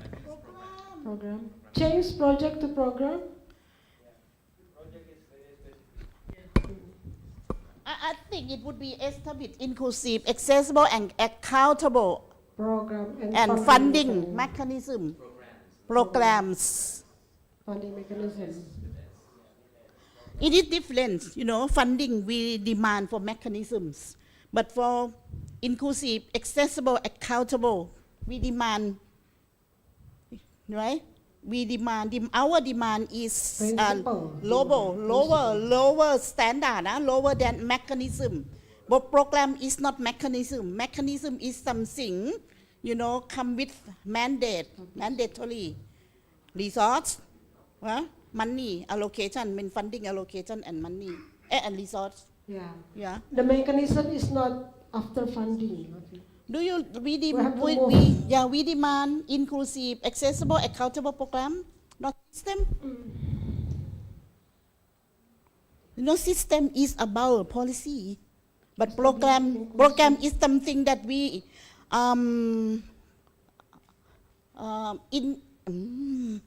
can interpret. Yeah. Policy How to interpret policy into action. It is program. That's program. But we have already ASEAN enabling master plans. This is a kind of work plan. Or you want to refer to enabling master plan? Enabling master plan like Establish inclusive, Could I ask a question, accountable clarify question? mechanism. One thing about funding system of funding program and are the same. And my question is to the Madam Chair about the Asian Cooperation Framework and Asian Pillar. Which one are appropriate to use in ASEAN right now? Like in the past, we prefer to use the word develop Asian Pillar and Asian Cooperation Framework. Framework is what we call not policy. It is like guideline. I mean, Guideline of work plan and like Number 4, we are talking about addressing cooperation frameworks. That is why program and funding erased that. I think so. So we are our target is ASEAN cooperation framework that will be aligned with others country, and then we need the program and funding mechanism. I recommend to use the framework because pillar include the committee under that pillar. Okay, the commission and the commission adopt frameworks. Honestly, I still doubt about number 4. Doubt of, is it like we want ASEAN to allocate the budget to support OPD, or whether you want to see ASEAN allocate the budget for inclusive development? We are our main issue is ASEAN cooperation framework, and then ASEAN cooperation framework has programs, has money, but do the money and program is accessible and also accountable for person with disability, something like that. So this is the thought of the point. Or is it available? Or available. You know, like I really concerned, and most OPD are fighting to want to see ASEAN allocate the budget less or more. Example, like we talk about the percentage of people with disability in Southeast Asia. Whether in ASEAN cooperation framework, is it allocate inclusive budget for people with disability or support any specific line for person with disability or the organization of person with disability. So I feel like paragraph 4 or point number 4 is a bit like too broad, like the alignment funding mechanism with CRPD standard. What is the standard of OPD for funding for each country example, for each There country. is no not ASEAN. mechanism. Yeah, no mechanism. Not yet So if no mechanism, why you put over here? Do you think ASEAN could be set up a mechanism for in funding? any in three framework there is no such mechanism existing. So demand, we can. We demand. So last, can you share the? Can you develop? Can you develop the proper sentence here? I am not English professor. We can try, but I really want to see from the floor whether we are understand the same page. We are on the same page that in point number 4, what do we want from our OBD to ASEAN? Maybe we can move the subject ASEAN Cooperation Network first. Yeah. So ASEAN Cooperation Network number 4. Yeah. And funding, another subject, huh? Yeah, and funding will be the subject.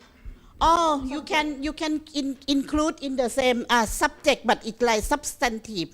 The one the headline come with disability inclusive. For instance, adopt. Okay, for instance, it is example adopt disability inclusive system to ensure the first. ASEAN Cooperation Next. Network pindah dulu ke depan. To, Subjeknya. Okay, put it.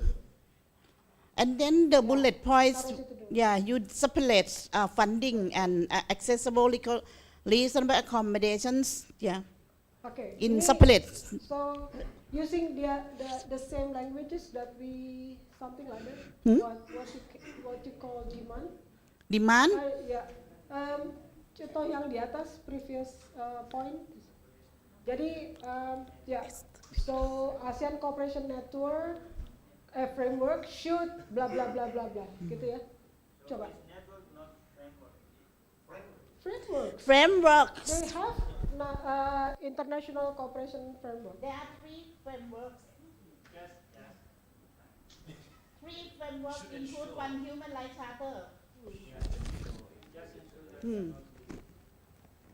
Yeah. Okay. Should establish inclusive. Not establish, adopt, Adopt. ASEAN Cooperation Framework should adopt inclusive, accessible, and accountable systems. Systems of program and funding, gitu aja. What do you think about it? Because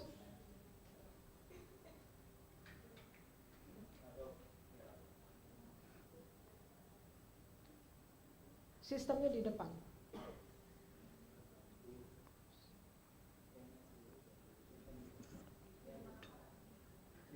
Sistemnya dulu lah. Accountable system. Accountable system.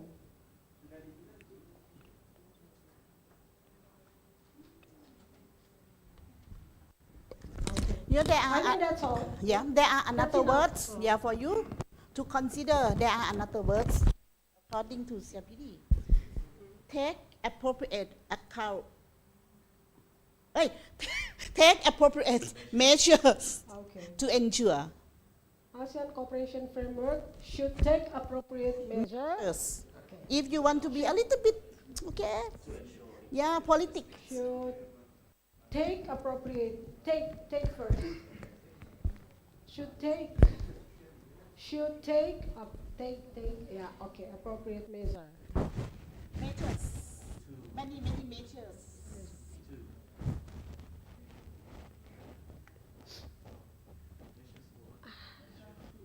To adopt. Or you can use adopt just recommendation for another word.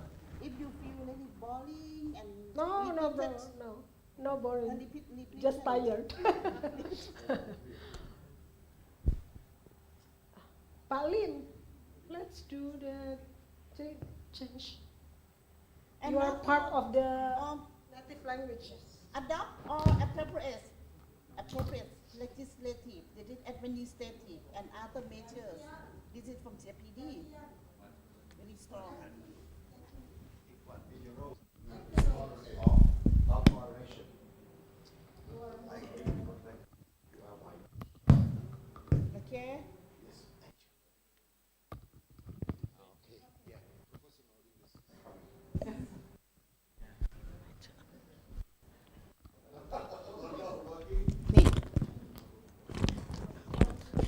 use the word, can I recommend? If you use the word take appropriate measures, please include these following highlights. Take appropriate measures align with CRPD standard. Align or in harmonize with CRPD standard. Right? Where is? Okay. Okay, align all funding mechanism with CRPD standard. The fourth one, align all funding mechanism with CRPD standard. Only funding mechanism? Only funding mechanism? We demand them to align CRPD standard in only funding mechanism. We demand. So you move to the headline, align with, and then cover another point.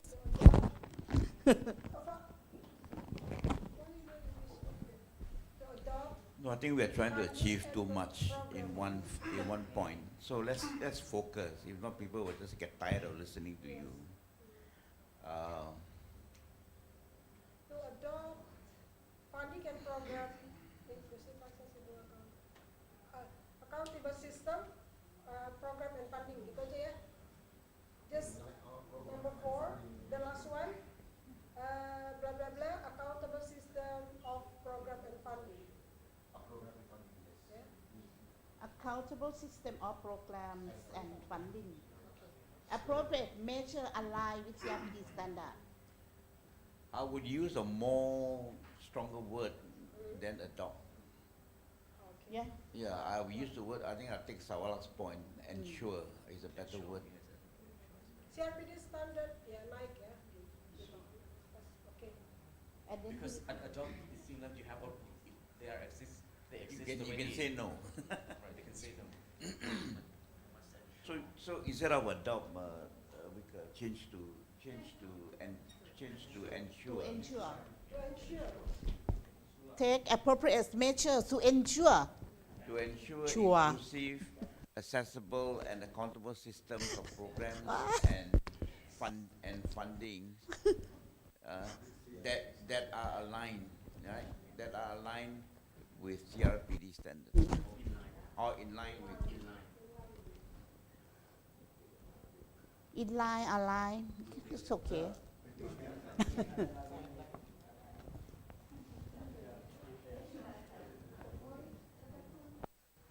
Too many N also.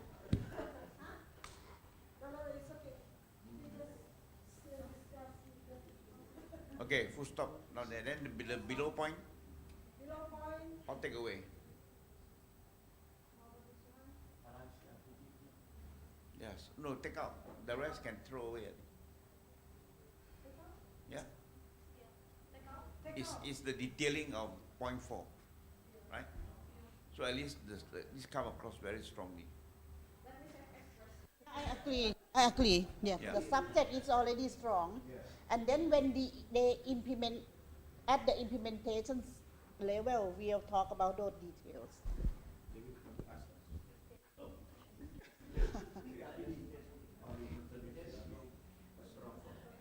I want to throw one thought here, in addition to CRPD, because do we want to talk about the ASEAN Enabling Master Plan here? Yeah. So maybe CRPD and the ASEAN Enabling Master Plan, or you want to just put ASEAN Enabling Master Plan? Yeah, both better, right? Okay, let's do both. Post ASEAN Enabling Master Plan. Apa?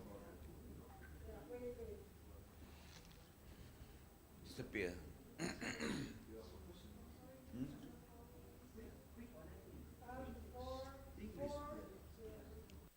No English. And the ASEAN enabling and the post ASEAN enabling master plan. And the post ASEAN enabling master plan.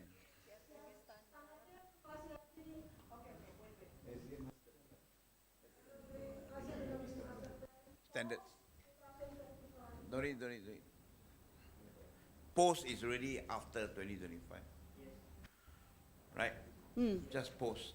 Post. Okay? Number 5.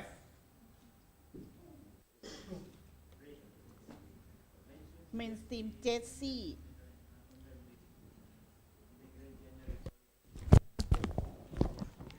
The only trouble is too many S again. Here we talk about monitoring and accountability system again, right?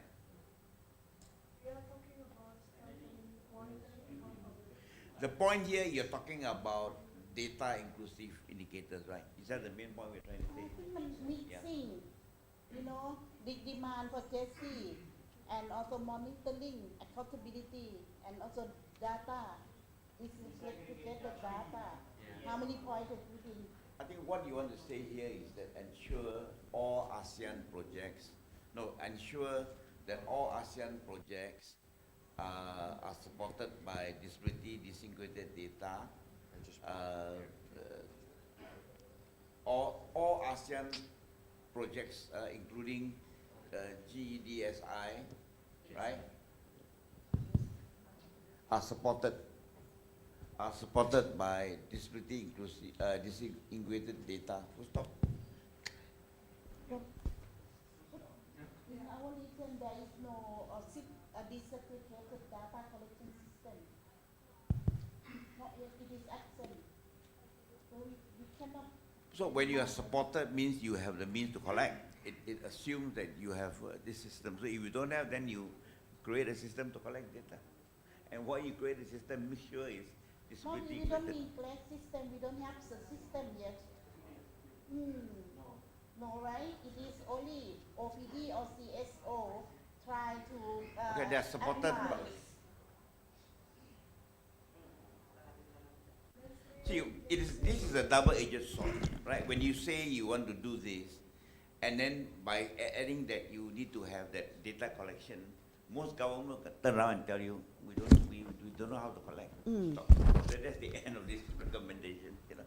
And should we like have one sentence? I don't know, maybe another point or include India like not encourage, encourage and something with the action. Hello.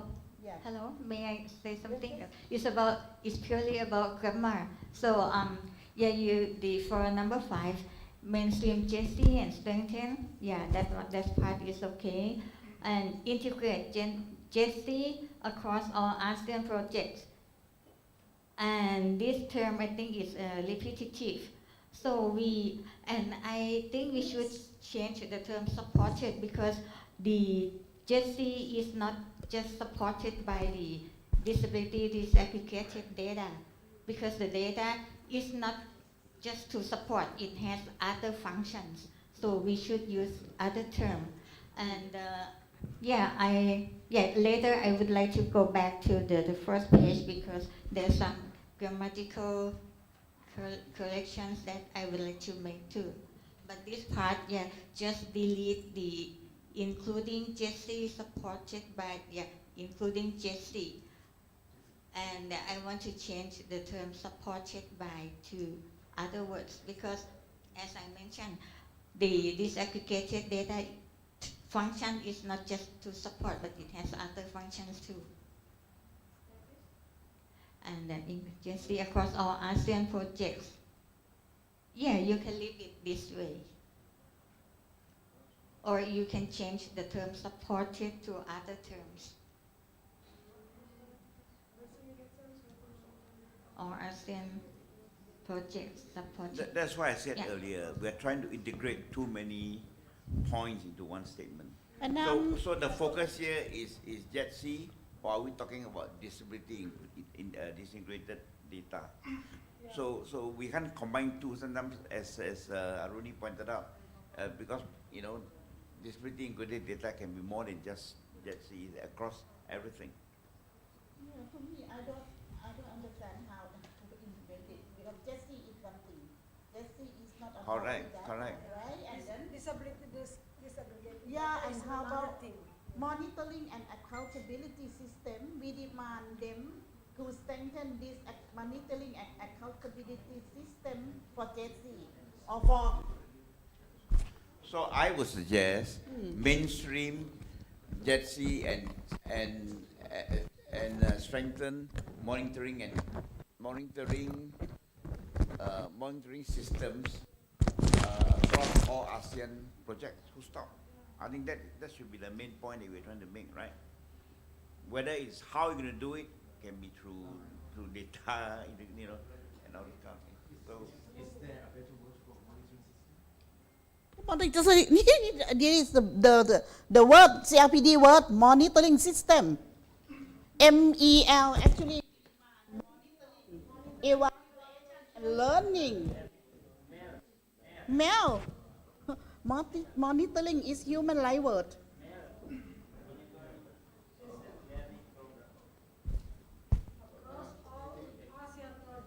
Stop.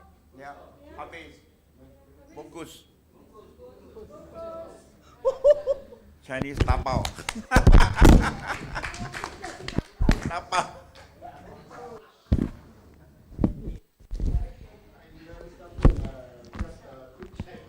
Quick check.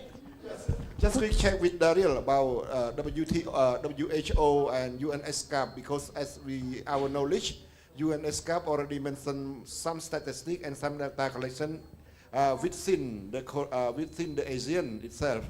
I don't know whether WHO that you mentioned about the research or different type of disability that WHO did are used by ASEAN or by UNESCAP or not. I want to hear from you, and then because we are discussing more about the statistics and data in Asia. Yeah, look, the chances are.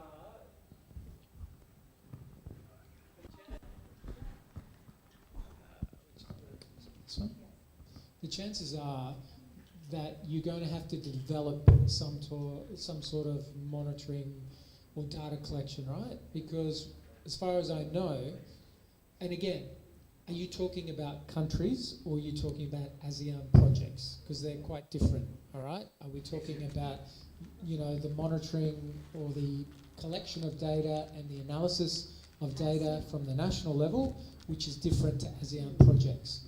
I think here, it's okay to say strengthen monitoring, evaluation and learning, that's fine. I think you can't really talk about strengthening data collection because there really isn't any data collection in ASEAN systems for disability. You have to establish or build or create something that is an action because it's not just about strengthening. It doesn't exist. There's nothing to strengthen. It's absent. So I agree with you. We need to clarify, we're talking about projects or national statistics. And even where we are, we wouldn't put it in this document, but we, as OPDs, would challenge any statistic that is less than 16%. Big red flag, huge. Yeah, because we don't have such system yet. Not improve. We don't have it yet. How we improve what? Develop or establish. Yeah, they are recommend establish, I think. And then I would like to add one more thing from your concern about the WHO. Maybe we encourage through this paragraph at point number 6, encourage ASEAN, you combine it later, na? ASEAN to cooperate with the WHO to strengthen or utilize disability data support hub to establish this segregated data collection system. No, it is the name of the WHO tools. The WHO adopt. Thong Chan, you can talk about this because you were with me. Yeah, please. It is like, you know. I think if you single out any one tool, it could be a bit political because there are some countries and entities that are very strong on particular tools. So personally, I wouldn't include any one tool or any one UN agency because then you're entering a bit of a political minefield. It's the name of the equipment, the tool, data. Yeah, World Bank. World Bank. Yeah, I'm not talking about World Bank. WHO. World Bank, I'm sorry. Please correct But WHO has this kind of role. World Bank. I mean, model as to World Bank. Maybe Thong Chan, you can talk about this to share this information. But 2 minutes, 1 minute, 2 minutes to our friends. Disability data. Disability data support hub. Yes, the World Bank they just run the new system that what they call the data hub. So which is the online platform that every country that can contribute the data into their system. And on the disability inclusion side, so they also plan like to have the accessible platform as well to make sure that everyone want to have like the data on disability, so we can go to the system and then extract from that. So we can recommend them and in ASEAN to integrate work and cooperate with World Bank. World Bank.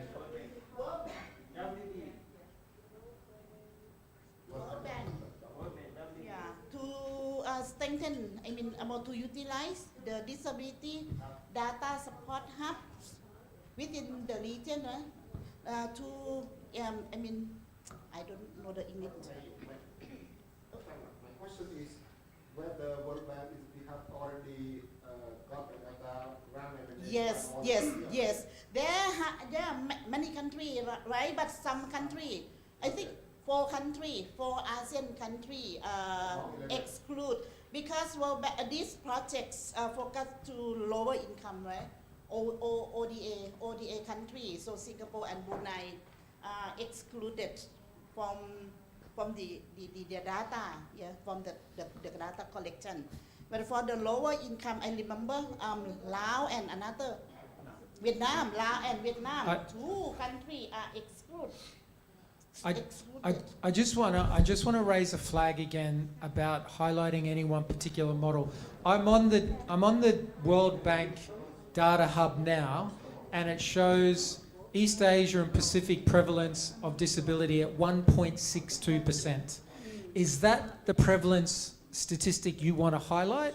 Personally, it's not for me, 1.62%. So for me personally, I wouldn't include naming any particular one, because are you absolutely certain that what the World Bank or WHO for that matter puts out is correct, is right, and is something you want to advocate for? If you're absolutely sure, then put it in. But if it was me, I wouldn't be, personally.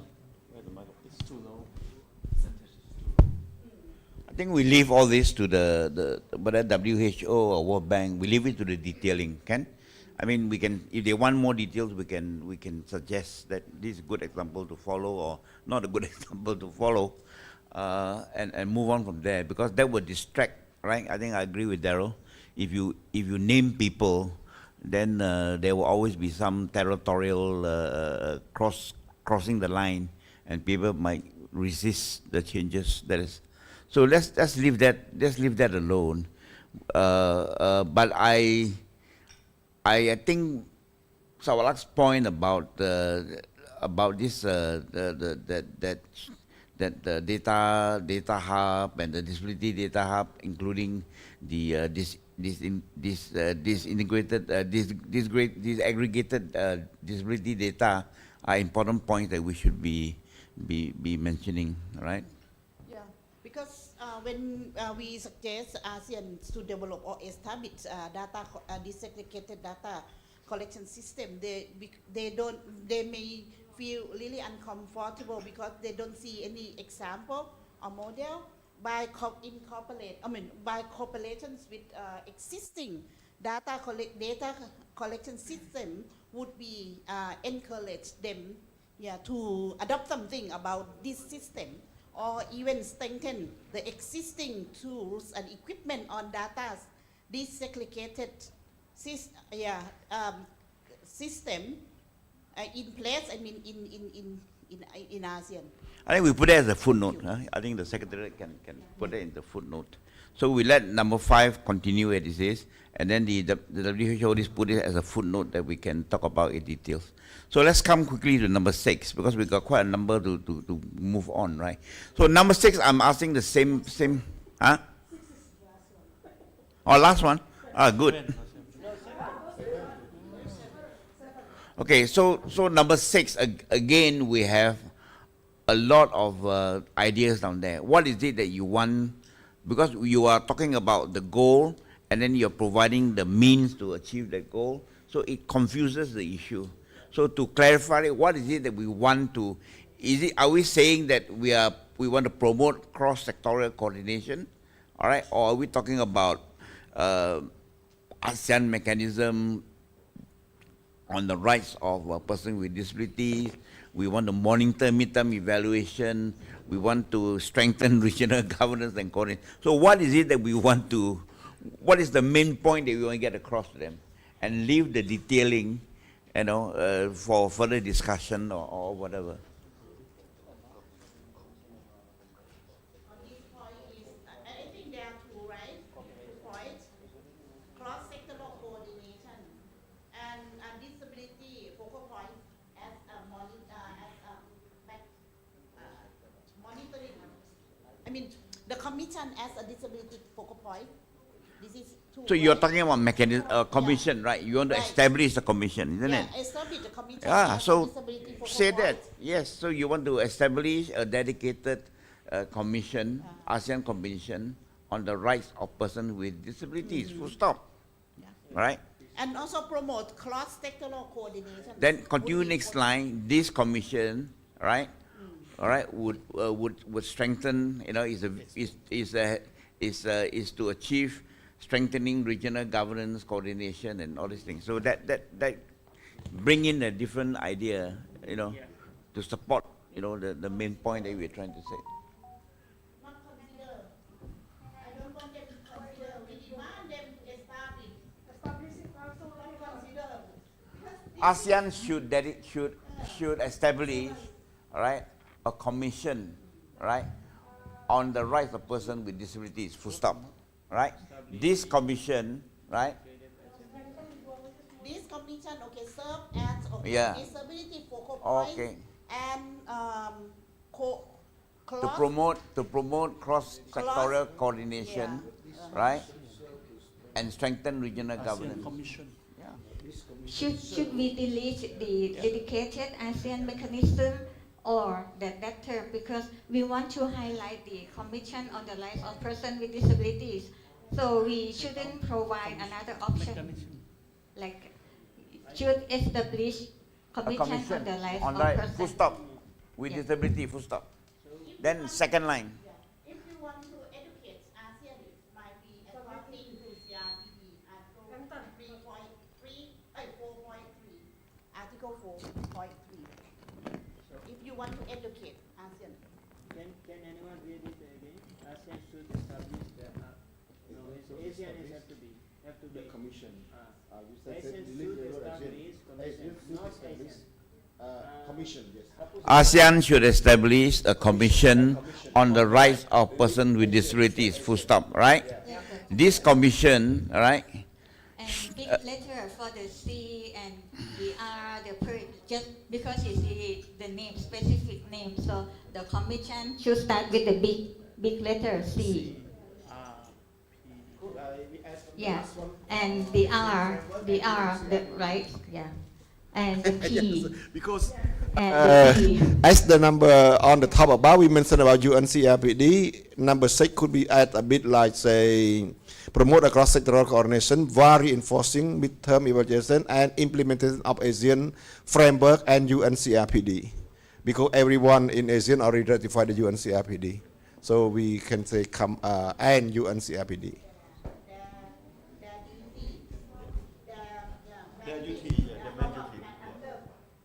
Okay, is all captured really? One more last. Huh? Okay, number 7. Wait, it's not the complete sentence. Then you want to keep the term to promote. Then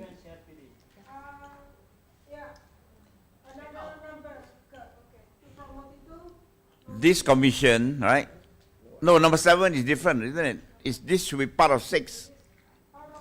This commission should promote, right? Yes. Cross-cultural coordination while reinforcing midterm evaluation so there's no midterm evaluation and implementation of ASEAN framework. Okay, is that right?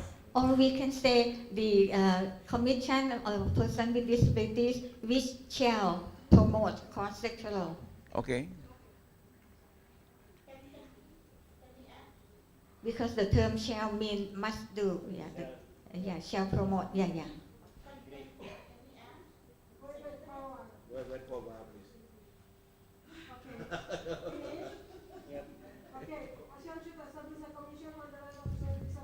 After disability, it said which, WHICH, yeah, which shall.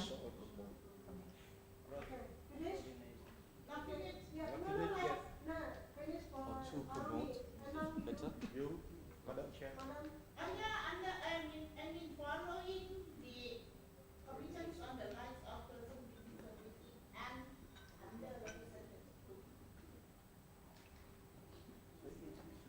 IASA adopted this idea and underrepresented groups.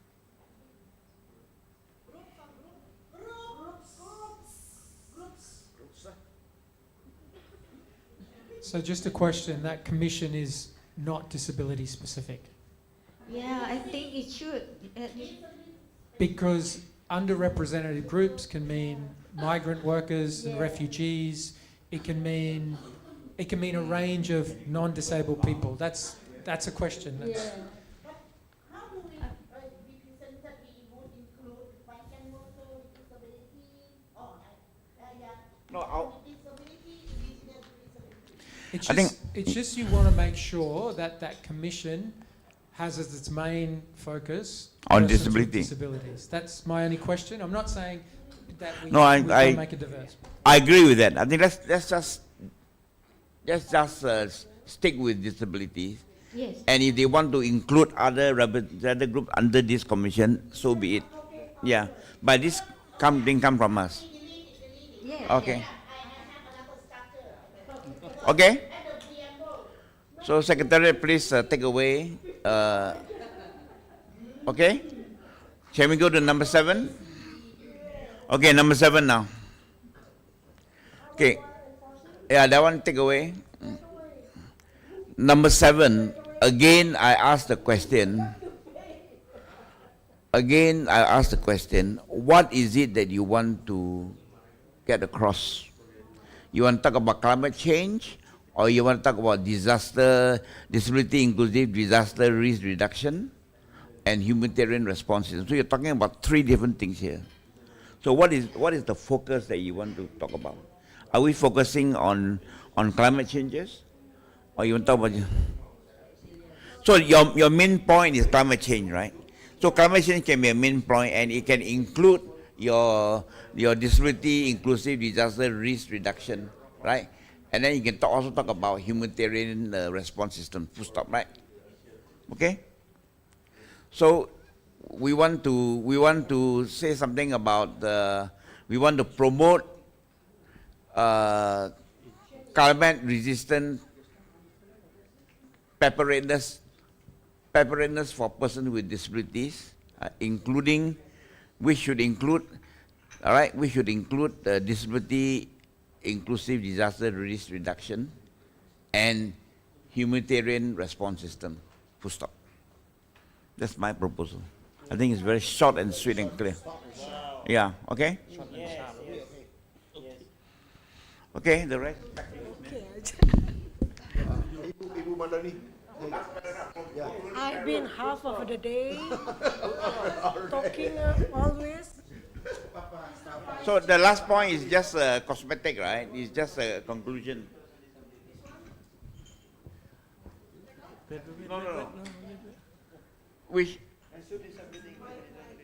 No. Which promote disability resistance preparedness for persons that includes persons with disabilities. No, sorry. Promote climate resistance preparedness for persons with disabilities, right? Then next line, this should include, right? Because you're talking about resilience, sorry.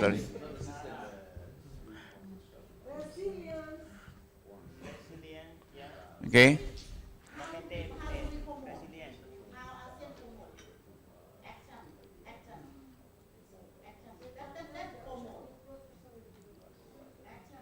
Not promote last. Maybe if you want, you can put strengthen, or you want to talk about,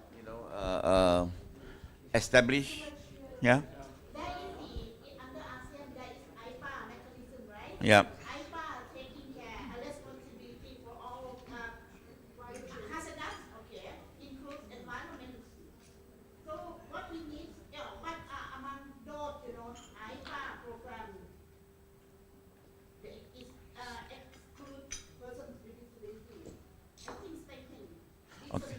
Okay. Strengthen. Okay.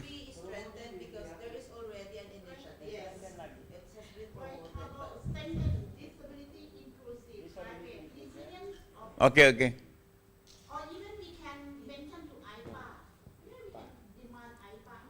Okay, then you shorten this one. That should include, you cut away persons with disabilities, and then we should include, then you continue with disability inclusive disaster risk reduction, right? There's a term, there should be the term "and" after resilience and preparedness. Strengthen disability inclusive, climate resilience and preparedness. That should include. If we say include, then we already have the term inclusive. Okay, that So, should. yeah. That should what? Actually, we can say strengthen disability inclusive risk reduction and blanket the IDRR, because that include cover every aspect. Okay, agreed. Let's do that. Yeah. So strengthen disability inclusive disaster risk reduction. The first sentence. Yeah. The first line. Disability inclusive disaster. Yeah. Disaster risk reduction. Blanket the IDRR. But we are talking about climate. The main point we are trying to talk about here is climate resistance, right? So don't throw away that one. Okay. And no, climate should be first. Sorry, Secretariat. Climate. climate resilience and preparedness. Okay. You got it? No, and disaster reduce, right? Don't need paper. Okay, and disaster. Okay. Okay, full stop. There, that's good. One short line. And then we delete that should include disability. Yeah, we take away the rest. Take away the rest. Yeah. So number 7 is short and sweet and hard to beat. The IDRR and then delete everything after that. Tapao. Okay. Good, thank you.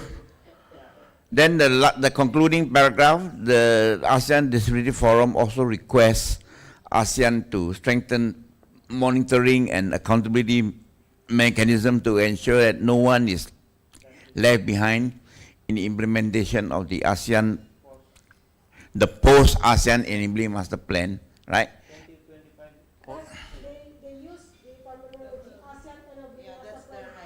Then we change the top one. We change the top one to align with that, right?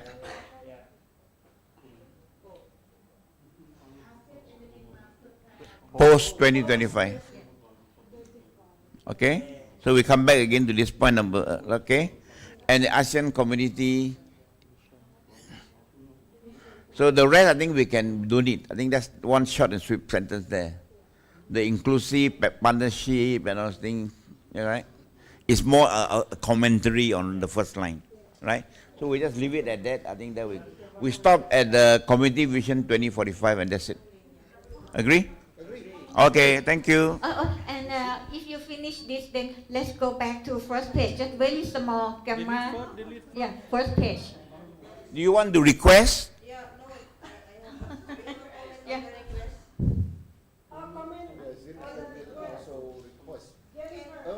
We need new voice. Also strongly urge, right? Pinjam. Can we use appeal rather than request? Yeah, appeal. Yeah, appeal.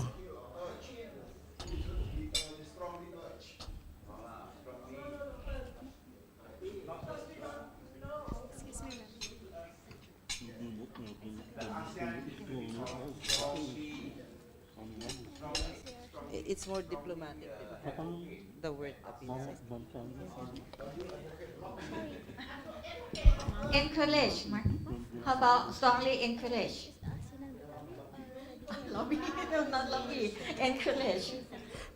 But appeal is more stronger and more diplomatic in terms of, policy recommendations.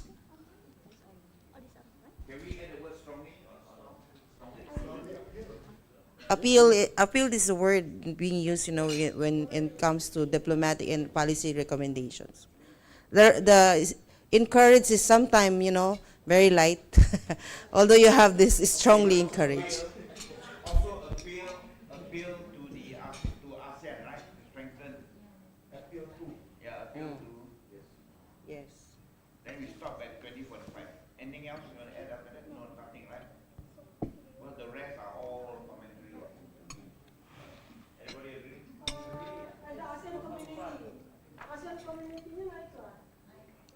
And the ASEAN community. Okay. The inclusive the rest semua buang. Throw. Yeah. If proposed, can we go back to the first page?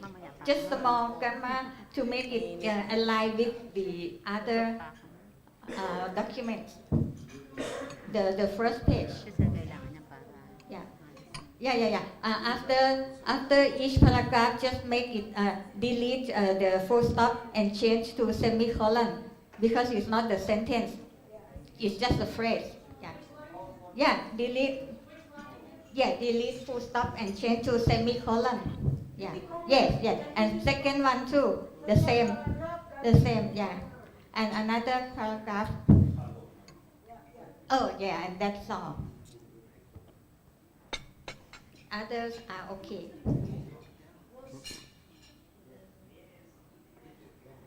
Not yet, I have to voice.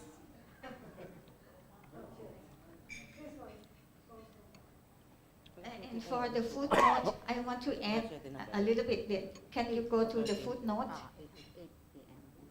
You just delete, Adopt WHO data model and World Bank data hub to identify the number of persons with disabilities in ASEAN.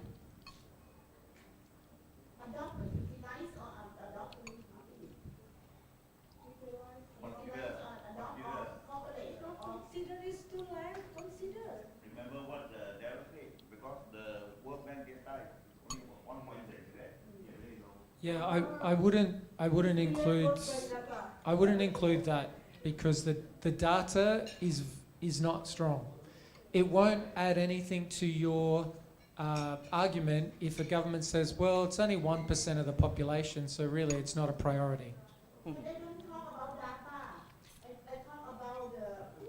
You can talk about data, but I wouldn't include WHO or World Bank specifically. I would just include the importance of collecting and analysing data or evidence-based approaches or however you want to frame it, but don't single out those two. But this point, I don't talk about again the data collected by WHO or World Bank. I'm talking about the. Sure, talk about data collection, but I think it's not good to single out WHO or the World Bank. You can use, well, it depends how you want to. Okay, I understand.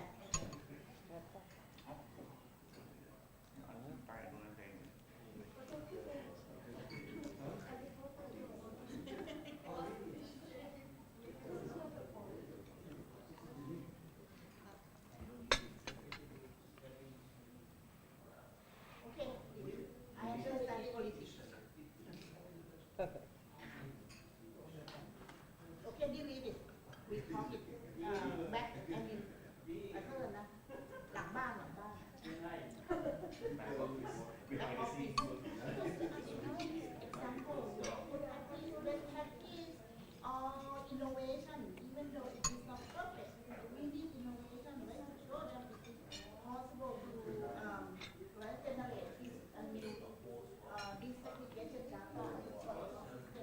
So I have two more points. One. Speaker, can you go to the first paragraph? How about this one? It is not finished yet. Sorry. But no. How about this? Yeah, key recommendation. So what word should we use? Integrate, adopt measure.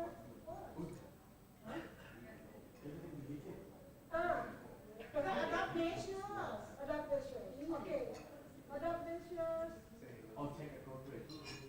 Yeah, take appropriate measures. Take appropriate measures. Because adopt, they already exist.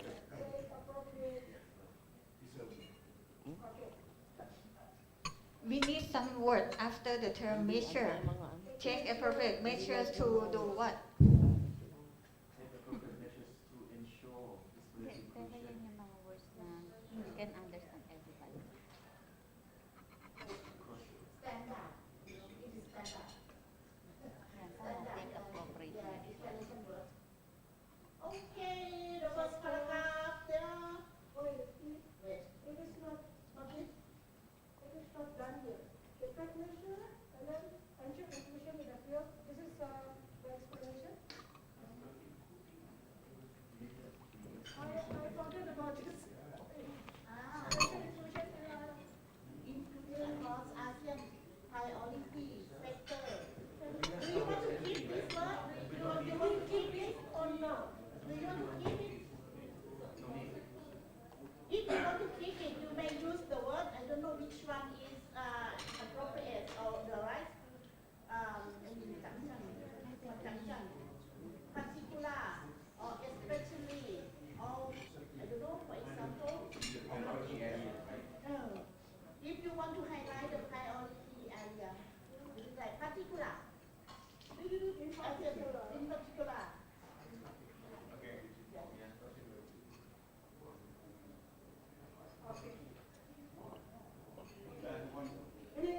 Yeah, not finished.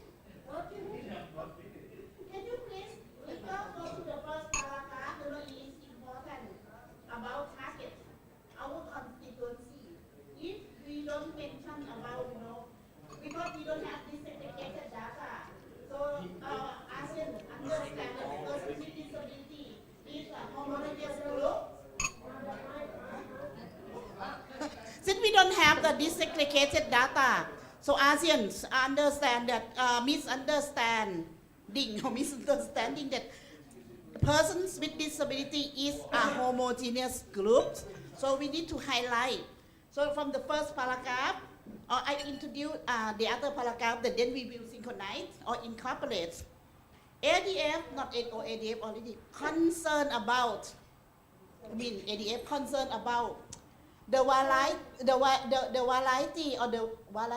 variety of conditions faced by persons with disability who are subjected to multiple forms of discrimination.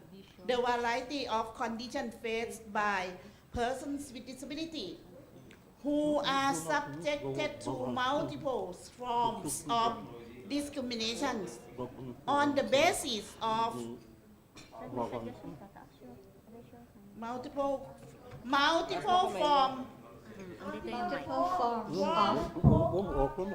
forms of subject to multiple forms of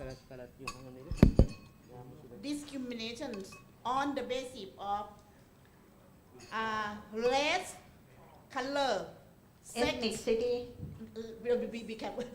Wait. Race, color, sex, language, religious, political, or other opinion, national, ethnic, indigenous, or social origin, property, birth, age, and other status. This is in CRPD. ethnicity. Yeah. Yeah. Race, color, sex, language, religions, political, other or other opinions. How about ethnicity? National, wait. Ethnic, indigenous or Ethnic social or origin, ethnicity? property, birth, age or other status. They have to learn that we are not homogeneous. Masyado nang maalam ang tao. Yeah. Indigenous, social origins, properties, property, birth and age or other status. What do you want to include?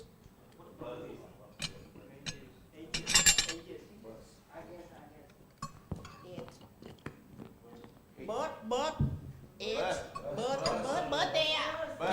B-I-R-T-H. Not birth. Birth. Birth, comma. Yeah. And the other opinion, no S after other opinion. Bird yung tinatype. No S. Language.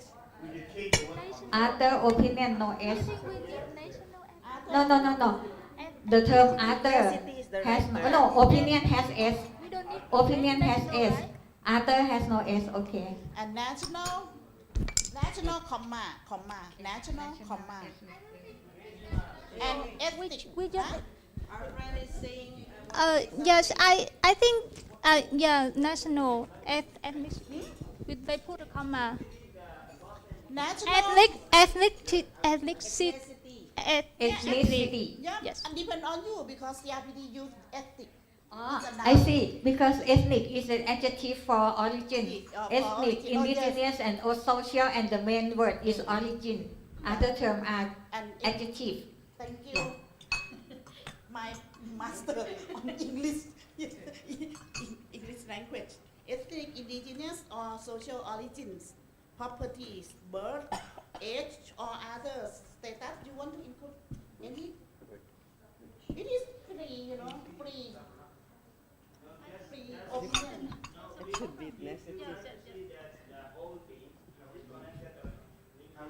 Yeah, that's why I would like you to work out with me. I would like to delete all person, youth, and because it is you are talking about particular groups, right? But this, for instance, this. And Sawalak, we have to make it start with the gerund. I mean the verb with ing, just to be parallel with other paragraph. Can you make it? Concern. I don't think it's concerned. I think ADF Recognize, okay. recognize is very weak. I think what you want to say more than just recognize, right? So us ADF would like to highlight or something like that, something. But Palim, concern is the word of CRPD urged the state party before we adopt the concluding of the So observation. okay, then ADF is concerned, all right, about is concerned about. So concern. Is concerned about. No, I think the point is we should start with The the ing verb. We should use the ing verb here just to no, align the with. problem is that we don't start with the headline and we come with the preamble. The headline should be ASEAN Disability Forum, for instance, met together in here, and then we recognize and concern and blah blah. Then we make it in the first sentence maybe. Yeah, make it in first sentence. And This is for- about the IDF recommendation. Yeah, we don't have the subject yet because it is the nature of the declaration. It's structure only one sentence. Even though you have three pages, but one sentence start with subject. Subject is a group of person, right? A group of actors. And then we concern, we recognize, we blah blah blah, and then we recommend 1, 2, 3, 4, 5, and then conclude with the highlight sentence. Is concerned. Okay, finish. And, Already, yeah. finish. Tea break. Tea break. No, 4 o'clock already. Charging our battery. Charging. Battery charging. charging. The verb Is concerned. is Right. concerned. Keep talking, keep talking. No, the dot paragraph should be under the number Jen, 1 million. ice break. Yeah, it is, rearrange the consistency of the content. ADF recognize, okay, or ADF is recognizing or recognize the importance of approximately, and then, yes, and then follow up by the other paragraph, concern, recognize, welcome, highlight, what else? If so, then the first paragraph should end with the full stop because it's a sentence. Yeah, full stop, yes.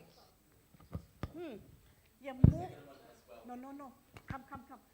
The second paragraph should be the first paragraph. The second should be the first, and the first should move to the second. Or you want to be the last? It is okay. If you want to put the first to the last. This sentence is also should end with full stop because it has the verb recognizes. Yeah, so full stop here. And then you can switch it whatever you want. Now I'm fine with the grammar.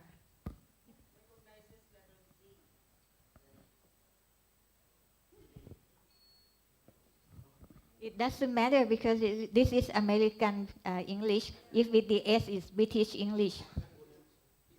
Yeah, so doesn't matter. If you want to keep this, it's okay. Don't serious about. It's fine. British English is always better. If you have to choose, British English is the way to go. But here, I know, but I'm just saying, the English invented the language, so I'm pushing back a little bit on American, but yeah.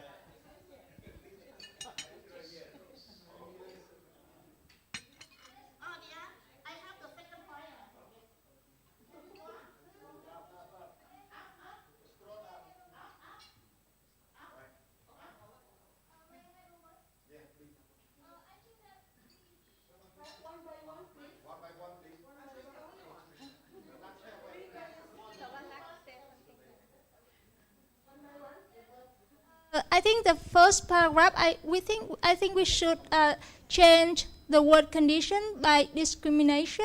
I think it's more correct than condition. Variety form of discrimination faced by person with disability, right? What do you think so? Multiple form of Condition. Yeah, the condition to that condition generate or build the multiple form of discrimination. Discrimination, yeah, on the ground of or on the basis of the state. Hindi pa dapat situation kasi ang condition parang personal. So in CRPD we use the term on the ground of, right? Okay, basis. Yeah.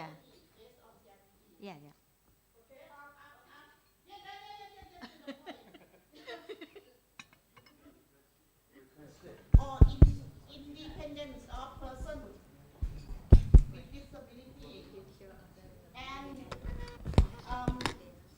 Underrepresented group.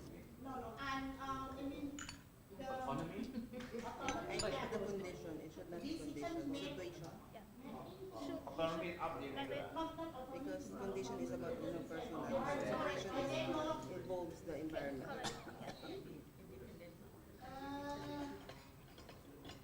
Madam Chair.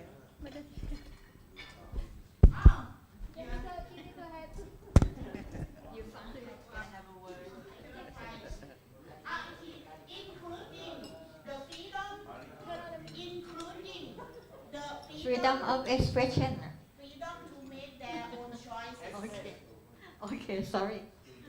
Freedom to make, not on. Freedom to on. If on making, then you say on, then should be making. On decision to make choices. Freedom to make. Their own choices. To make their own choices. Because we highlight their own choices. Do we talk about children?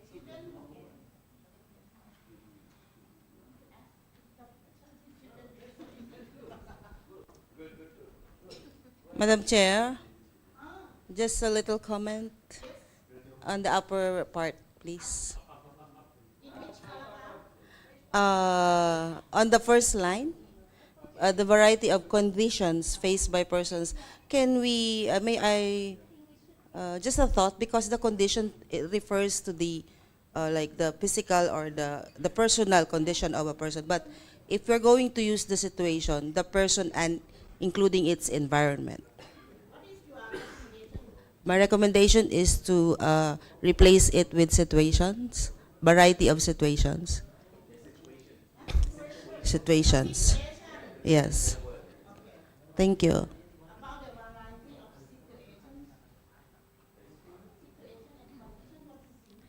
Yeah, situation involves the person and its environment.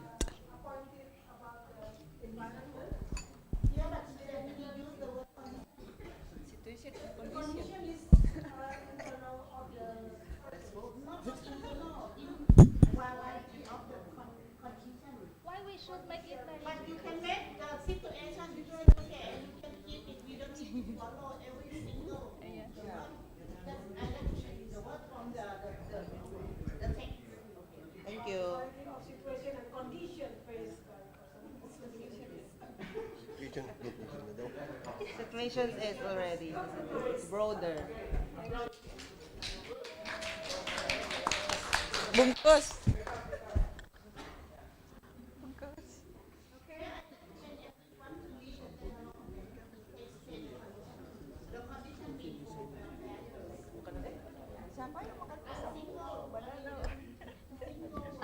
Then we change the word organization to be British English, because British English is the best according to Dario. So yes, organization with S organizations sanctions, yes. C is American English, S is British English, and British English is the best.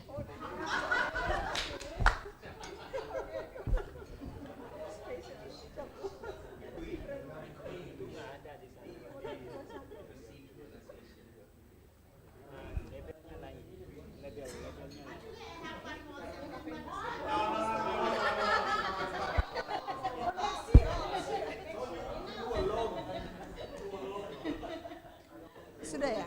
Sudah. Selesai. Mau itu kan games kan yang itu tadi yang kata Mbak Revi itu loh, games. Apa kata Mbak Revi? Mau games. Iya, dia mau games. Deh, kalau gitu. Iya, ya. Bilang, oke.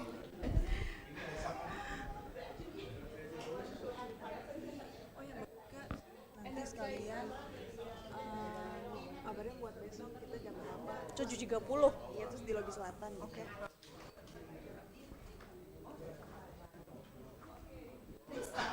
Mbak Revi mau Hah? Mbak Revi mau games atau energizer? Boleh. So we will come to energizer.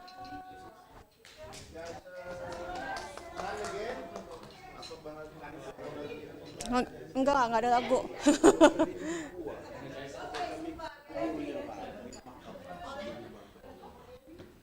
Mbak Revi di depan ya.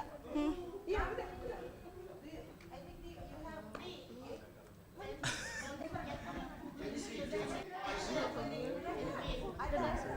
Mang.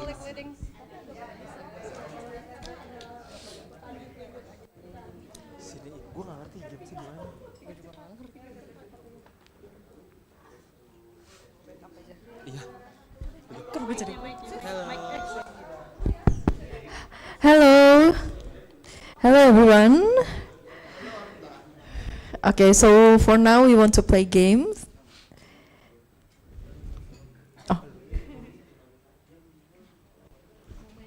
Okay, so you want to play a game.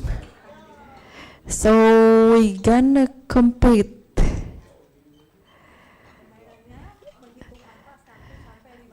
Okay, so the game is we will count from 1 to 15. So there will be 2%, and these 2% will compete each other.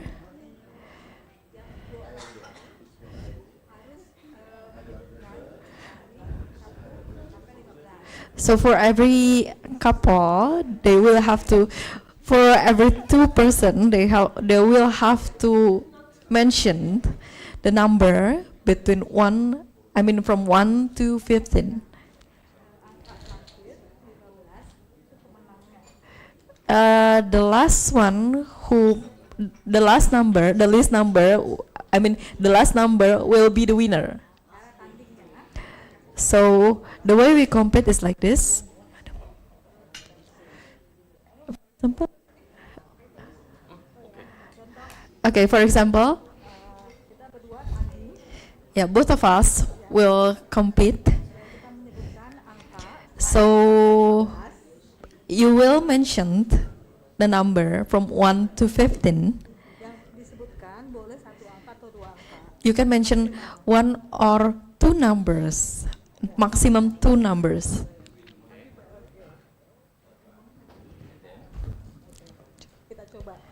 Okay, let's try. If I mention 3, 5.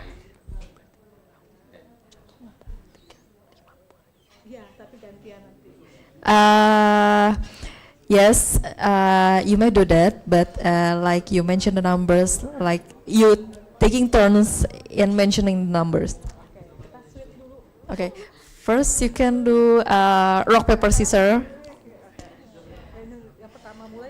Okay, the winner will be the first one to start the game. I'm sorry. Okay, so you are the winner. Okay, so you go first. Okay, so you can mention like 1 or 2 numbers. Okay. Number 3. I mean, like, so you have to mention like the numbers in order, like 1, and then take turns to 2, and then 4, and then the other one can say 5, and then the other one can say 6, like that. But you can only say maximum 2 numbers. Like for example, when Miss Refi said 1, then you say 2, and then she will say 3, like that. And 1, 2, 3, 4, 5, 6, 7, 8, 9.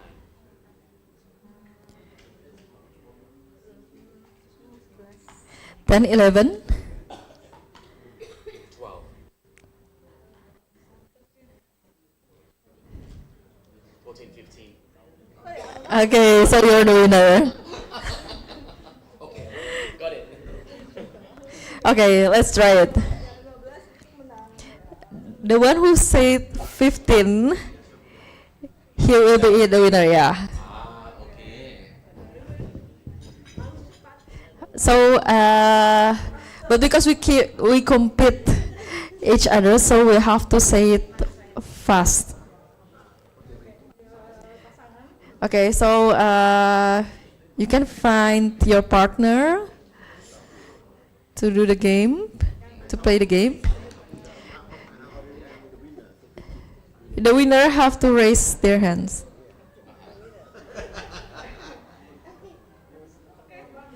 Okay, are you understand?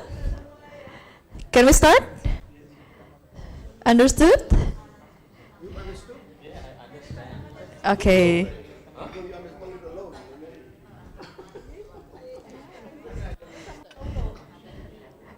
Okay, so sir, you can partner with Lauro. Laurel.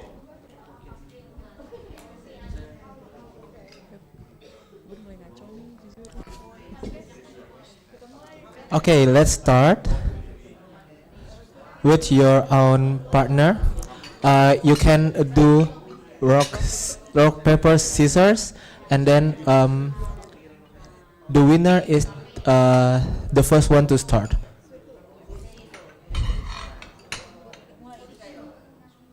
Okay, you guys can start right now. Rock, paper, scissors.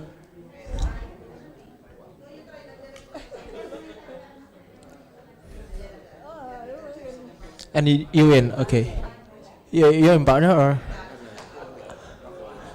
Okay.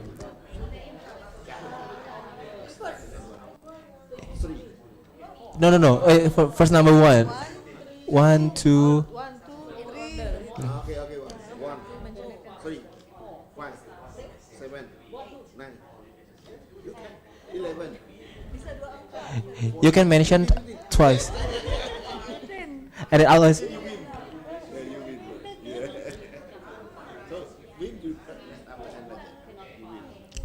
Who is the winner? Each group?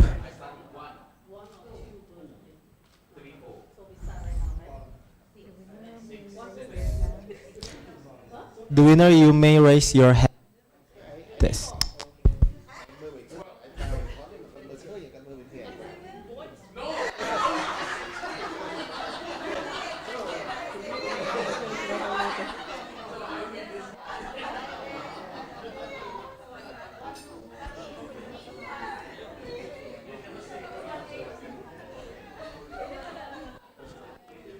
So this, the winner, you can go to in front of. You can go here.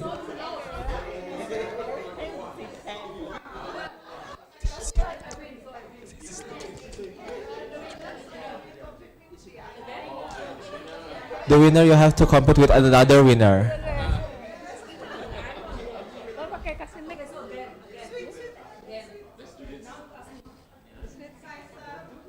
You can. What to do now? I didn't pay attention to the rules. Oh, but it's easy. What? It's easy.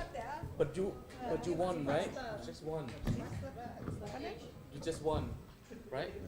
I say one, right? Yeah. Okay, One. Let's do this. 1, 2, 3. No, one, two, three. So what should I do now? 1, 2, 3, 4, 5, 6, 7, 8, 9, 10, 11, 12, 13, 14, 15. 16. You can count twice. Once or twice. One or twice. First, if you count one, you can say 2, 3. Once, twice. Once or twice. Yeah. Yeah. Okay. One or two numbers. You can say. 7, 8. Okay, so this energizer aim to refresh our focus. Okay, so have everyone refresh our focus? Oh? No?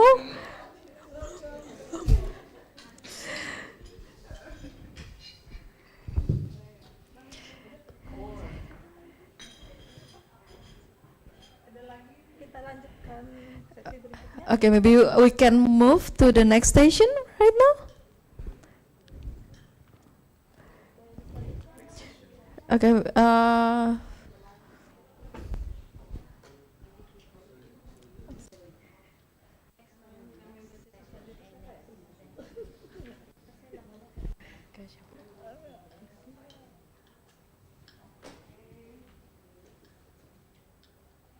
Ini seharusnya sesi berikutnya ini pukul 2 sampai 15. Saya tahu.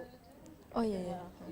Okay, so actually the next session should be held in 2:15 to discuss the collective input on the operational standard and by law. And I think the one who is in charge is Mr. Zazali. And also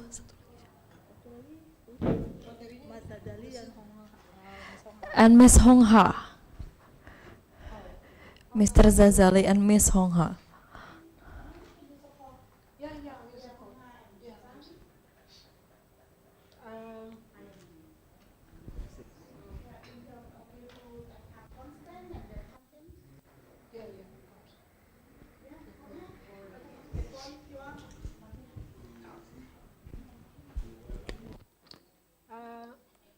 Ke mana ya?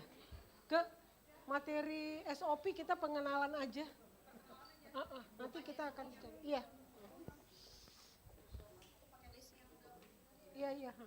Yang lama yang kita punya.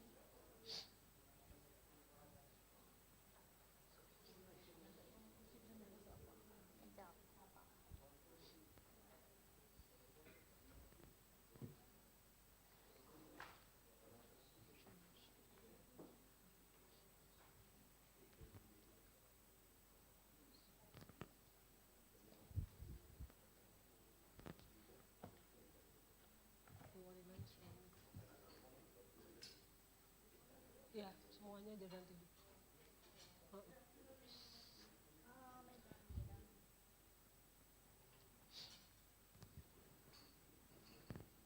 Good afternoon, everyone. Yes, I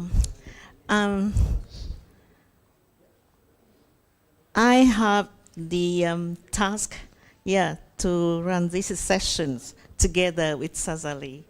Yeah. And this is, I think, the most important session because we are developing not developing, but revising the very important tools for ADF to work well and to ensure the efficiency of our work. It's a bylaw. And yeah.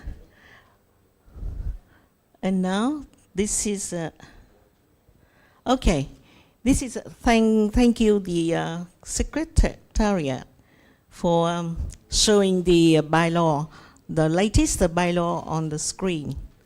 And now we will go one by one. And we are here to collect the inputs for the bylaws. Yeah. Okay, the Zazali, please. Yeah. You can continue. Okay, thank you, Hong Hoa. Good afternoon to all of you. And I'm happy to actually be together with Hong Hoa to share this part of the session for this evening. So as Hong Hoa mentioned, that the bylaws are the very kind of like the most important section of it's like the G's of all the thing for ADF. And I think if we could recap or remember, in 2011, that's where we actually adopted the Bali Declaration. So that's when actually the time when we adopted the Bali Declaration that we also come with the understanding and also agreement to actually have the SOP or the bylaw for ADF. So I think during that time, we actually have the bylaw and we compromise and we kind of like put it, it's in place until today that we never actually have a chance to change or even to the inputs. Kind of like amend certain section of it. So it goes like we still follow the bylaw, but on the other hand, we felt that that's not so much of a problem that actually incurred during the session for ADF over the years. And if there is, it might be a minor one, I guess. Yeah, and we have no so time. Even whenever we actually have meetings or interaction together with all the SC members, yeah, we always highlight the main issues for us to actually come to an agreement. So I think participation of Mr. Lauro has been actively giving inputs, and also for all of us, during the SC during the time to actually share our our ideas and our command. So it has been I think over the years we knew for the fact that following the bylaw, it's like we always have the election of SC or SC for ADF every 4 years. So this has been collectively agreed by all ADF members. So it has been the good thing, the understanding and also the cooperation among us that actually have led to the success until now. So it hasn't been a very kind of crucial kind of thing, because we still felt that democracy is there. So we actually work together, we change, and we do agree, and any changes for good, we would actually adopt it together. So I think today, me and Hong Hao will actually open up to the floor for every members to actually give the inputs if you have any, and then we can actually put that together and pass it on to the Secretariat. So we are focusing on the SOP for ADF, yeah? So it's okay if there's something that we don't like, we can clean it up and we can actually make it better, yeah, for all of us. And then if it's been endorsed and accepted, it will be a good thing and it will be distributed to everyone. Well, as requested from Madam Chair, we do not have enough time here to adopt the SOP and the bylaw. So we just collect the inputs. But if you want to give the inputs to the bylaw, first we have to have a look on the SOP first. Please, this is a SOP. Please, it's open to the floor to give your inputs for the first part, financial authorization and delegation of authority. And here we have the authority of ADF employees to make commitments and approve expenditures is subject to authority limits and procedures. And the second is these authority limits and limits on when delegations of authority may be given are determined by the executive board. And third, this procedure covers how the policy should be implemented in each office, but is not a substitute for reading the relevant policy in full. Now, please, who will give the first input, please?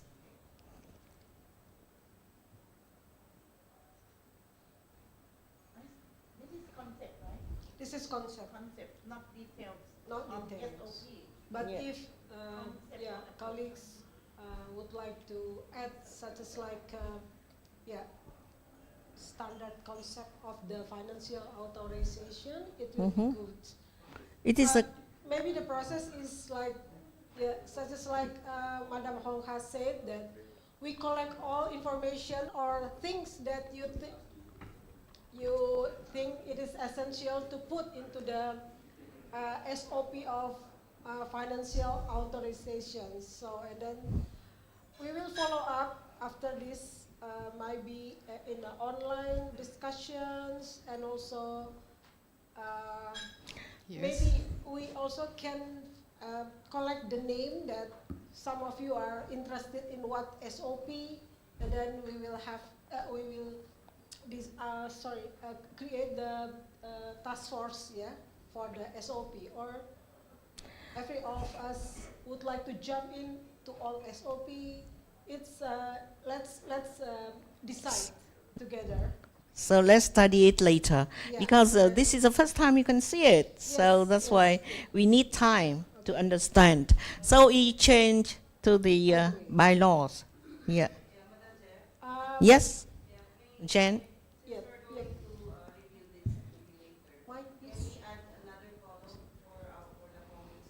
Right. Let's start from the structures. Yeah. May I recommend, Madam Chair, to insert another column on the right side for the inputs of the members. Yes, that's That's good. it. So we can see if what would be the difference, or probably if there are many comments, like common comments, it would just be integrated in one column. Well, thank you, Jen. It's a good idea. But we jump to the. So what column? What is the input of feedback columns? Yeah. Sorry, Bulani, could I actually just add on? I think, this is a good thing where everyone is actually given a chance. Everyone given a chance to give the input. And we are also looking at the most important agenda, is like the financial authorization. Yeah, this is very important and very crucial, where the input of everyone need, to be, to receive and to put in place, so that we can evaluate, and finally then we can just pass it on to the Secretariat to move on with the work. Because if we don't make any decision or to move from all this, Secretariat might not be able to move with the work.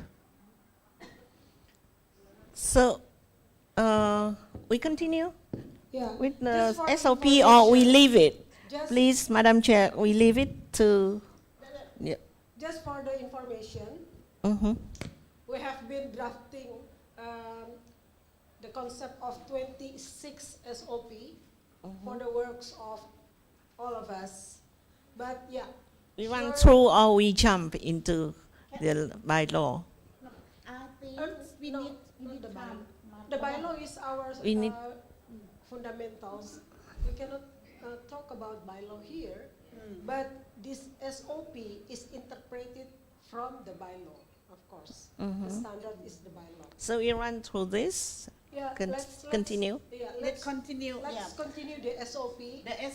Did you include 28 SOP, right? Here Under- is 28 SOP, but it is the time is in limited. introduction. Introduction. So we want to leave introduction to upcoming adopted SOP, and then we will work out later. We will have a series of online meeting, and you agree, according to your recommendation, we would have task force. Yeah, task force. Yeah. We may Working group. adopt task force for each SOP. It is up to you.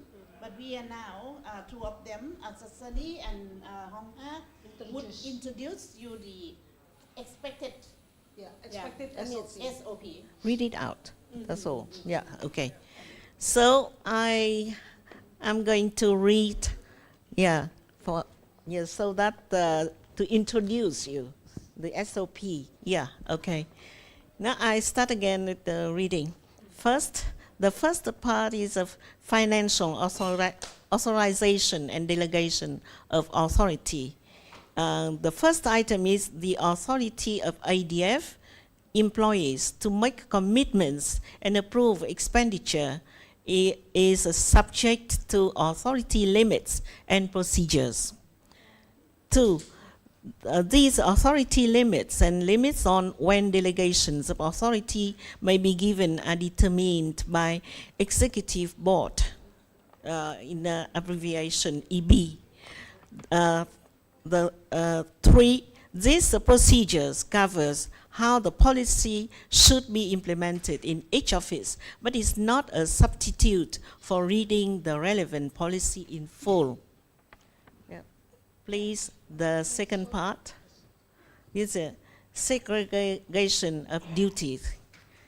1 is to ensure effective operation of preventative and detective controls and safeguard ASEAN Disability Forum resources on critical phases within a multi-stage process are carried out by ASEAN DF.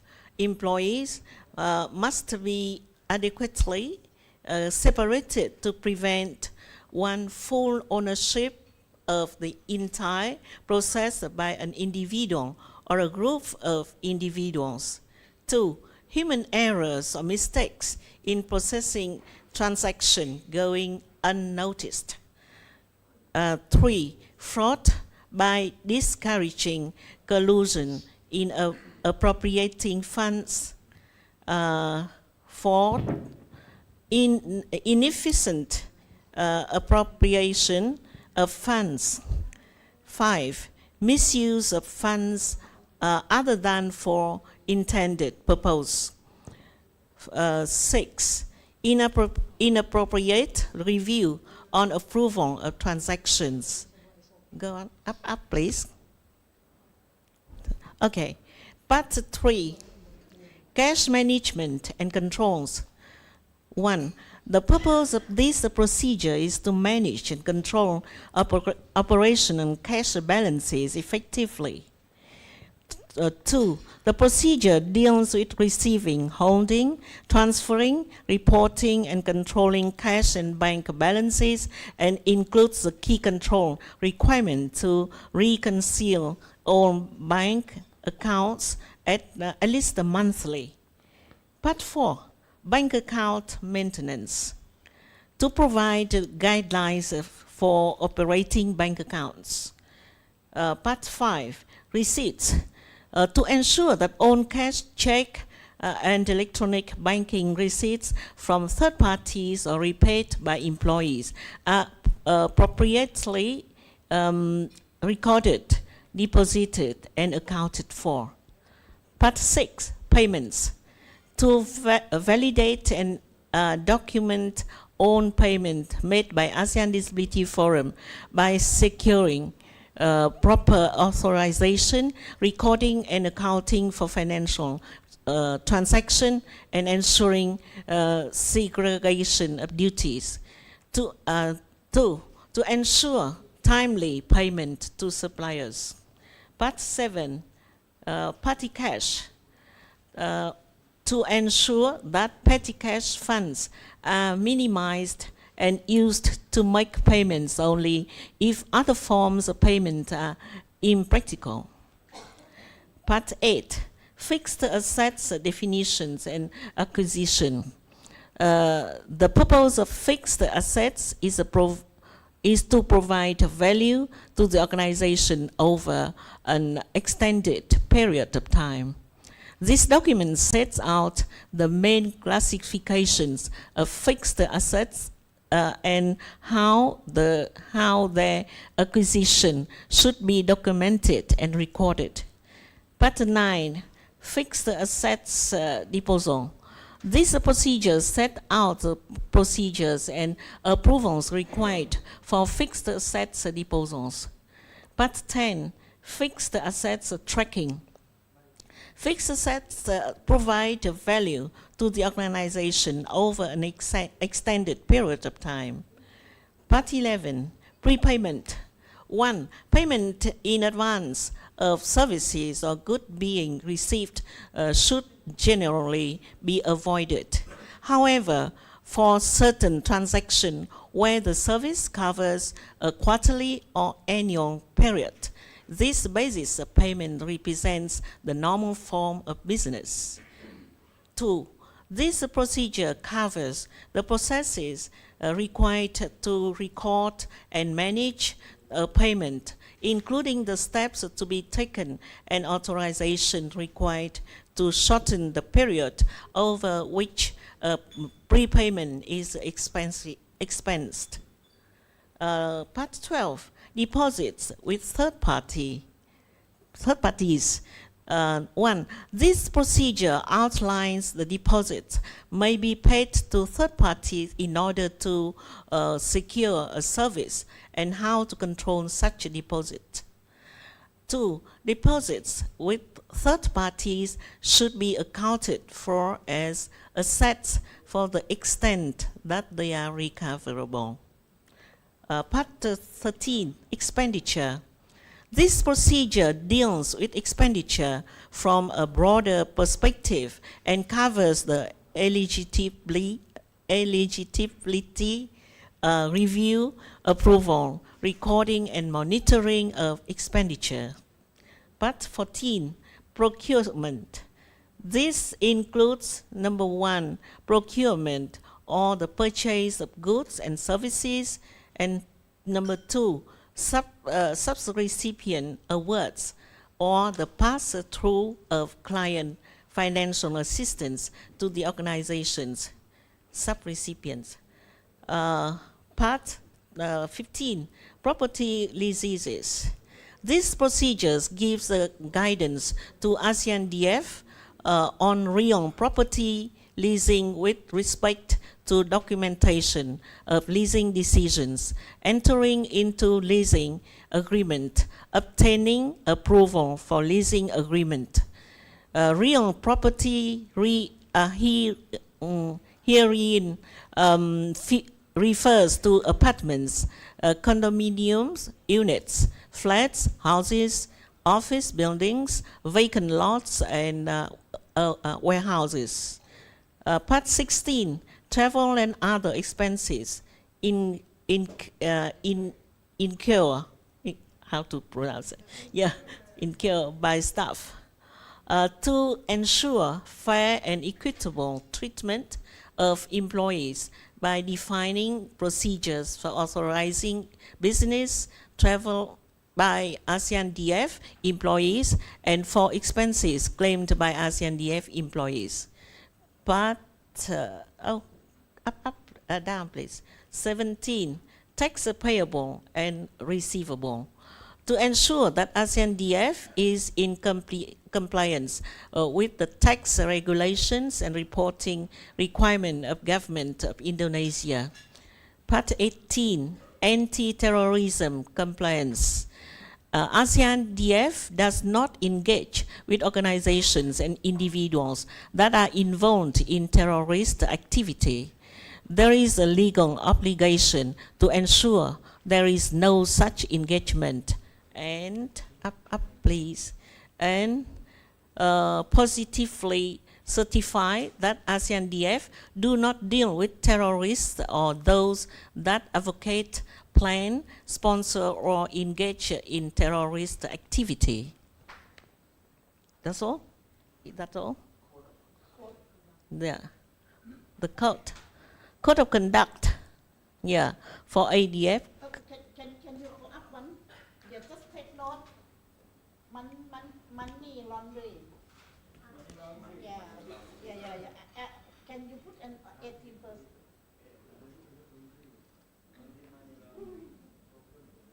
Okay. Now we come to the code. Yeah. We need the code of conduct for ADF convening, for meetings, conferences, workshops, and convenings. 2, code of conduct for executive board. This code of conduct establishes the standards of ethical behavior, integrity, and professional responsibility expected of all members of ADF executive board and steering committee and country representative, hereinafter referred to as board members. 3, composition and representative standard. These standards establish a minimum requirements for composition and representation in ADF board members, ADF members, meetings, conferences, workshops, and consultative processes. 4, SOP executive board. No. Number 4. SOE executive board, governance, oversight, and ethical compliance. Number 5, SOP for Secretariat, Management and Finance. This SOP establishes a standardized procedures for the governance, oversight, and ethical conduct of the ASEAN Disability Forum, ensuring that the Executive Board and Steering Committee discharge their responsibilities in a transparent, accountable, and right-based manner, consistent with ADF policies and legal obligations. SOP currently in place within IDF. Yeah, number one is a child protection, child abuse, child exploitation, and policy non-compliance. PSEAH. What is it? Yeah, means sexual exploitation, sexual abuse, and sexual harassment. Yeah, in abbreviation, SEAH, and to policy non-compliance. 3, procurement. For procurement and purchasing ensures efficiency, cost control, and accountability by standardizing steps from need identification to payment. Anything continue? Okay, that's all. For now. That's all for now, for the SOP. So, you can come back and read again and study again the SOP, and to get prepared for our virtual meetings on that, okay? If anyone has any recommendations, if any, okay, welcome recommendations, please.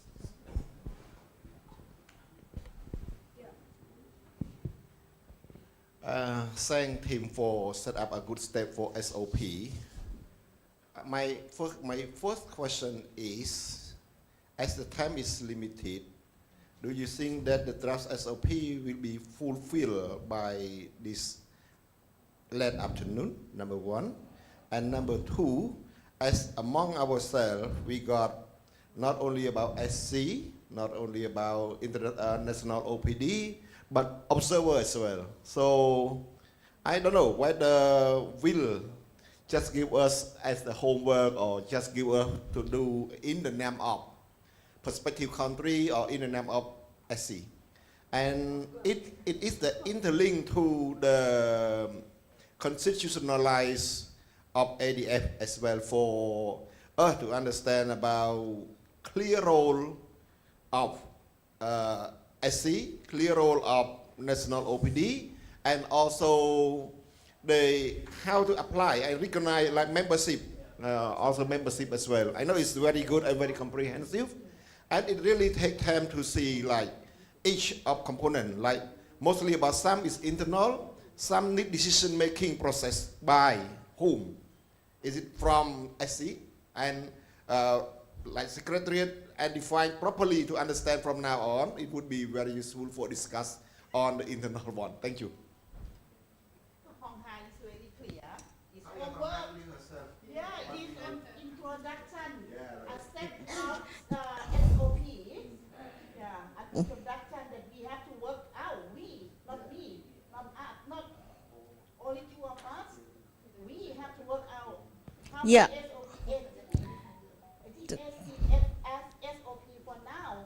But if you have a recommendation that we missing some, elements of SOP, another SOP, another of course of conduct, we recommend that we that ADF should adopt it. And for your another,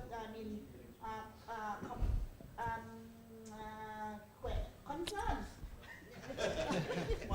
So your concern, say, of course, you choose, the recommendations, your recommendations, you provide recommendations as an ADF steering committee, not as not as a representative of national. You are ADF at the moment, and you are owner and of the ADF, and what do you want to see, SOP, yeah, and to secure the sustainability and safeguard ADF, yeah, that we need your recommendation. Yes, Madam Chair. Yeah, thank you. Yeah. Okay, thank you very much. And I think the first part, yeah, first and foremost is like, thank you so much for having it all, yeah, online. And what we need, having all in place. And perhaps what we need to do, as Hong Ha mentioned, is this is like homework for us, where we have to kind of like clear it, and then any proposal that we have, yeah, anything pertaining to the action plan or anything, any ideas that we have, you know, with, I mean, everyone who here, to actually give your input, and then later on we'll see whether if it's agreeable by all, is it acceptable by all, then we could actually pass it on to each and every country rep after that. Because I think with the technology advancement right now, there is not an issue. We could be contacted, we could actually be connected via, I mean, like online. We could do it also with WhatsApp on handphone. Yeah, there's so many mechanisms that we could use. Yeah, and there is no reason why we should exclude ourselves. Yeah, so we should participate for the best of ADF. Then it would be good for everyone if SOP is acceptable, it's workable, and we could use it. But there is a time frame that we should actually have to put it clearly so that everyone would respond and would actually react on this better. Yeah, I got two suggestions. Under our financial processes, I think we need to have a detailed procurement processes, right? Which I think is important, because maybe anything of a certain value, we may need to call for quotations. Anything above, you know, and then the approval process.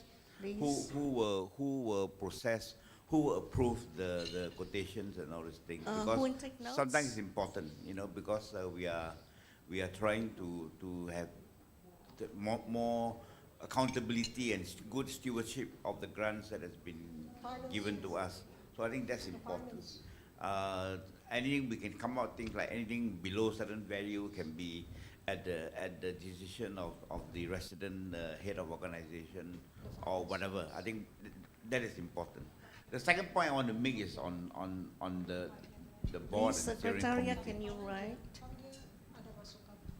Yeah, can you put in the... Yeah, just write the inputs, yeah. Okay, we'll take the notes for the inputs.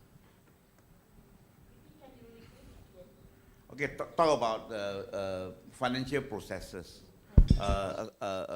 Things to talk about how to procure, right? Then the level of procurement, contract of a certain, the procurement of a certain value has to be, that we have to have a tender process, 3 quotations received, blah blah blah. You know, certain value, below certain value, we may not need to call for quotation, but at the discretion of the head of organization. That's basically what I wanted. So different level for ease of operation, right? So not for any $5 purchase we going call for a quotation and other things. So at its discretion, all right. The second one is about good governance principle. I think many organizations now have a conflict of interest, right? I think yesterday I was telling you people that although I'm the treasurer of IDA, I also declared my interest to DFAP because I'm also involved with the ASEAN Disability Forum, and I don't want my position in both organizations to be seen as a conflict of interest. So it was duly registered with DFAP, and they have not acknowledged it, and I think that is important. So I'm sure, because many of us wear many hats over here, right? And I think it's very important for us to declare our interest or any possible potential conflict of interest to avoid any problems ahead of time, right? Thank you. Open one, SOP on the conflict of interest.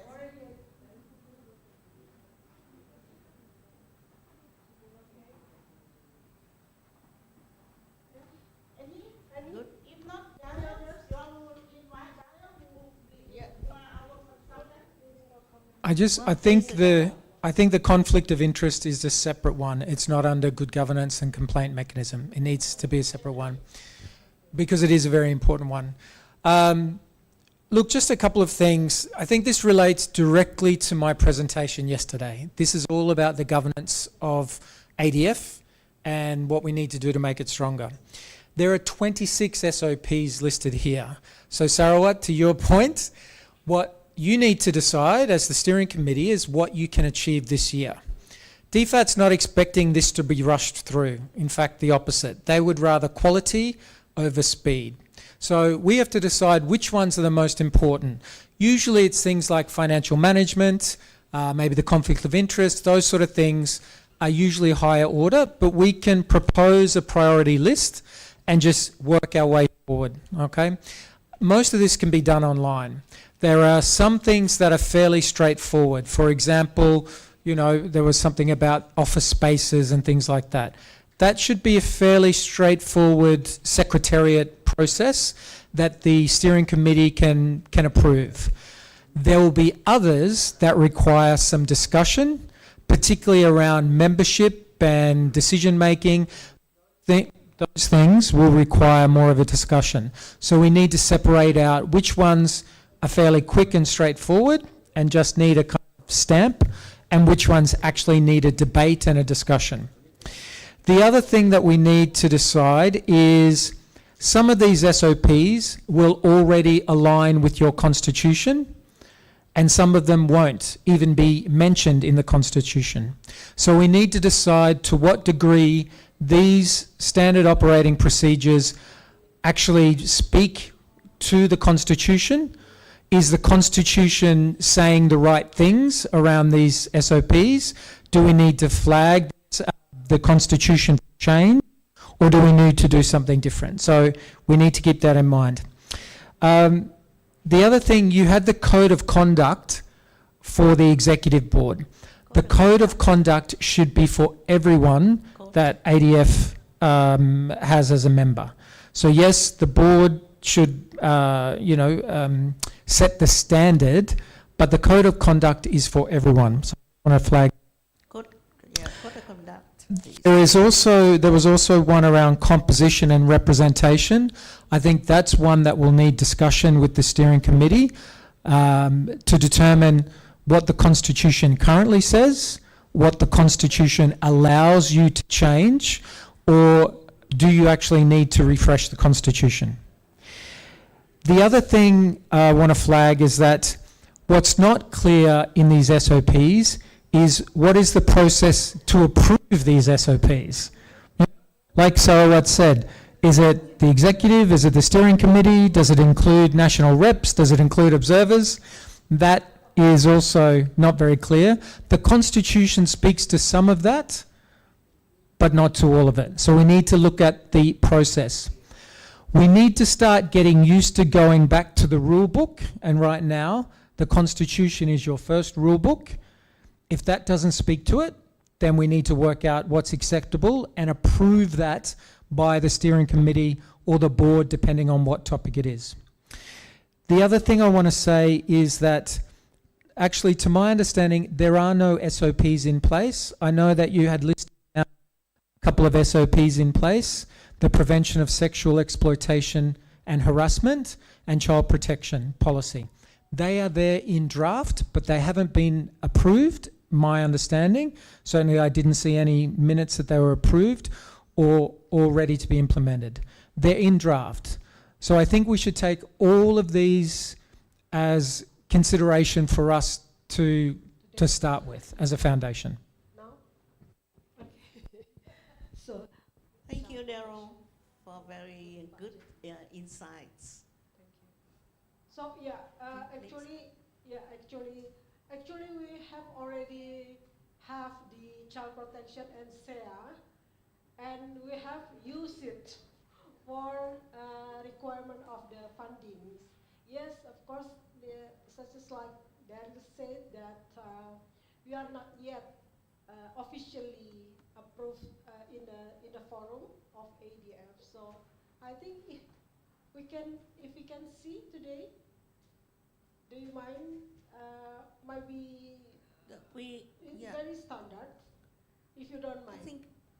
I think we have to put on mind and come as a kind of homework. You come and read it again because you have no time now. I think. Okay. Yeah. So I think, it must be in our priority. Yeah. It means maybe 1 week after this. Yes. We would like to hear from all of you. Yeah. Your input, your revision, or anything relating to because that. it's too new for us. Yeah. This is the first time I see it. Okay. So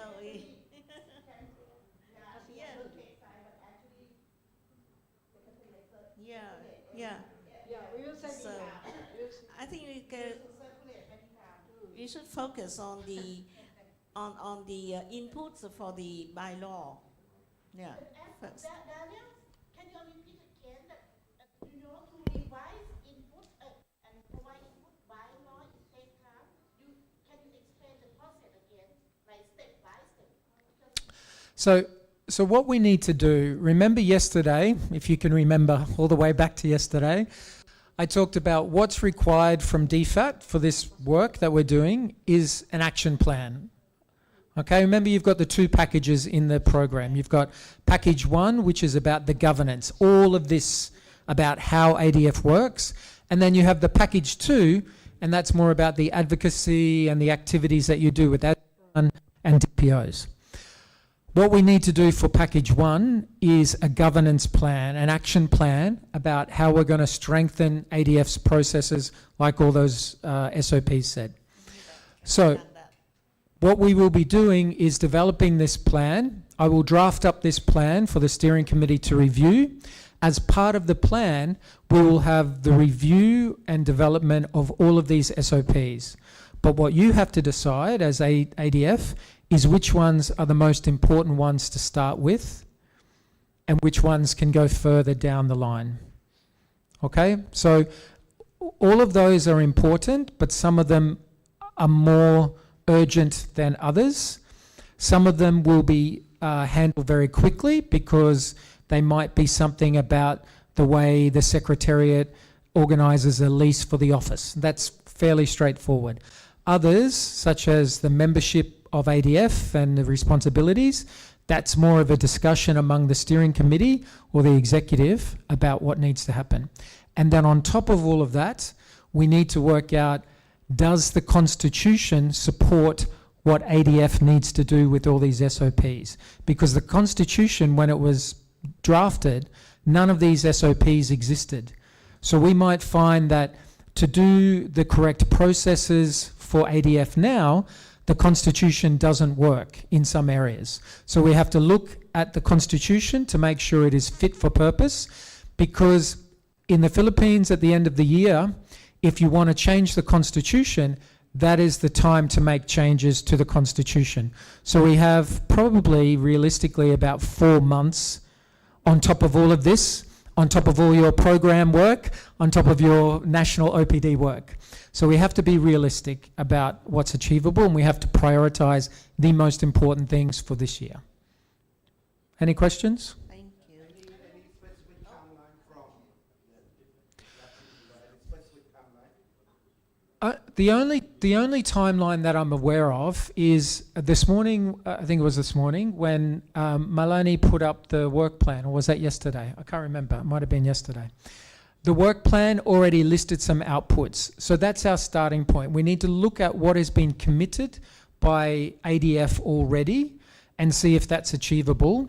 And then if that hasn't addressed the other priority issues, we need to include those.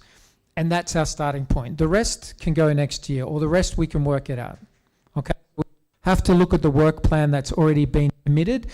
If we look at the work plan and realize, actually, that's going to take us much longer and we have other important things to do, then that's a discussion for the steering committee or the executive.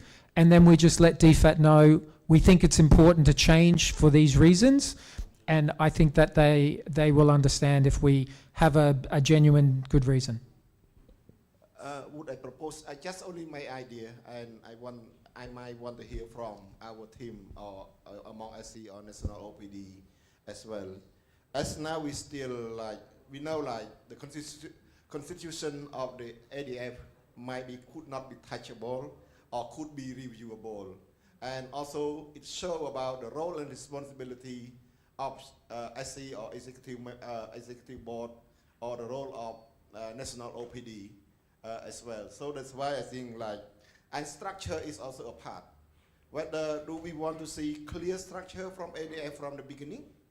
Whether should be executive committee on the top of secretariat committee, or whether secretariat committee recruit or select, we use the word elect the executive committee.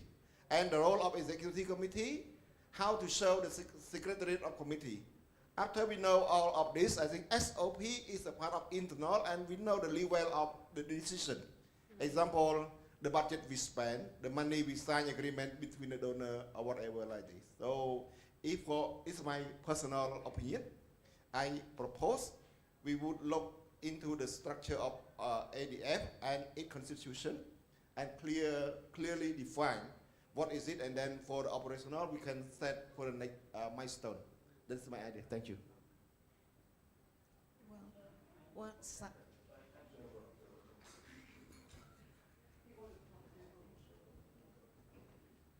please, we want to hear the opinions from the others, how to deal Can I with speak? this session, please. Okay, I just want to make a suggestion. I don't want to start another discussion because time is running out. For the work, I think it's good that those who have views, comment, we can circulate. I mean, you can give your comments online, but I'm sure that as different as there are two of us here, there's going to be conflicting views and opinions. And I think to make the secretariat work easier, I think the secretariat can call for an online, a virtual discussion, a working session.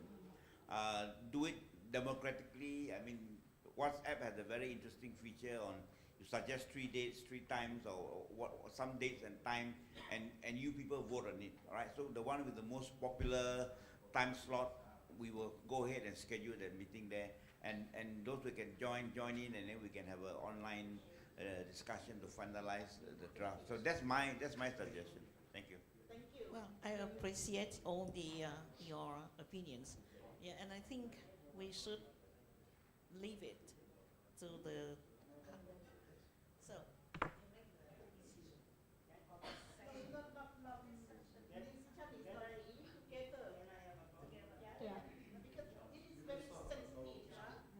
Yeah. So excuse me, but of course I still not. I'm just sometimes embarrassing myself, but let me say something about. I'm just maybe my position is still observer anyway, but what I really want to see. Now it's not observer, yeah. So then I have fully right to say. So what I discussed with some point of view with Mr. Daryl and Saurat. So we really need I really need read the Constitution. There's Constitution, statute. I'm trying to find out here in website, but I didn't find. That's first. So if the Constitution, how many of us here as a country representative have read the Constitution? And how many of them is understand about Constitution? That's one. Okay. Second, like me, before I joined the SM members, suppose I have to read this. Okay. Why not? So I mean I have to read the Constitution I first. know. Okay. So this is part of documents. Oh. Okay. So yeah, Okay, I have to then- tell about that. Okay, thank you very much, Joe. I think we have to make our time effective. So because Secretariat needs your opinion relating to how we move forward, yeah. So first, all of you need constitution. So we will provide the constitutions. The constitution already in the Google Drive. So all the information already in the Google Drive. Yes, please observe. Please observe. And then second is, this is my proposal, because I'm also the SG. Okay, so we already have 3 SOP relating to, child protection, SEA, and procurement. It means that we don't have to write from the beginning. So I think my proposal is the quickest work that we would like to review is these 3 SOPs, yeah? Child protection, SEA, and procurement. I don't want to rush all of you. Yeah, the priority. Yeah, yeah. We have this draft, as Dargus said. So we will send all of you this draft, and can we, or can all of you, can all of us sending response by 1 week? Because we would like to make such as like working plan. Because we have only how many months? But if we expected to review and adopted the constitution in December. Yeah, first, not so yeah, step by step. I don't want to make you such as like 28, something like that. So we have these three drafts. Yeah, can we make it in? Okay, now is 2 weeks. How about 2 weeks response?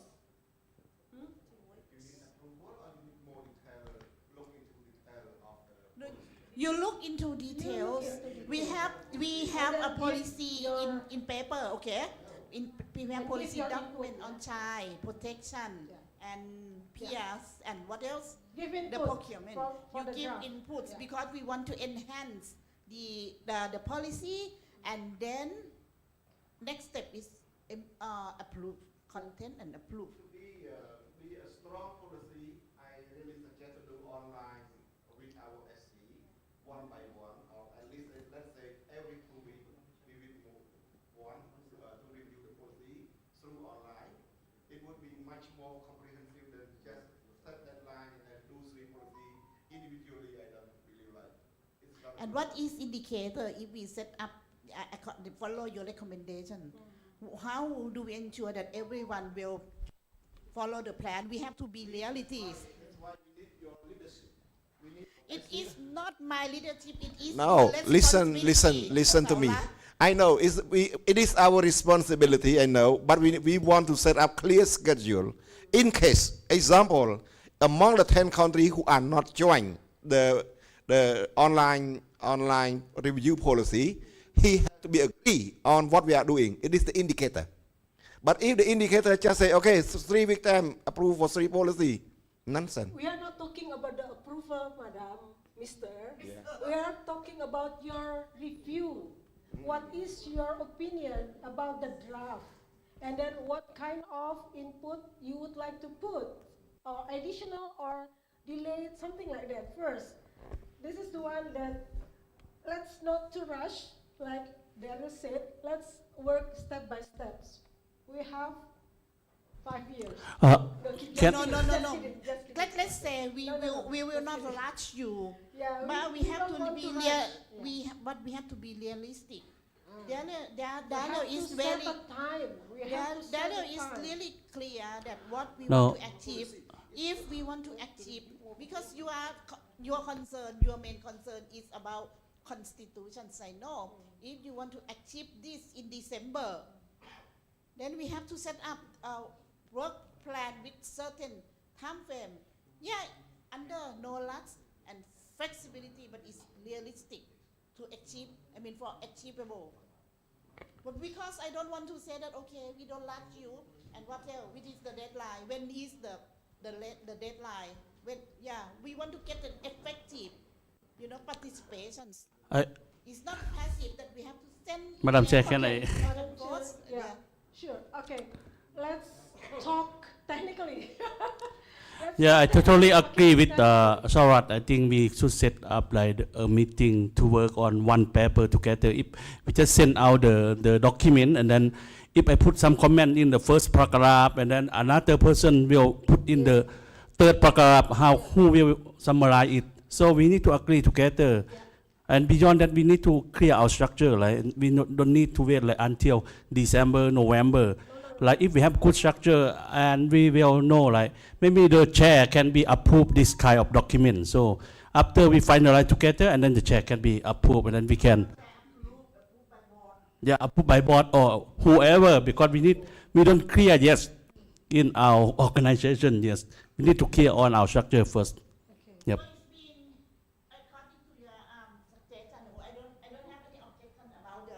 The method, okay, of being reviewed its documents. But according to this, it means we have to review and revise the constitution first, so that we can, and then we can take a decision to approve the SOP, because you said that we don't have a clear decision-making policy yet. Daniel, can you please tell me? You can't change the constitution until there's a Congress. There won't be a Congress till December. So I have questions about putting the constitution first. I agree with you, Sarawat, in terms of getting clarity, but you can do that with what's called a decision rights framework. And a decisions rights framework can actually, if you get that right, then that will dictate what needs to change in the constitution, right? So you might remember from yesterday, the constitution currently talks about 4 tiers of decision making, but it's not very clear. Okay, so we can work on the decision rights, who makes the decision about what, but that's different to change in the constitution, which wouldn't happen till December anyway. So we can't wait for that. That's my only question about the SOP.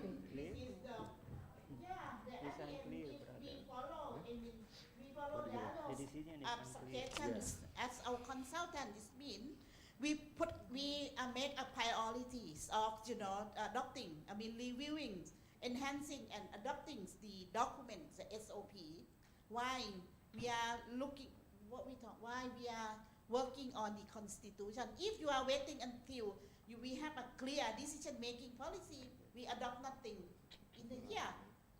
Even the very, you know, very, I think very easy to, you know, to adopt child rights, child protections here, and maybe procurement might be later, because the documents are following the standard, international standard of child rights and sexual harassment.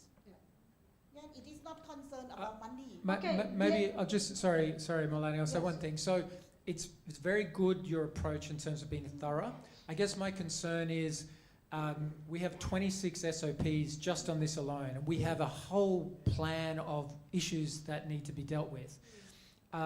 For example, DFAT already know what they expect from a child protection policy. IDA already have a lot of these SOPs. The plan is to mirror as much as it's relevant those existing policies from IDA, because they've already got them in place. And so some of them will be easier. What will take a lot of time and meeting is who makes the decision in ADF about what, because it's still cloudy in terms of the executive, steering committee, national representatives, all of that. That's what you're going to have to meet on. Some of these others, I think, might be fairly straightforward. But again, that's just from my position. It's your ADF. And it is like milestone, right? DFAT already accepted milestone. It is under milestone capacity. Yeah, so DFAT, as my understanding, know that things are going to take time to be developed. What they just want to see is that you've got a plan. You've got a plan and you're working through them. They don't expect everything to be done overnight.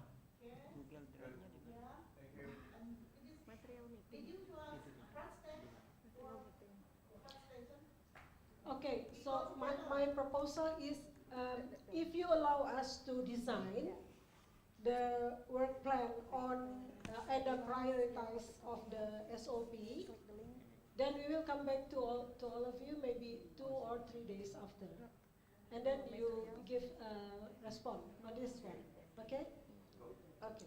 So actually we would like to more participation, but if you think that we will decide first and then it will be okay. Yeah, Lauro? Just hold on. Okay. Slowly. I don't think we are reinventing I don't think we are reinventing the wheel. what we should look for What we should look for is the model constitution, the model constitution, because we have to abide by because we have to abide by the ASEAN context. the ASEAN context. Sorry. So, the ASEAN context is based on respectful to respect for sovereignty of all ASEAN members, and we have already agreed that we shall abide by that principle. that we shall abide that principle,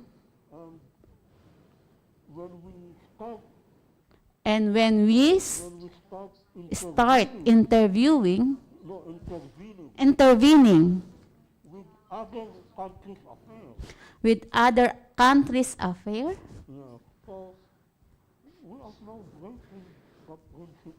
so we are now breaking that principle.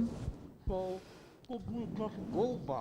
So we just could we just go back to our original agreement to abide by the ASEAN principle, which we are bound to respect. So We shall, in respecting that principle, we will shall ask each member countries to work on their own constitution and submit what is relevant to the 11 members countries. We now have Timor-Leste, We have now Timor-Leste, these are the matters that we are. and These are the matters these are the matter that we should look into. that we should look into. That's it. Thank you, Laura. This is a question. Do you agree that we can now change this session to the virtual meetings in the future? And this session is to make a plan for the meetings.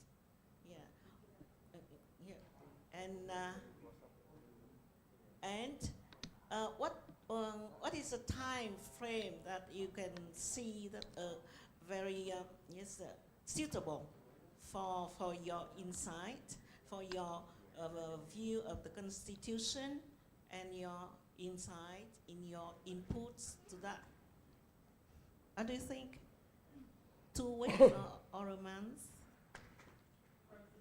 Yeah. Please, Azali.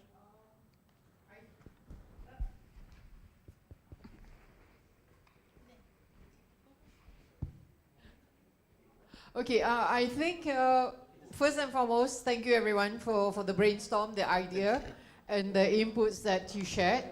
So I think, yeah, it's like towards the closing, and the mood is different. Yeah, but I would agree with what Hong Ha said. We just need to actually identify and decide which and when that we wanted to have this session. But I think, as been mentioned by Maulani and also Mr. Lim's group just now that, you know, we need to have one target date. It's like 1 week, 2 weeks, yeah, and then we can actually have Secretariat to actually contact us to have the online session. But I think if we were to ask now, I think everyone kind of like undecided, and we're not certain which date that we wanted to actually have it. But I think it would be a good idea if Secretariat would email us the specific date or WhatsApp us so that we can reply and give our input, and or even, you know, we can even send our voice note and all, because this would actually give a better decision and better timing for all of us to get back. Yeah, I think that would also remind us that we are given 1 week or 2 weeks to come back. So it's pretty, I think it'll be easy, it's workable that way. Yep. I think everyone is quite tired for the day. Yes, I do agree with All right. Sazali. Okay, so the leaders in the Secretariat will will decide the time and send us the emails so we can follow, and we will meet again after this. We'll meet again on the virtual meetings. Okay, so. Yeah, thank you, Madam Chair. Pak Sazali, thank you very much for helping us to clear. Oh, sorry. Pak Sazali and Ibu Hong Ha. Yeah. So we will set up the action plan, the work plan, and we will give all of you by 14, our last day, and then we would like to get your feedback by afternoon or 14. Afternoon. For the work plan. For the work plan. And for the work plan. Okay. For the work plan on three only SOP that has already the draft. Okay, so Monica wants to say something. Yeah, this is Monica.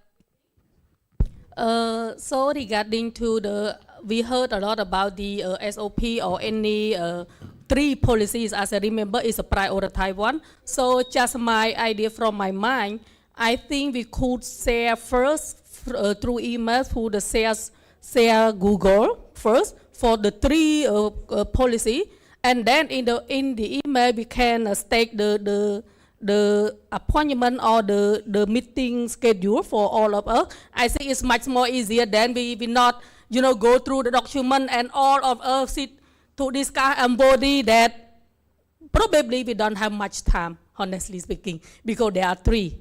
So just provide the draft first, and all of us, you know, have chance to provide any input, because the share drive, as I remember, everyone can put it, and we saw the name on it. So we just said 1 time or 2 times, we finalize it. I think it makes sense. From my side, thank you very much. Just my suggestion. Thank you, and thank you everybody for joining us in this session. And this is, Daryl? Okay, so this is now the next session is wrap up. Please, Madam. To announcement for tomorrow. Yeah, we already wrap up today, and thank you everyone. Okay, I wrap up for today first. Thank you everyone for your contribution.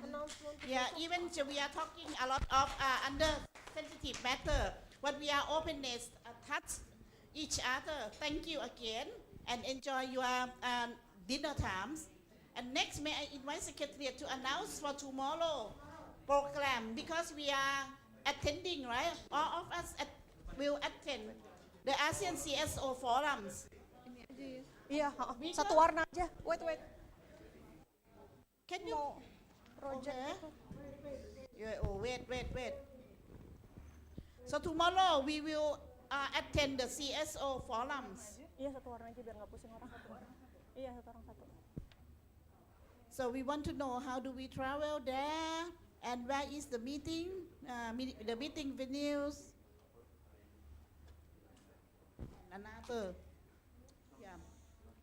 logistics. Mas bisa di proyek And our representations, Di full screen dulu aja Kak. yeah, under Titik 3 sampingnya the forums. present. Maybe we have to advocate because there is no space for us. No Oh, belum space for, di- yeah, di-load no aja, space for meaningful participation. Meaningful contributes to the forums. Kamera satu ya. Ya, di full screen. Yeah. Can you please, everyone waiting secretariat to prepare your information? Prosesnya oke. The process tomorrow. Ya, ya. Where do we meet and when and how do we go to secretariat's office? Yeah, yeah. Okay, thank you very much. So this is the updates for our preparation to go to the ASEAN Secretariat tomorrow. We're going to the ASEAN Secretariats at 7:30 a.m. tomorrow morning. 7:30 a.m. Yeah, e.m. Morning, a.m. a.m. Okay? So please wake up early, take your breakfast, ensure you're ready and energized before we proceed for the transportation. We should meet together at the south lobby of this hotel. South lobby. So it's, yeah. Yeah, south gate. So after you get up from the lift, take the right and then right again. So look for the south lobby. If you're not make sure, just ask the hotel staff, where is the south lobby? So sharp 7:30 at the short lobby. It's, yeah, because if we are using the main lobby, it would be crowded. So they give us a space in the south lobby. We will be provided with Bluebird vehicles, high Ace for 14 passengers that is not using wheelchairs. Who using wheelchairs will be provided with the Bluebird vehicles, electric car, BYD. So I hope that will be convenient for our friends with the wheelchair. So I think there are about 5 cars, electric cars, that will be help our friends with wheelchair. So it's 12 hours. Yeah. Okay, Mbak Ferbina, 4? Okay, 4 persons per 1 electric car. So we will divide the names for each car and then inform you by the emails. We also will print out your names to be stick on the car. So will the number of the drivers, yeah. So you will not change your car because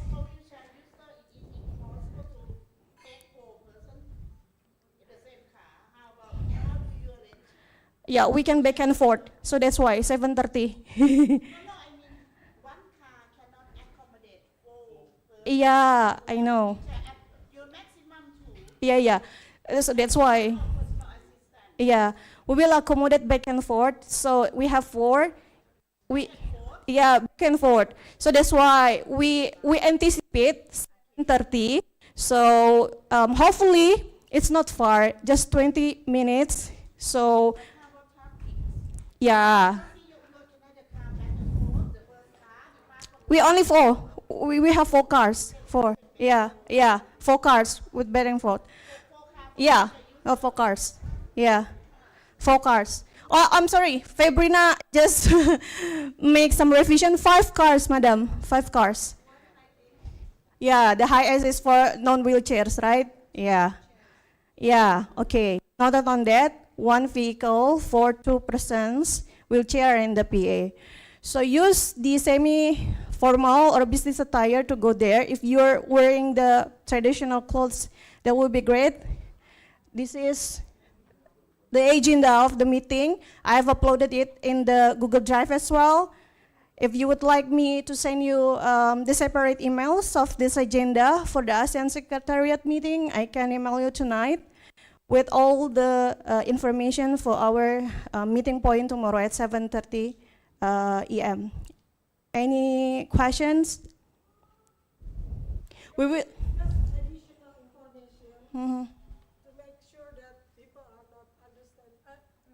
misunderstand. So every car has only two wheelchair user. Two wheelchair user, not for one car. One car, two wheelchair users, and then with the seat. So it means it is 4 person inside of the. And the car can be. Yes, it is BYD car. BYD car. Yeah, I know, but the wheelchair can be at the back. Of course. At the back. Let's see tomorrow. If you think that you don't want to, you just because From my experience, you only want to. Yeah. Depend on our experience to arrange that kind of car for people. the car is different. The car is different, madam. Sorry. The car is different, madam. Yeah, in case, because you have registered and you have uploaded your passport, so usually they will not require you to present your passport. But just to prevent, bring your passport. Yeah, already South Lobby, 7:30 a.m. Okay, there will be lunch there. Yeah. We'll come back at 5. Okay. Don't forget to stick your notes on the odometer, the monument of Indonesian. Yeah. Thank you. Thank you. Have a good dinner.